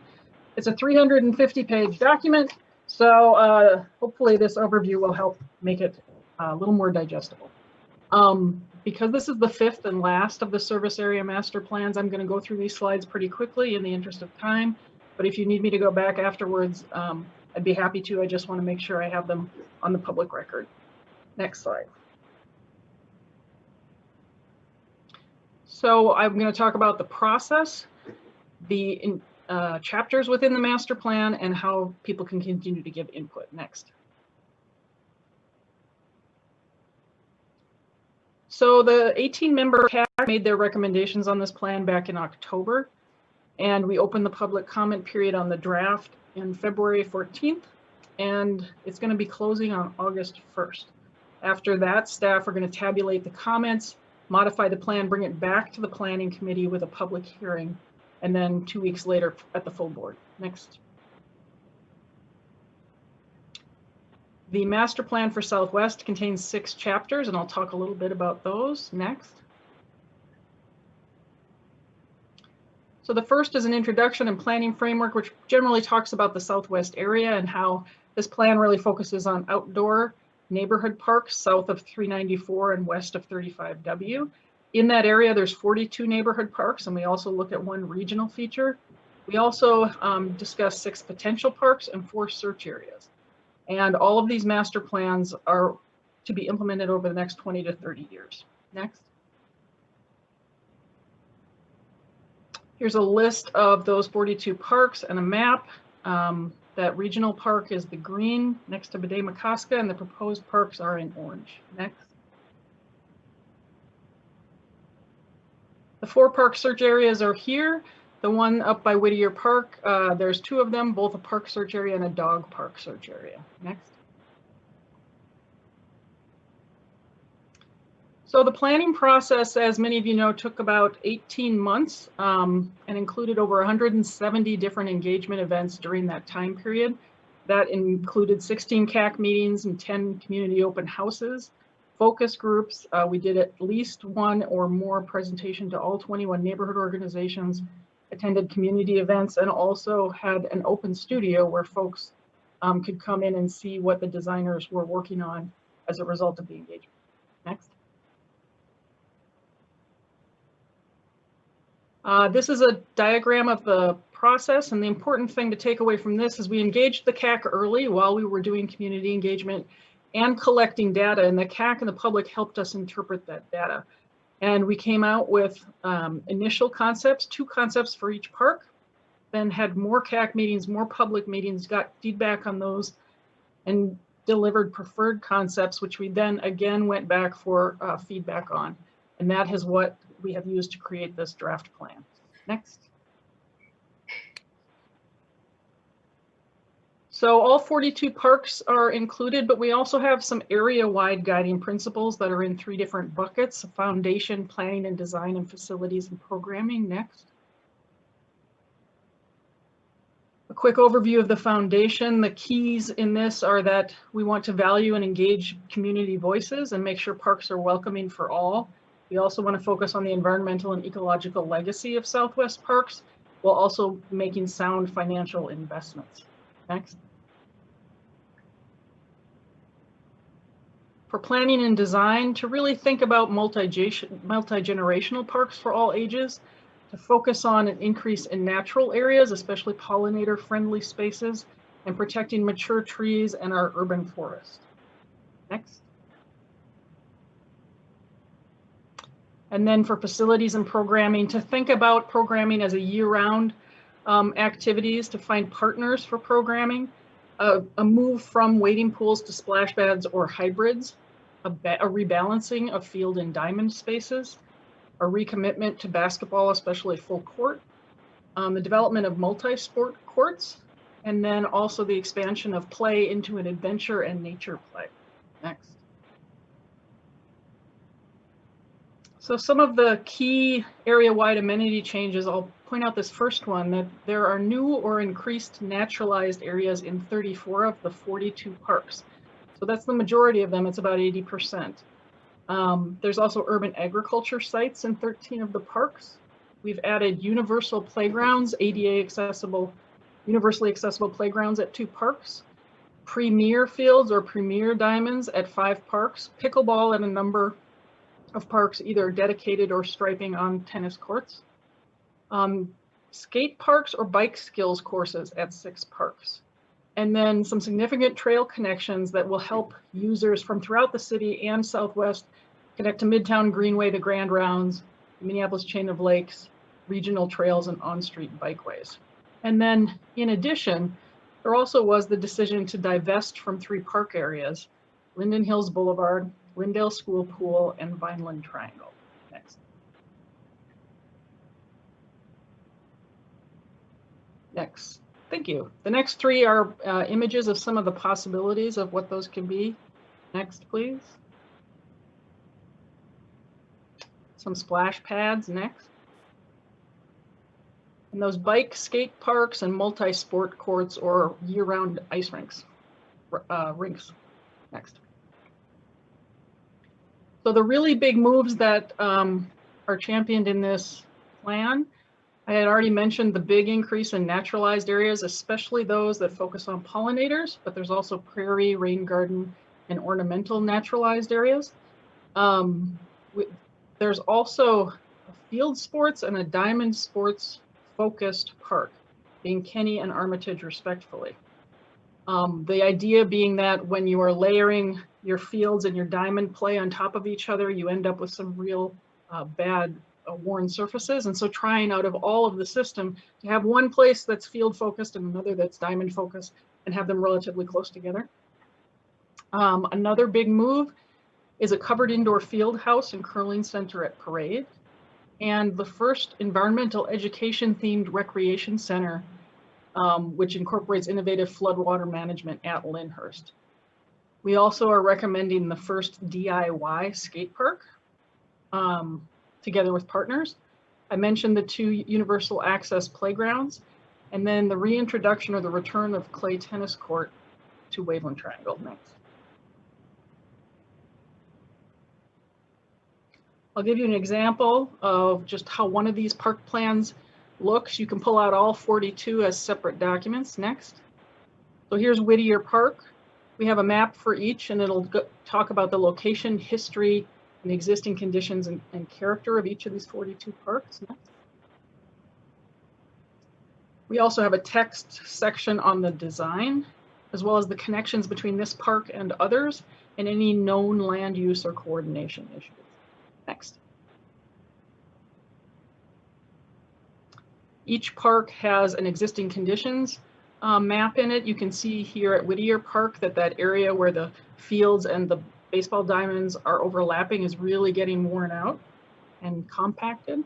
Next. And then we include the proposed plan for each park, and it's split into what the proposed design features are and what some of the existing design features are. You can see the large purple area here at Whittier is a universal play area with accessible surfacing. Next. We also go through the design development process for each park. So that first column talks about the general input that we received on all the different types of amenities. The second column is how that feedback changed with the initial concepts that were put out. And then finally, how the feedback changed with the preferred concept. Shows you how we sort of drilled down to getting to where we had the designs that we present in the draft plan. Next. That's the second page. Next. And then each one also includes a cost estimate for each particular project that is called out in each park, along with a total and any notes we might have on ideas for partnerships or other funding sources. Next. Chapter 5 is an operations and maintenance chapter. Each one of these service area master plans has a very similar chapter 5, and the amount of estimated annual increase for Southwest overall at $411,000 is in line with the other service area master plans, which ranged from about $392,000 to about $755,000 change in their O&M budget. Next. Chapter 6 is all about implementation, and I think what's important with this is to know that we don't write these plans and hope and think that they'll just sit on a shelf. We really want to see them implemented. And so they live digitally in the planning department so that they can make their way into other project files to be used by all different departments. We also have a master tracking form where we're keeping track of what gets implemented, when, and how. There's notes in this plan about how the document can be used and how we can also amend it in the future should there be changes that need to be made. Next. Each of these implementation chapters include a cost estimate of the total sum of projects for the park. And this, remember, is a 20 to 30 year plan. So this is not an amount that we're spending all at once. And not everything on these lists is paid for by MPRB. Oftentimes there's grants and partnerships in order to have these come to fruition. And this is, as a total amount for Southwest, the highest of all the service area master plans, but Southwest also has 42 parks, whereas the other plans have no more than 32. There's 24, 30, 31, 32. So it would make sense that Southwest number is a bit higher. Next. So as I said earlier, people can still leave their comments until August 1st. Online, phone message, you can reach out to me at any time. There's a live link here. There's also links in Spanish and Somali. And when we close the comment period on the 1st, we'll tabulate it, bring that information back for a public hearing, which we're hoping to do in November. Next. Thank you.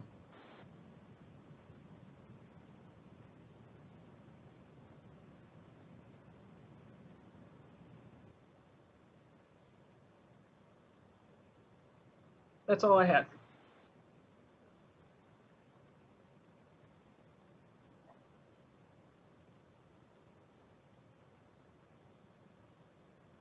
President Cogill, you're on mute. Thank you, Commissioner Bourne. Commissioner Severson, do you have questions or comments Yes, for sir. Colleen? Or go for it. Yes. Thank you, President Cogill. I just want to say that that curling deal looks really cool. I think that could bring a very dynamic aspect to our park system. I do want to caution other commissioners about our premier fields. I am not a fan, and I believe that they are inequitable for communities that look like mine. They're built with tax dollars or grants that we receive, and they are very expensive to rent or to utilize, other than our kids maybe playing on them once or twice a year in a sports league. I'm just not a fan. I'd just rather have regular ball fields that all of our communities can have access to. Thanks. Thank you, Commissioner Severson. Commissioner Bourne. Thank you, President Cogill. Thank you, Colleen, for the update. There's a lot of exciting things in the plan. There's some things I still am trying to understand, and some things that I might have a little bit of concern about. Assistant Superintendent Schroeder might have tipped you off to the question that I'm about to ask, but I've been getting some consistent questions from from constituents about tree impacts if the plan is fully realized, and I understand staff have been getting those questions too. I'd like us to do our best to quantify that, with the caveat that it is an estimate, and I do understand some of the difficulties behind that, but there's a lot of constituents that are looking at the existing condition map versus the concept map and saying, can't you just overlap those and count the trees that are in the new areas? And they do have a point. So I'm hoping that we could pull that information together, just anticipating some feedback that we will probably get from some tree preservationists. So I don't necessarily, maybe you and I can work with that offline, but I just wanted to state from some constituents that have been publicly asking me for that I do think it's an important data set to have before taking a vote.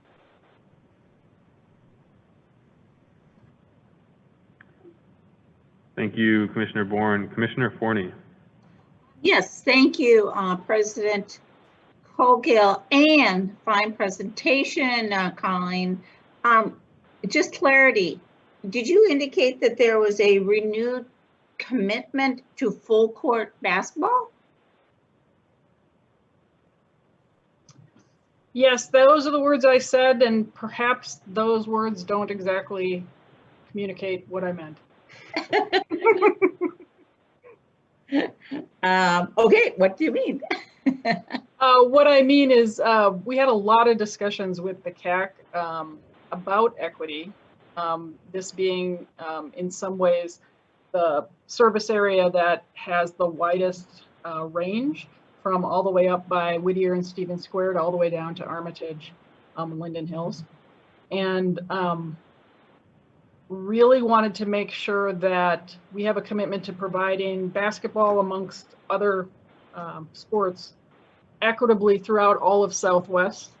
We oftentimes have gotten some concerns from neighbors about basketball as a sport, and staff was concerned that that might prevent it from being offered in certain areas. So we wanted to make really sure that we were offering it as equitably as possible throughout the entire service area.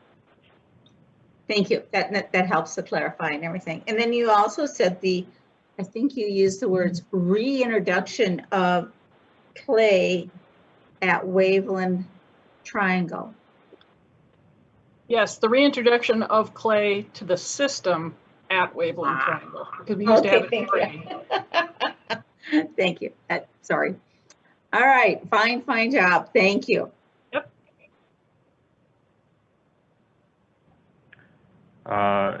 Any other comments or questions from commissioners?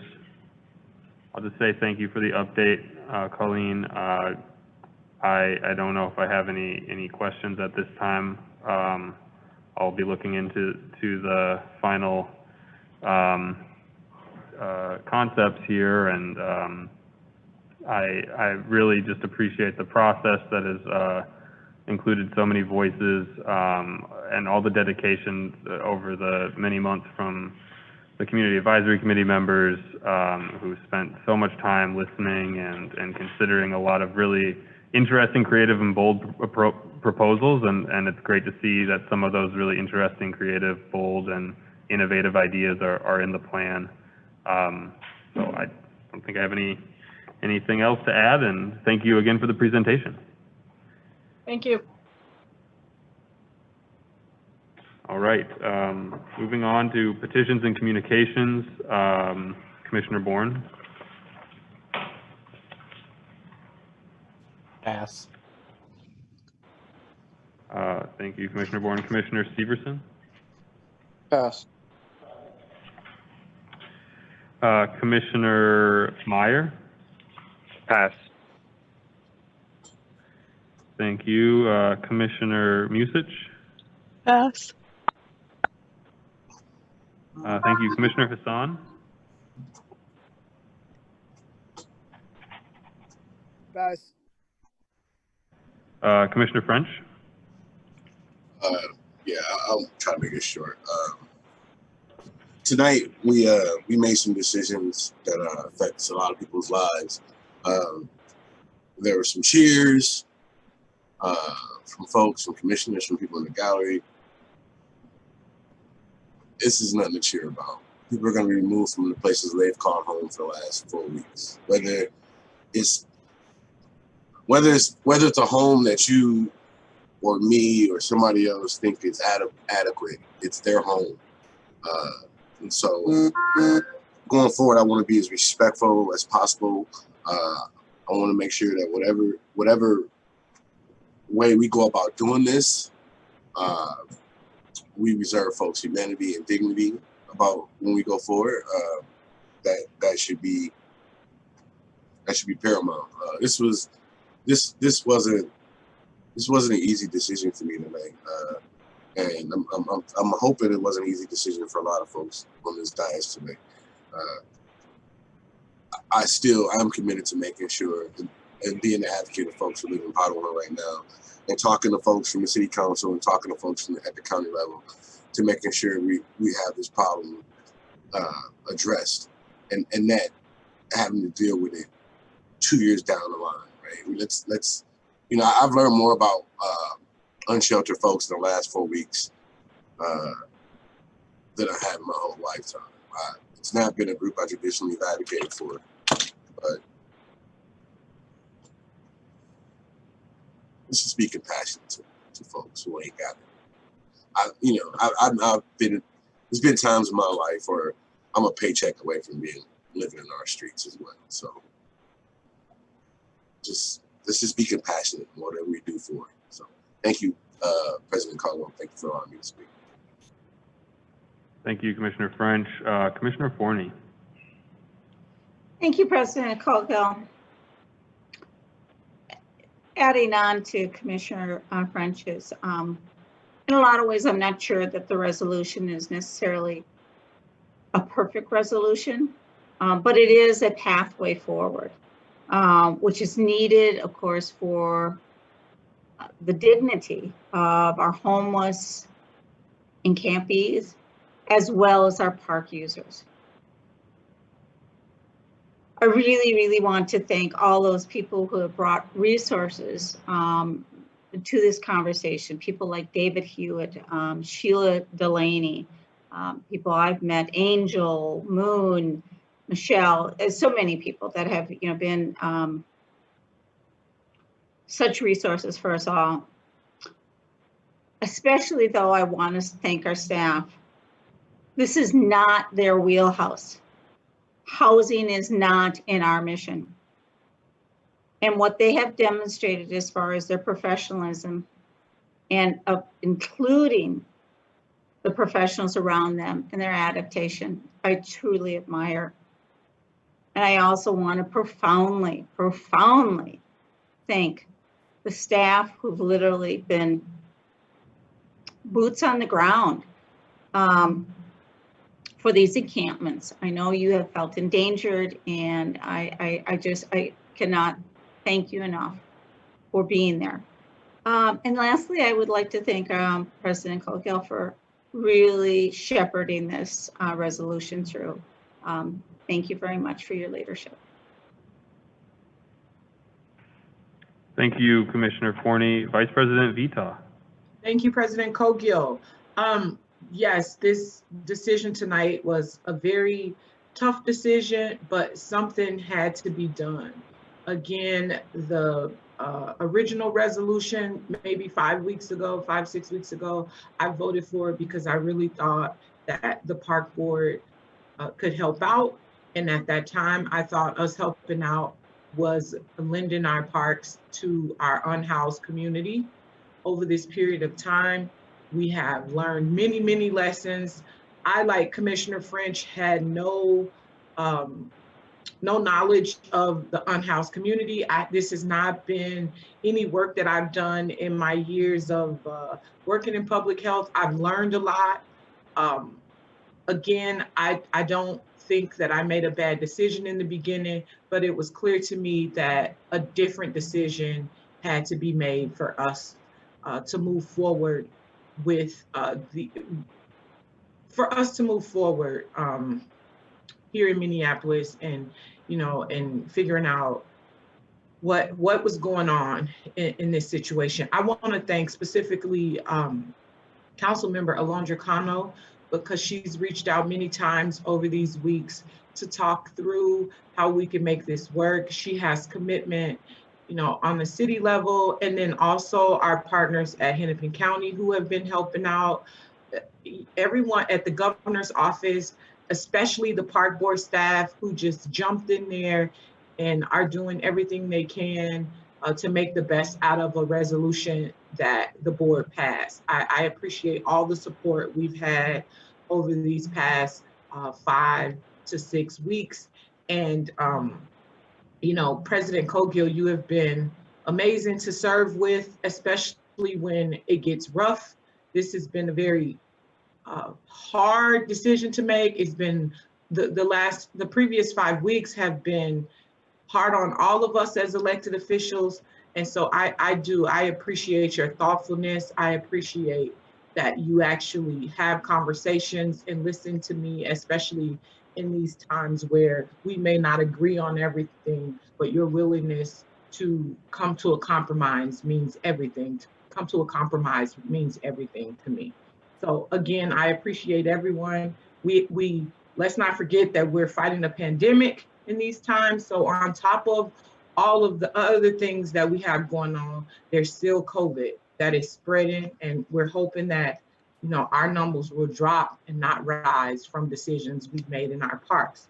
And on a much lighter note, I want to thank the public works staff and Director Robin Hutchison and all the park board staff who have been working to get Theodore Wirth Parkway fixed between Golden Valley Road and 29th.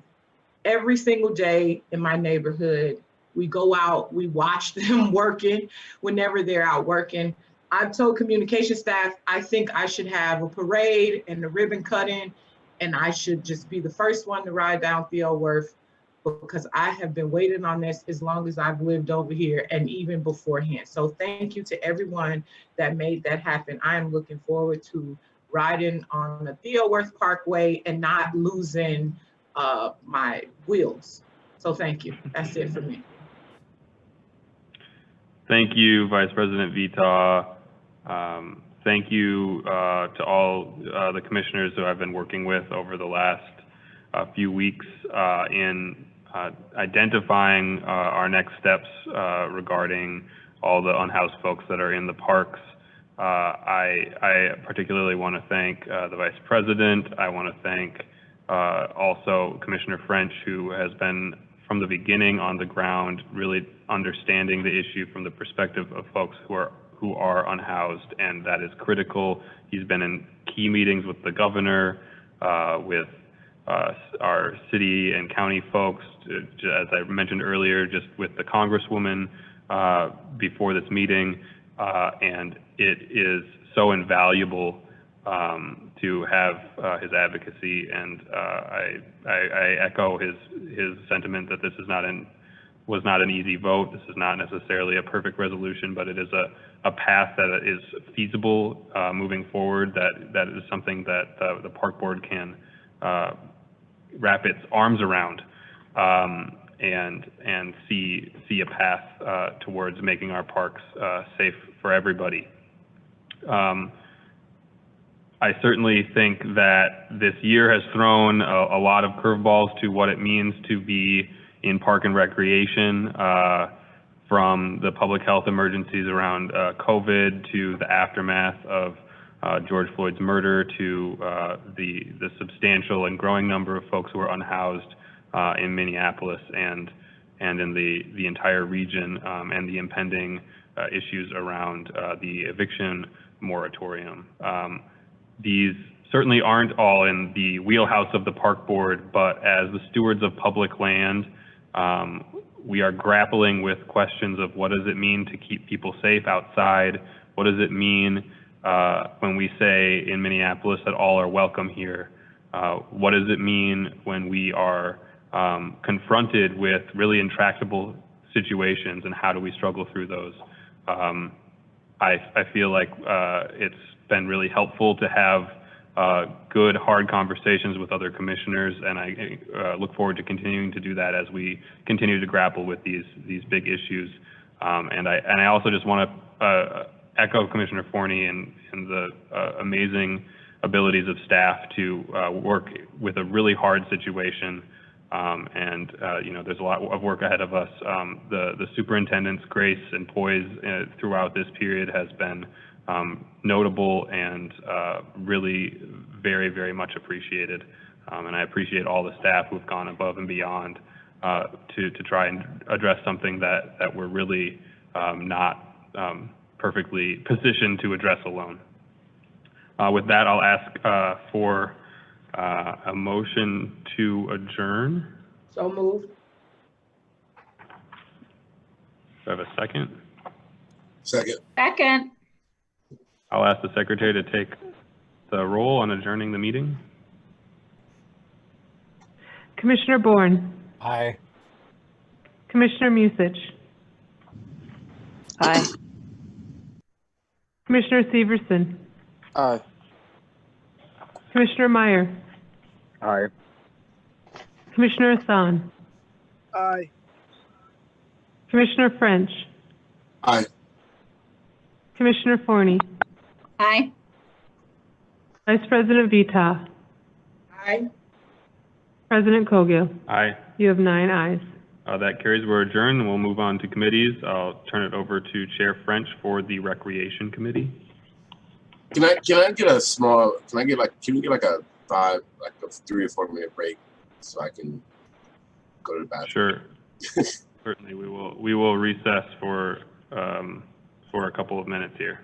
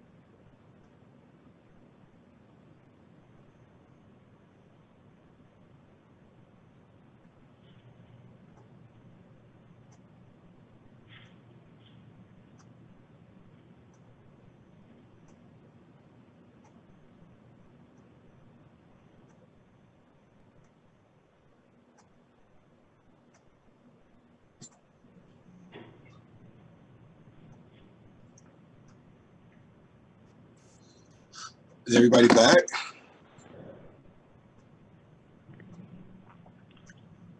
Please proceed, Commissioner French. All right. Time being 9:58, I'd ask the Secretary to take the roll. Vice President Vita. Present. Commissioner Musich.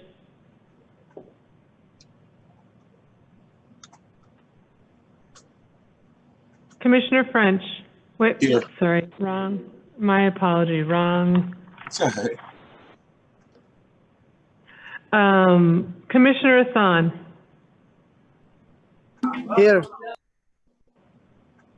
Vice Chair Severson. Present. Chair French. Here. Secretary Ringo, can you place the agenda on? I've lost my track of my agenda. Can you place the agenda on this shared screen? Yes, just wait 1 second. All right, it's cool.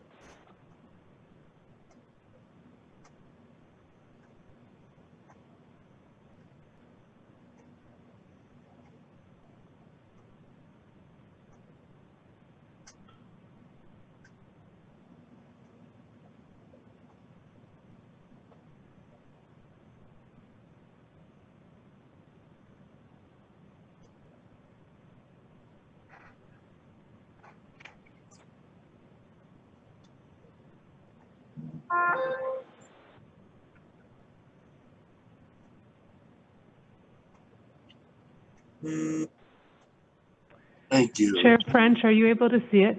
I am. Okay. So we took the roll call. I'd ask for a motion to approve the minutes from March 4th. So moved. The agenda first. I ask for approval to move the agenda. So moved. So moved. Second. Don't need a second. Secretary, take. Commissioner Musich, Aye. Commissioner Hassan, Aye. Vice President Vita, Aye. Vice Chair Severson, Aye. Chair French. Aye. I entertain a motion to approve the minutes from March 4th, 2020. So moved. Secretary, take the roll, please. Commissioner Musich. Aye. Commissioner Hassan, Aye. Vice President Vita, Aye.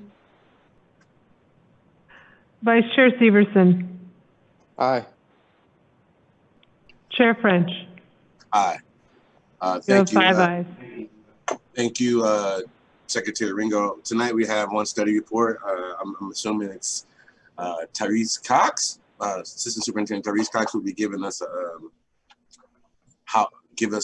little update on our MO, under our agreements that we're having with the school boards right now.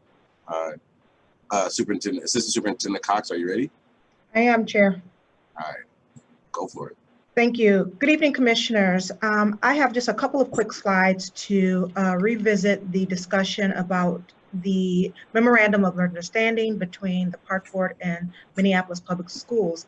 So Secretary Ringo could bring up my slide deck. I just have 5 of them that will remind us of how we got here and what we see as a path forward.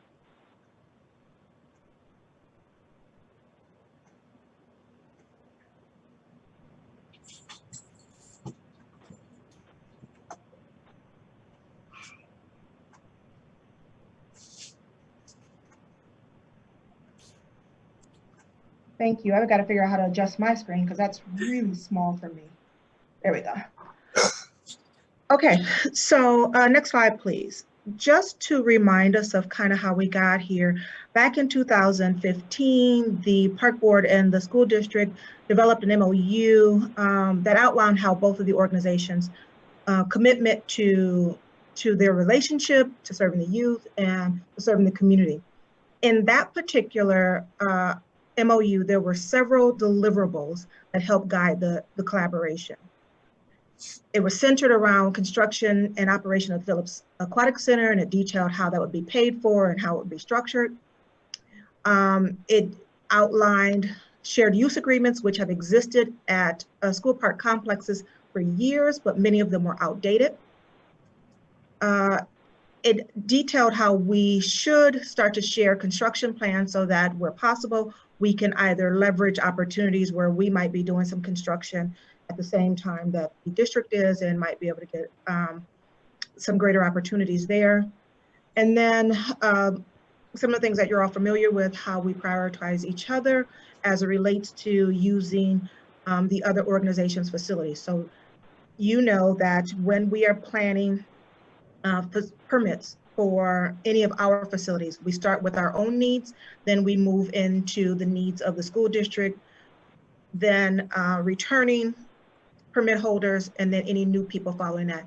And it works in same order for the school district. And then one of the other big deliverables in that was the development of the Minneapolis Youth Sports Association, which we did get off the ground, excuse me, in a way that we hadn't anticipated because the original MOU called for joint funding for a position, but staff worked together to make that committee come to life. Next slide, please. So as a result of the MOU, we've had some significant successes. That what we saw is the development and execution of the original MOU has strengthened the relationship between the Park Board and the district. And it's also facilitated greater interagency collaboration. So quarterly, the two superintendents and some of their key staff meet to talk about issues that each of them are facing, identify opportunities to collaborate. I meet monthly with Chief Operating Officer Karen DeVette.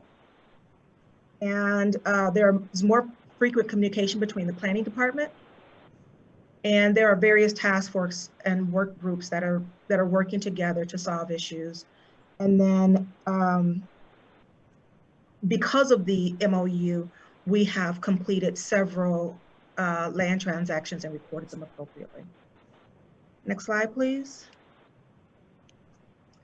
So unlike the original MOU, the proposed new one does not have the same number of specific deliverables in it. This one is more values-based, and it really highlights our commitment to the work that we intend to do both for youth and for families and for the broader community. And some of those values, and I'm gonna be really honest, because of my screen, I can't even read it that well. And if I move over, you won't be able to see me. So I'm gonna take a stab at it. The values are children and youth-centered, stewardship, how we use resources, equity and inclusivity, and then it's focused and aligned programming are the values that that have been developed and named in this in the current MOU or the proposed MOU. Next slide, please.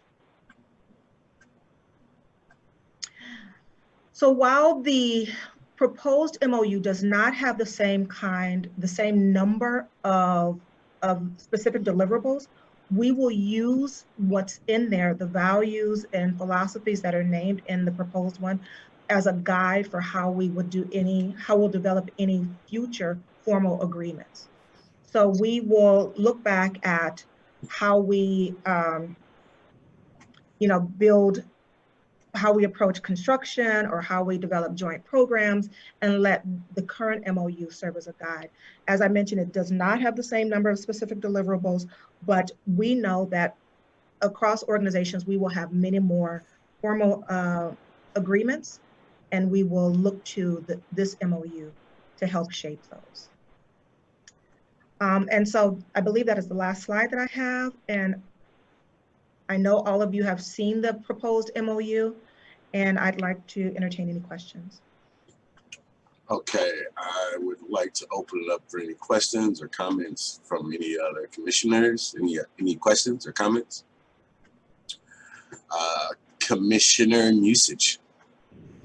Thank you, Chair French. I'm glad to see we're finally discussing this since it's been almost a year since it was initially proposed at the school board, joint park and school board meeting. I worked extensively on the initial MOU, and that one had specific goals in it with specific deliverables, because that's really how you get things done in government. So I'm really disappointed to see that we've moved away from specificity and gone into adapting flowery language that really doesn't deliver anything to the residents of the city. There's a number of items from the initial MOU that were deliverables that never had any action taken on them that was shared with the board in this committee. Specifically, the publication of a shared listing of all activities being offered by both the public school system and the park board. That's mailed out regularly by the public schools. We create a separate document that we then distribute to rec centers. And I just see it as a huge inefficiency to taxpayers that we have two organizations providing a very similar service, and that we want to provide people with opportunities to expand their educational opportunities and recreational opportunities. And we're not leveraging that publication in a way that is an effective use of tax dollars. So I'm disappointed to see that that never was delivered. We've not been given an update, and then it's not mentioned at all in any capacity in the new MOU. We also had in the original MOU that we were going to try to work on a shared or cross-listed registration system. That's nowhere to be found here as well. So people need to have multiple logins to be able to log in or to be able to access the offerings of the government that represents them. So there's that complexity. And then also the fact that you can go somewhere and look for something and you think you're seeing everything when really maybe half the options for enrichment are on a different website that you don't have access to unless you go and log into it. So as a computer programmer, I'm just dismayed that that hasn't been further explored and looked to be implemented to provide our residents with a one-stop shop for that information and registration. In the original document, we talked about how MPS would continue to support the Phillips Pool operation. I think it's $150,000 a year they were offering to pay to the parks. I don't think we have an additional agreement in place for that to continue, so I don't know how we continue to operate that pool or if that's an additional cost we're gonna have to build into our budget for 2021. That's something I'd really like to better understand. We had talked a lot about collaborative long-range planning and the need to try to coordinate our CIP plans together so that when we're making investments and when the school's making investments, we're doing so in a way that really leverages the investments each other is making to ensure that we're equitably investing across the city in athletic facilities. If you can finish up your question, Commissioner Music. You can finish. Go ahead and finish. I think your 3 minutes was up.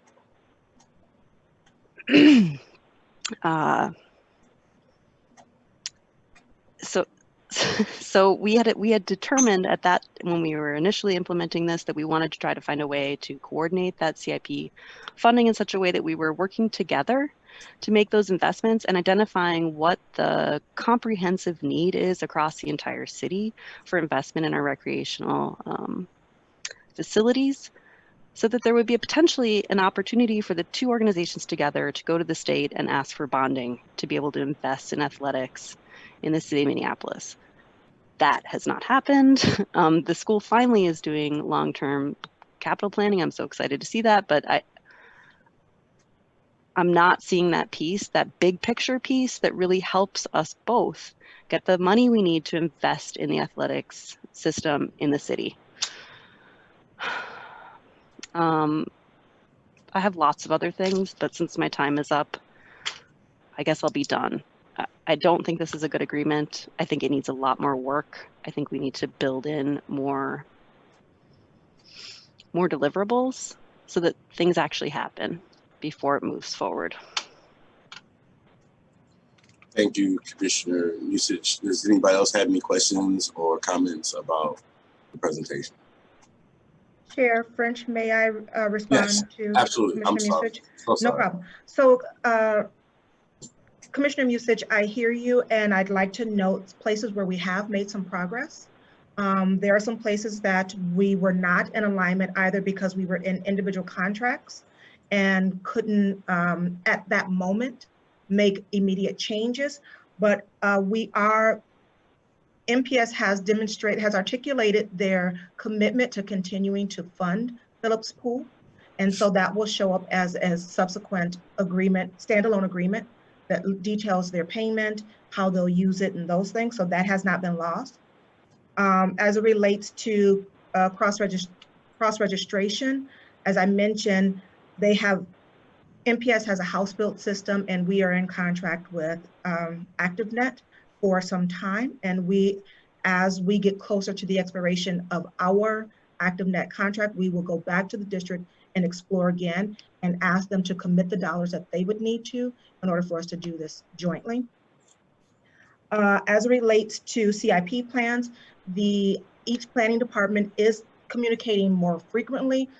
To my knowledge, we have not found opportunities to jointly seek bonding, but we are at least talking about where are you making some modifications or doing some improvements, and is there an opportunity for us to kind of jointly do that? So those are a few of the places where, while we have not fully completed all of them, we have made some progress.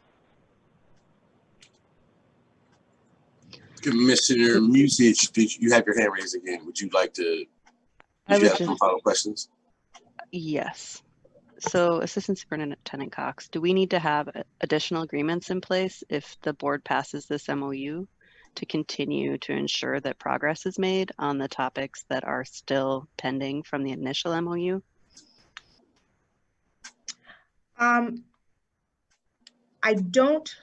I'm sorry, Chair French, Commissioner Musich, I don't believe that I believe the MOU as it's written can stand alone and know that we have not taken our eyes off these other projects, and that we, as resources become available or as contracts sunset, we're going to revisit those things and see how we can make progress towards.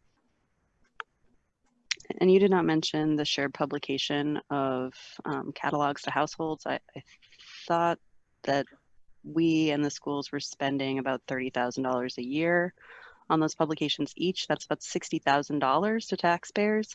If we were able to combine those, that frees up $30,000. I know it's a small amount, but every dollar counts, especially now in the pandemic and belt tightening season of budgeting. So is that still being explored as an option for cost savings and government efficiency?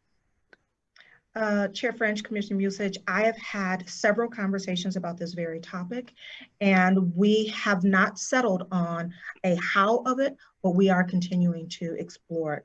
We both have a format that works for our individual organizational styles, and we have not been able to figure out yet how to do that jointly, but it's not lost. Thank you. You have any more additional questions, commissioners? Are you done, Commissioner Musich? Yes, I'm done. Thank you. Is there any additional questions? Deputy Superintendent Cox, I know one of the main barriers of merging our two systems was a data privacy issue. Did we figure out a solution to that, or is that still a stumbling block to merging our systems where we can share information? Chair French, that still is a bit of a stumbling block that that we talked about the last time. The idea of, I believe it's called My Backpack, that allows for a student's data to be shared across several collaborating agencies. That hasn't moved very far in the metro, but we can continue to think about a system that might allow us to do that appropriately and protect students' privacy. That doesn't need an additional piece of legislation to do stuff like that, does it? I mean, we don't need to change any particular laws that's protecting student data to actually do that, do we? I know there's a myriad of laws that protects data about students. Is there any law that prevents the park board from accessing some of that data? I thought we talked about that before, and there were some hurdles to doing that. Commissioner French, we did talk about it before, but I don't remember specifically laws associated. We talked about the fact that the idea of it had been floating around the metro for the past few years, and no agency has really made progress in it. And so that may lead me to believe that there's some laws associated, but I'm not the expert in that part. Okay. Who do you, if that agent, if we're at that agency or the school board's at that agency, who would be like in the county, like who would be the, I don't know, who would be that dream agency to be able to put something like that together? Would it be somebody on the county level? Would it be somebody from the city? What if you had to rub a lamp of a genie, how would that work for you? Chair French, I think it would depend on the desired outcome. So what is it that we are trying to have information shared around? So if it's really just around academics and recreational interests, then that would be an agreement just between the park board and the district. But if we are looking at something broader, as had been explored with other agencies, including things like county supports and health records and those kinds of that. They were talking really big, kind of meaty kinds of things. And was that a little too daunting? Was that a little bit too much? I think that might have been why it stalled. Okay. So do you think it's best to just for NPS and the park board to try to figure out something just for them, just for us? I mean, and it might be a little bit easier way to go. I'm still concerned about students' data and how that would follow them and how that data would be used, and how we train folks that work with our kids about the importance of keeping data privacy. That's my concern. Like, I work with kids prior with who had a lot of issues on their record that everybody doesn't need to know about, and so we're opening up that data, that privacy, to a whole new group of folks, and I just really want to make sure that we do it in a really respectful and tasteful way.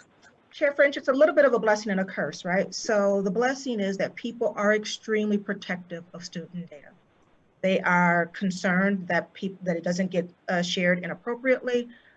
That's the blessing. People are protective. The curse is it perhaps may stand in the way also, and so I may have to defer to legal to see where the lines might be as we continue this discussion in the future. Okay, thank you, Deputy Superintendent, Assistant Superintendent Cox, for all the work with this plan.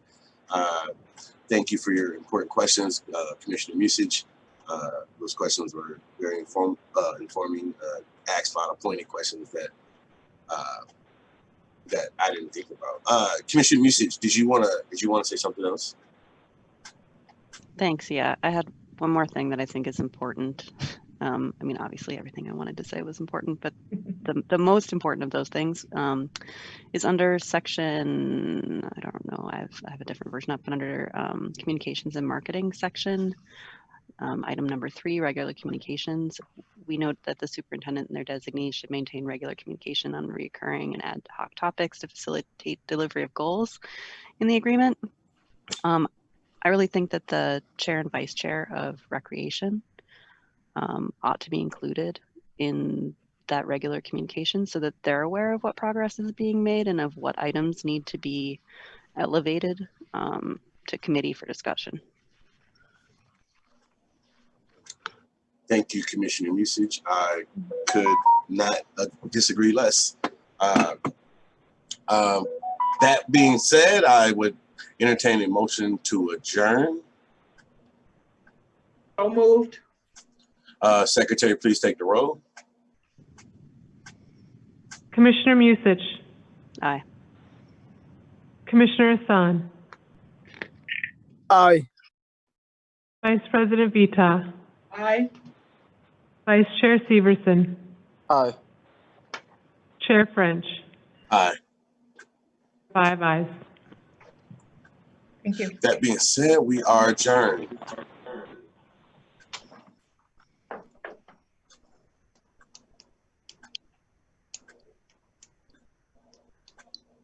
Our next committee is the Standards and Conduct Committee, Chair Hassan.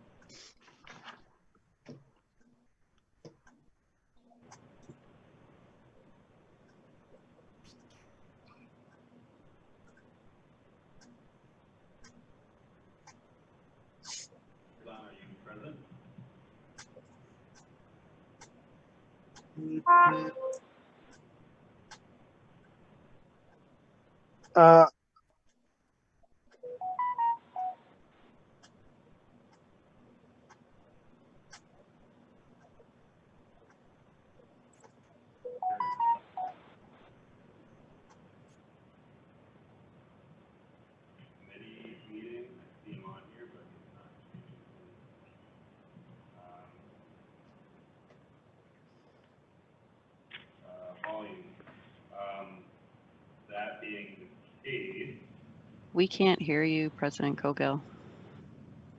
sorry.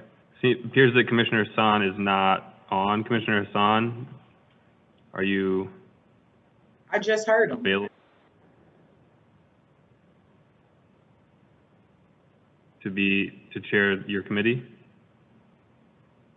Commissioner Hassan?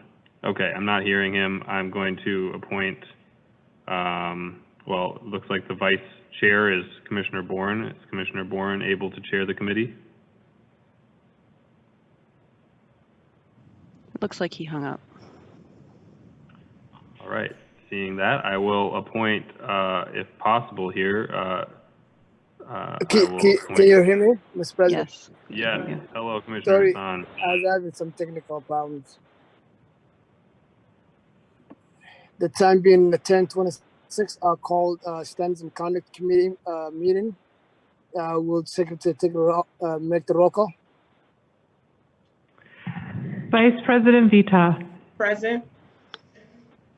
Commissioner Musich. Present. Commissioner Meyer. Here. Vice Chair Bourne. Chair Hassan. Thank you so much.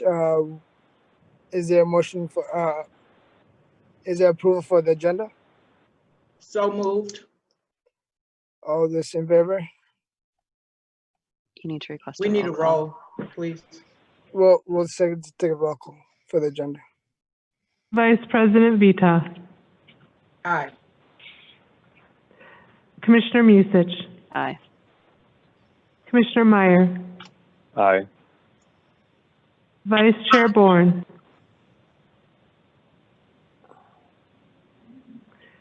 Chair Hassan. Aye. You have 4 ayes, 1 absent.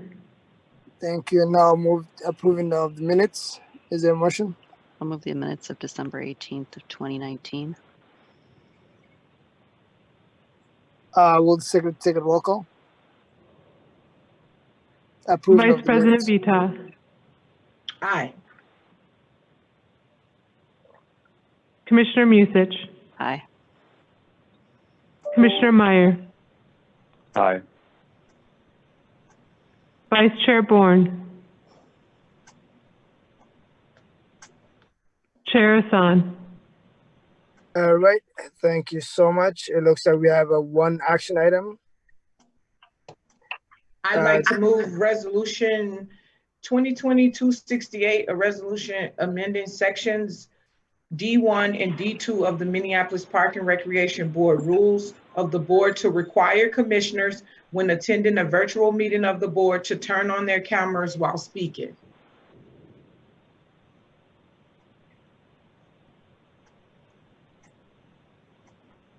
Is there any discussion?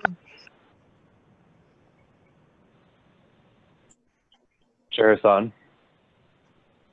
Yeah, Commissioner Meyer. Yes, thank you. So I'm actually having technical difficulties right now. My internet has gone out and won't be fixed until tomorrow. And the irony of that, given this rule proposal, is not lost on me.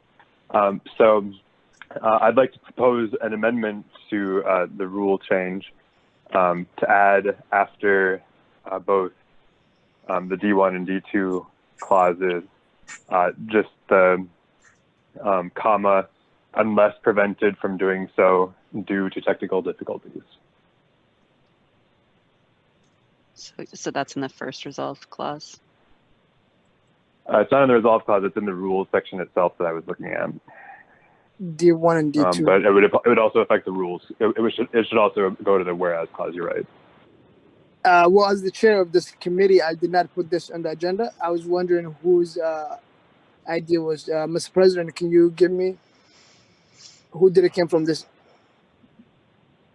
Commissioner Hassan, yes, I can provide some clarity here. So the resolution is amending the board rules given COVID-19 and the fact that the board meetings have moved online and being in line with other levels of government, for example, at the city, the Board of Estimate and Taxation, which I also serve on. Once when a member is speaking, for clarity and transparency purposes, the member must turn on his or her camera if possible.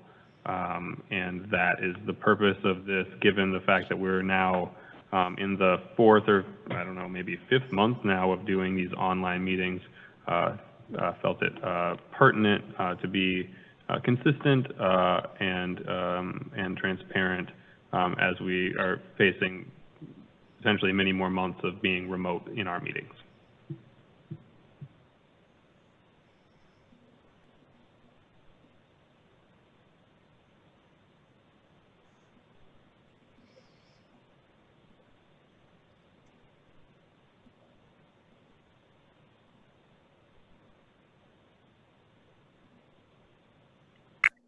Is there any other discussion?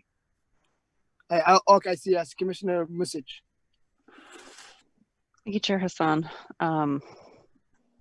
We're speaking to the amendment proposed by Commissioner Meyer at this point. Is that correct? Yes. Okay. So I just want to clarify that what we're talking about doing is amending the sections, but to do that, we would need to amend the resolve clause to read: the Board of Commissioner amends sections D1 and D2 of the Minneapolis Park Recreation Board rules of the board to require commissioners, when attending a virtual meeting of the board, to turn on their cameras while speaking unless experiencing technical difficulties. Is that correct? Yes. Not quite. I mean, the language that I said is unless prevented from doing so due to technical difficulties. So okay. Pretty close, but since the rule, we should use the exact words. Similar. Go ahead, Commissioner Message. Okay, so I'm comfortable with the language that you put forward, Commissioner Meyer. Thank you for the clarification. Thank you, Commissioner Message. Commissioner Severson. Thank you, Chair Hassan. So I would also like something added into this about health and being sick. Again, it really sucks that I have to discuss some medical issues I've had, but again, I'll do that because I think that our President Cogill doesn't fully understand everybody, and his privilege allows him to move forward without having communication and contact with people about resolutions put forward. I had a severe case of shingles that started from the back of my head and went all the way to my eyeball. If anyone has concerns of why I wasn't on camera, that was the reason I wasn't on camera. Unfortunately, it stretched a little bit longer than I wanted it to. Very painful, very ugly. Didn't think it was necessary. I think this is a severe overreach. I hope that you guys vote no and we can move on to deal with more important specific issues. On top of the fact that I sit here in Zoom meetings on a regular basis and get cut off because we don't have the best internet in North Minneapolis. And I do feel like there's blockages with some of the cell phone companies. So I would ask that we take this privilege resolution off the table or move on to more important issues. Thank you.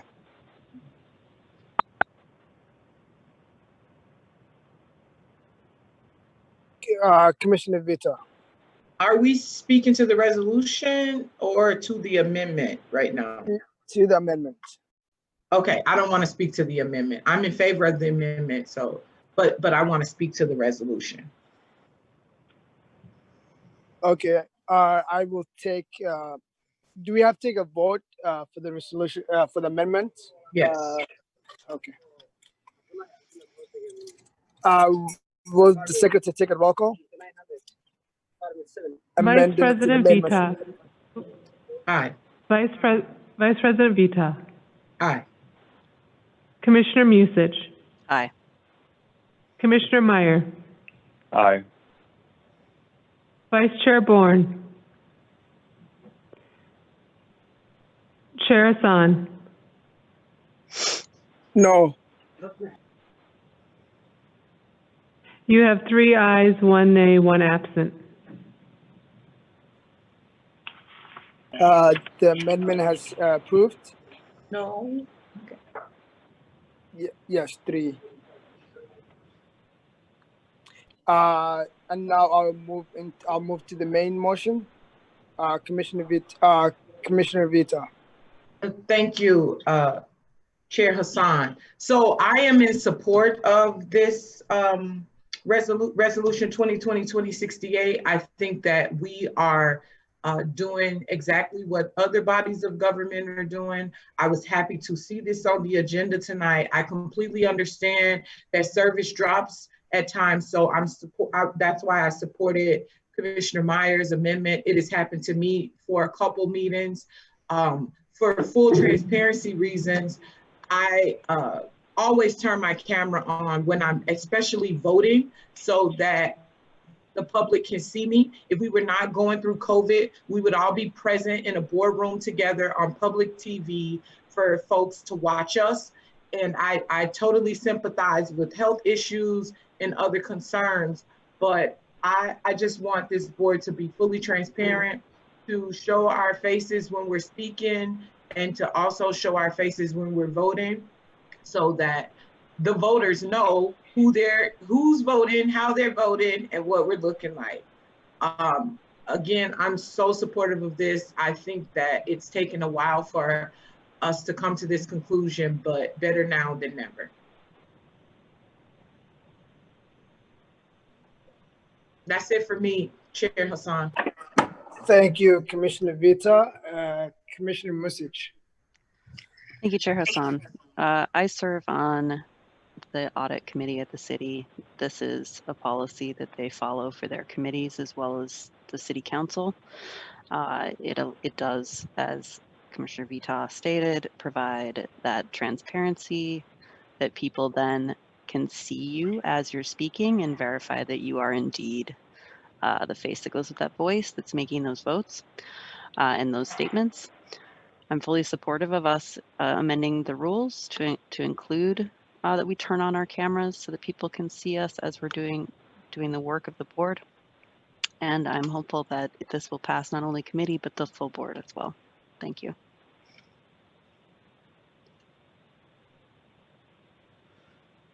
All right. Looks like there's no one else that raised their hand. Thank you so much, everyone, for the input. I think this is, I respect and welcome, but I won't be voting this this resolution. As the chair of standards and conduct, I wasn't consulted with. I wasn't aware this was coming into this committee, and therefore I welcome the intent, but I will not be supporting. And now I'll move. Will the secretary take a roll call? Vice President Vita. Aye. Commissioner Music. Aye. Commissioner Meyer. Aye. Vice Chair Bourne. Chair Hassan. No. You have 3 ayes, 1 nay, 1 absent. Thank you, and that that motion has been passed. And now, is there? You don't have any status reports. Now move. Is there a motion to adjourn? So moved. Will the secretary take a roll call? Vice President Vita. Aye. Commissioner Music. Aye. Commissioner Meyer. Aye. Vice Chair Bourne. Chair Hassan. Thank you so much. You guys have a good night. I'd like to convene the Administration and Finance Committee here at 11:40 p.m. The Secretary. 10:40. Oh, did I say 10? Sorry, 10:40. Ooh, okay. What time zone are we in? Anyway, with the Secretary, please call the roll. Vice President Vita. Present. Commissioner Music. Present. Commissioner French.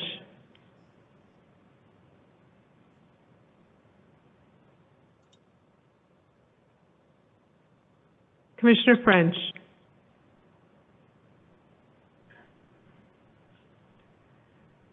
Commissioner Hassan, or Vice Chair Hassan. Here. Chair Forney. Here. You have a quorum. I'll take a motion to approve the agenda. So moved. Will the secretary please call a roll? Vice President Vita. Aye. Commissioner Musich. Aye. Commissioner French.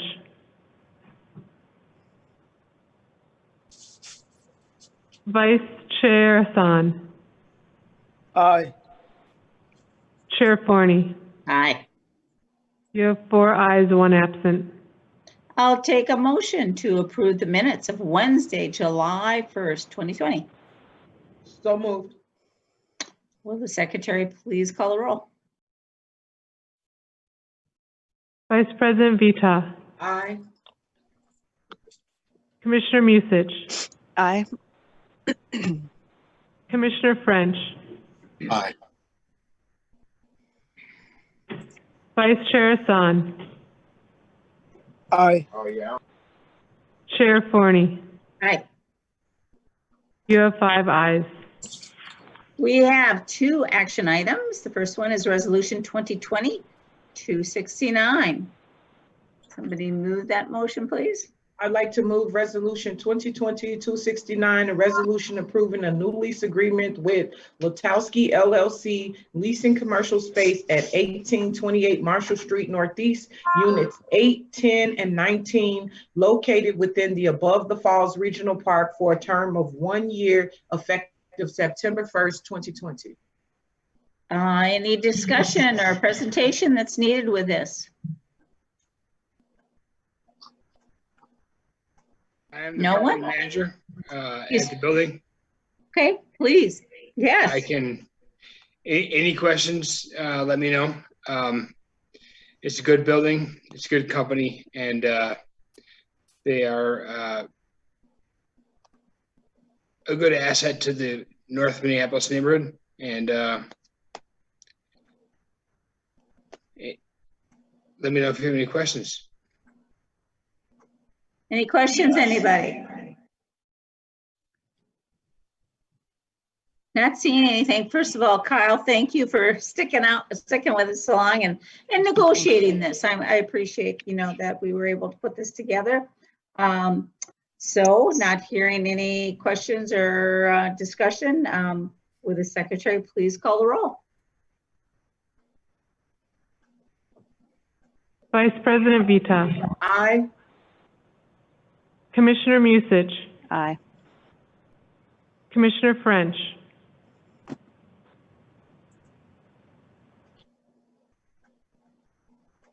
Aye. Vice Chair Hassan. Aye. Chair Forney. Aye. You have 5 ayes. I'll take a motion to move Resolution 2020-270.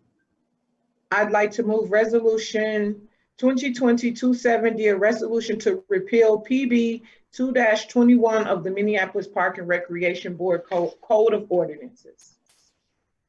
Would people like a presentation or discussion on this? Oh, excuse me. Commissioner Musich, I see your hand. Thank you, Chair Forney. I'm not necessarily looking for a presentation, but I would like some clarification from staff. Earlier this year, as part of our cost reduction efforts for COVID, we voted to move one-time dollars back into the general fund, including, I thought, the review of ordinances. So I'm wondering if we did get legal review of this prior to that decision, to ensure that we are doing our due diligence when we're talking about repealing ordinances on the park boards. I'm sorry, my brain's not working, but I'm sure you understand what I'm trying to say. At this hour, Did we why follow would it be working? Did we follow the appropriate process that we said we would follow when reviewing and considering ordinances for repeal or modification? Well, I am seeing that Alana Mosley is on the line and can address that, hopefully, if she's still there. Hi, yes, I am. In terms of this repeal, this had been on our list. We had highlighted this as one of our high or discriminatory, inequitable ordinances. So yes, it was discovered early on in the process, and we knew we would be addressing that. Okay, so we took care of it before the action that the board took to reallocate those funds to the general fund. That was done in 2019, yes. Okay. And then the second question I had was when I read this, it indicates that it's superseded by Minnesota law and city ordinances. And given what occurred at Theodore Wirth, or not at Theodore Wirth, but adjacent to Theodore Wirth at the lake earlier this week, do those ordinances, do they create the same situation for people that our ordinance created? So like if a person is reading a book and they've pulled their bikini top down to not have tan lines, are they going to be cited potentially under one of those ordinances for having inappropriately exposed themselves? Commissioner Musich, thank you for your question.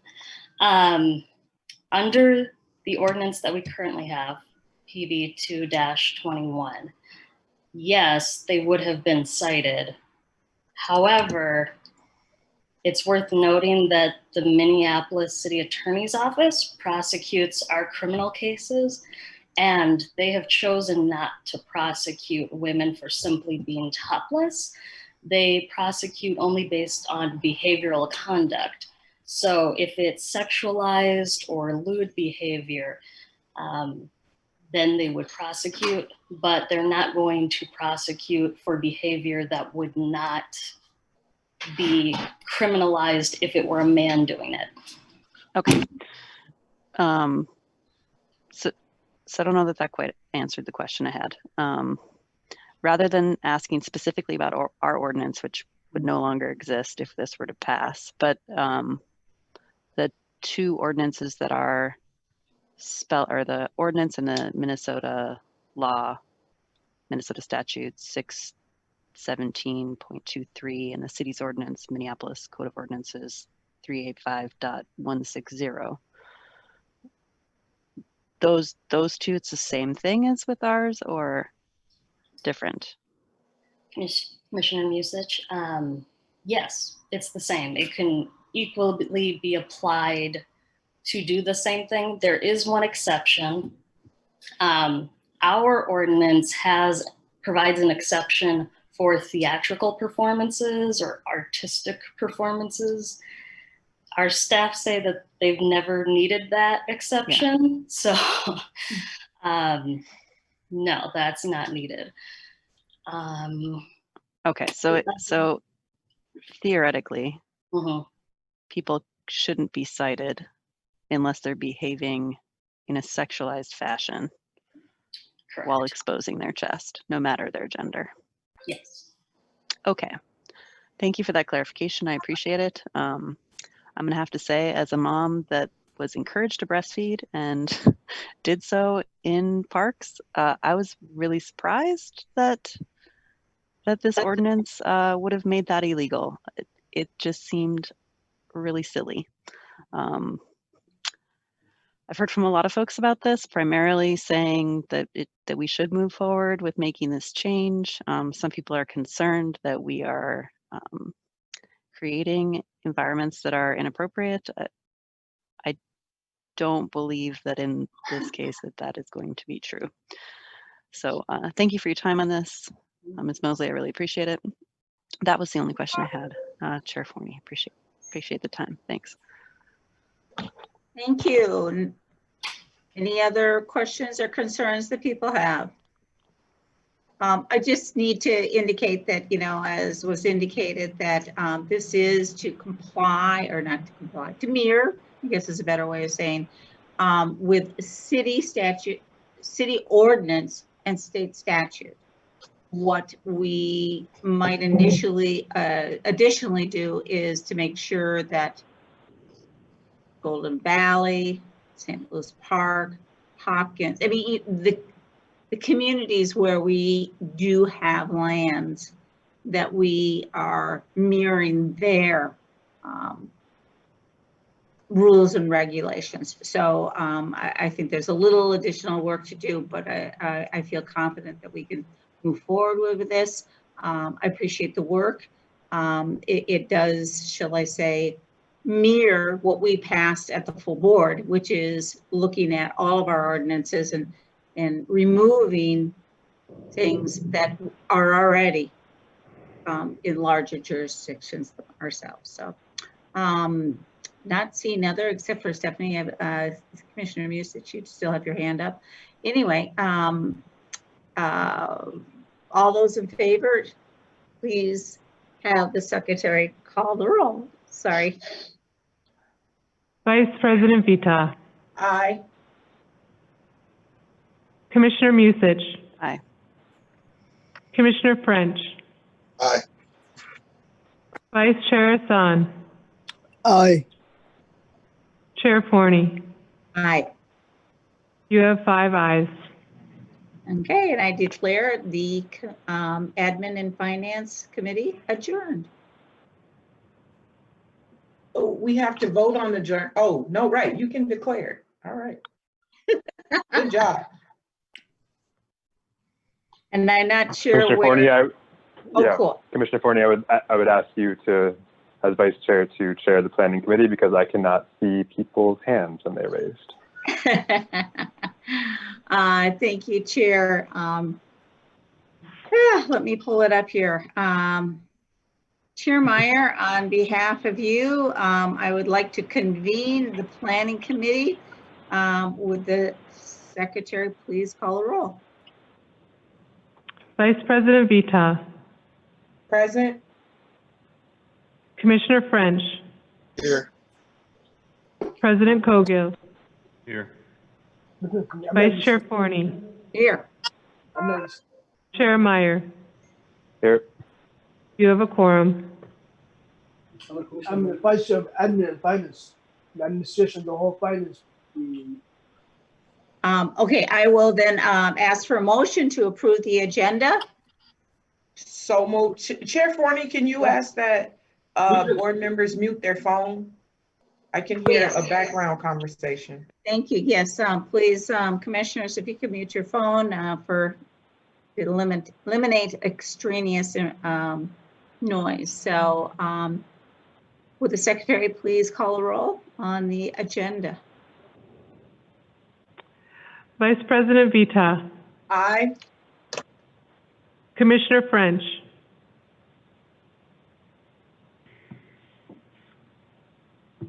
Commissioner French. Aye. President Cogill. Aye. Vice Chair Forney. Aye. Chair Meyer. Aye. You have 5 ayes. Take a motion to approve the minutes of July the 1st. So moved. The secretary please call the roll. Vice President Vita. Aye. Commissioner French. Aye. President Cogill. Aye. Vice Chair Forney. Aye. Chair Meyer. Aye. You have 5 ayes. We have one action item, and that's Resolution 2020-271. Would somebody please move that? I'll move Resolution 2020-271, which is a resolution approving encroachment permit for use of 257.58 square feet of land in front of the subject property at 1726 Kenwood Parkway, encroaching upon parkland at Kenwood Parkway, collecting appropriate fees associated with this encroachment, and approving a temporary construction easement for use of up to 400 square feet of parkland along Kenwood Parkway, collecting appropriate fees associated with this temporary easement. Any questions or presentation that people wish to have on this? Chair Forney. Oh, yes. Chair, Sorry, whoever. yeah. Right. Chair Meyer. Vice Chair Forney. Yeah, I don't need a presentation or anything. I just wanted to briefly say I will be voting in favor of this tonight, but very reluctantly. I wish we didn't have to do this. If I could, you know, I would prevent any new driveways from being built on our parkways. But in conversations with our legal staff, and our legal staff did write a memo regarding this, they do believe that we are obliged to do so to provide this driveway by state law. So I feel that our hands are tied on that.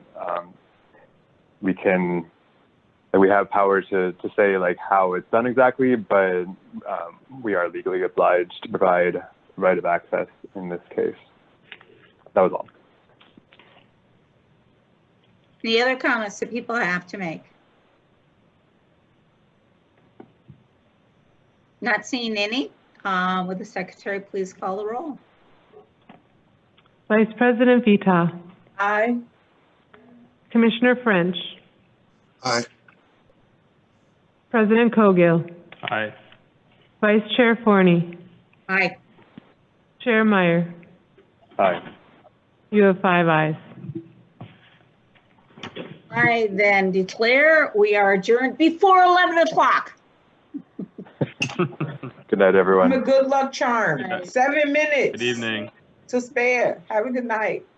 Good night. Good night. Excuse me, Secretary, I thought we had a full board matter. What? Uh-oh. We already adjourned the full board. Do we have a quorum still around? We do not have a full board. I'm here. Oh, okay. Sorry, Christine. It's okay. What do we have? Christine, my understanding It was is the Assistant admin and Superintendent finance matter. Schroeder. It was supposed to go to the full board. I'm We sorry. determined that that was not necessary. No, that was the plan. That was a planning committee item that was not necessary. But that was You stood up all night. I'm so sorry. no, that was fine because I had this one too. We'll ask Superintendent if you can come in a half an hour later tomorrow. No problem. Sorry, Christine. Sorry about Have a that. good night, Christine. everybody. Sorry, Christine. It all happens. Good night, everybody. If I Good see night.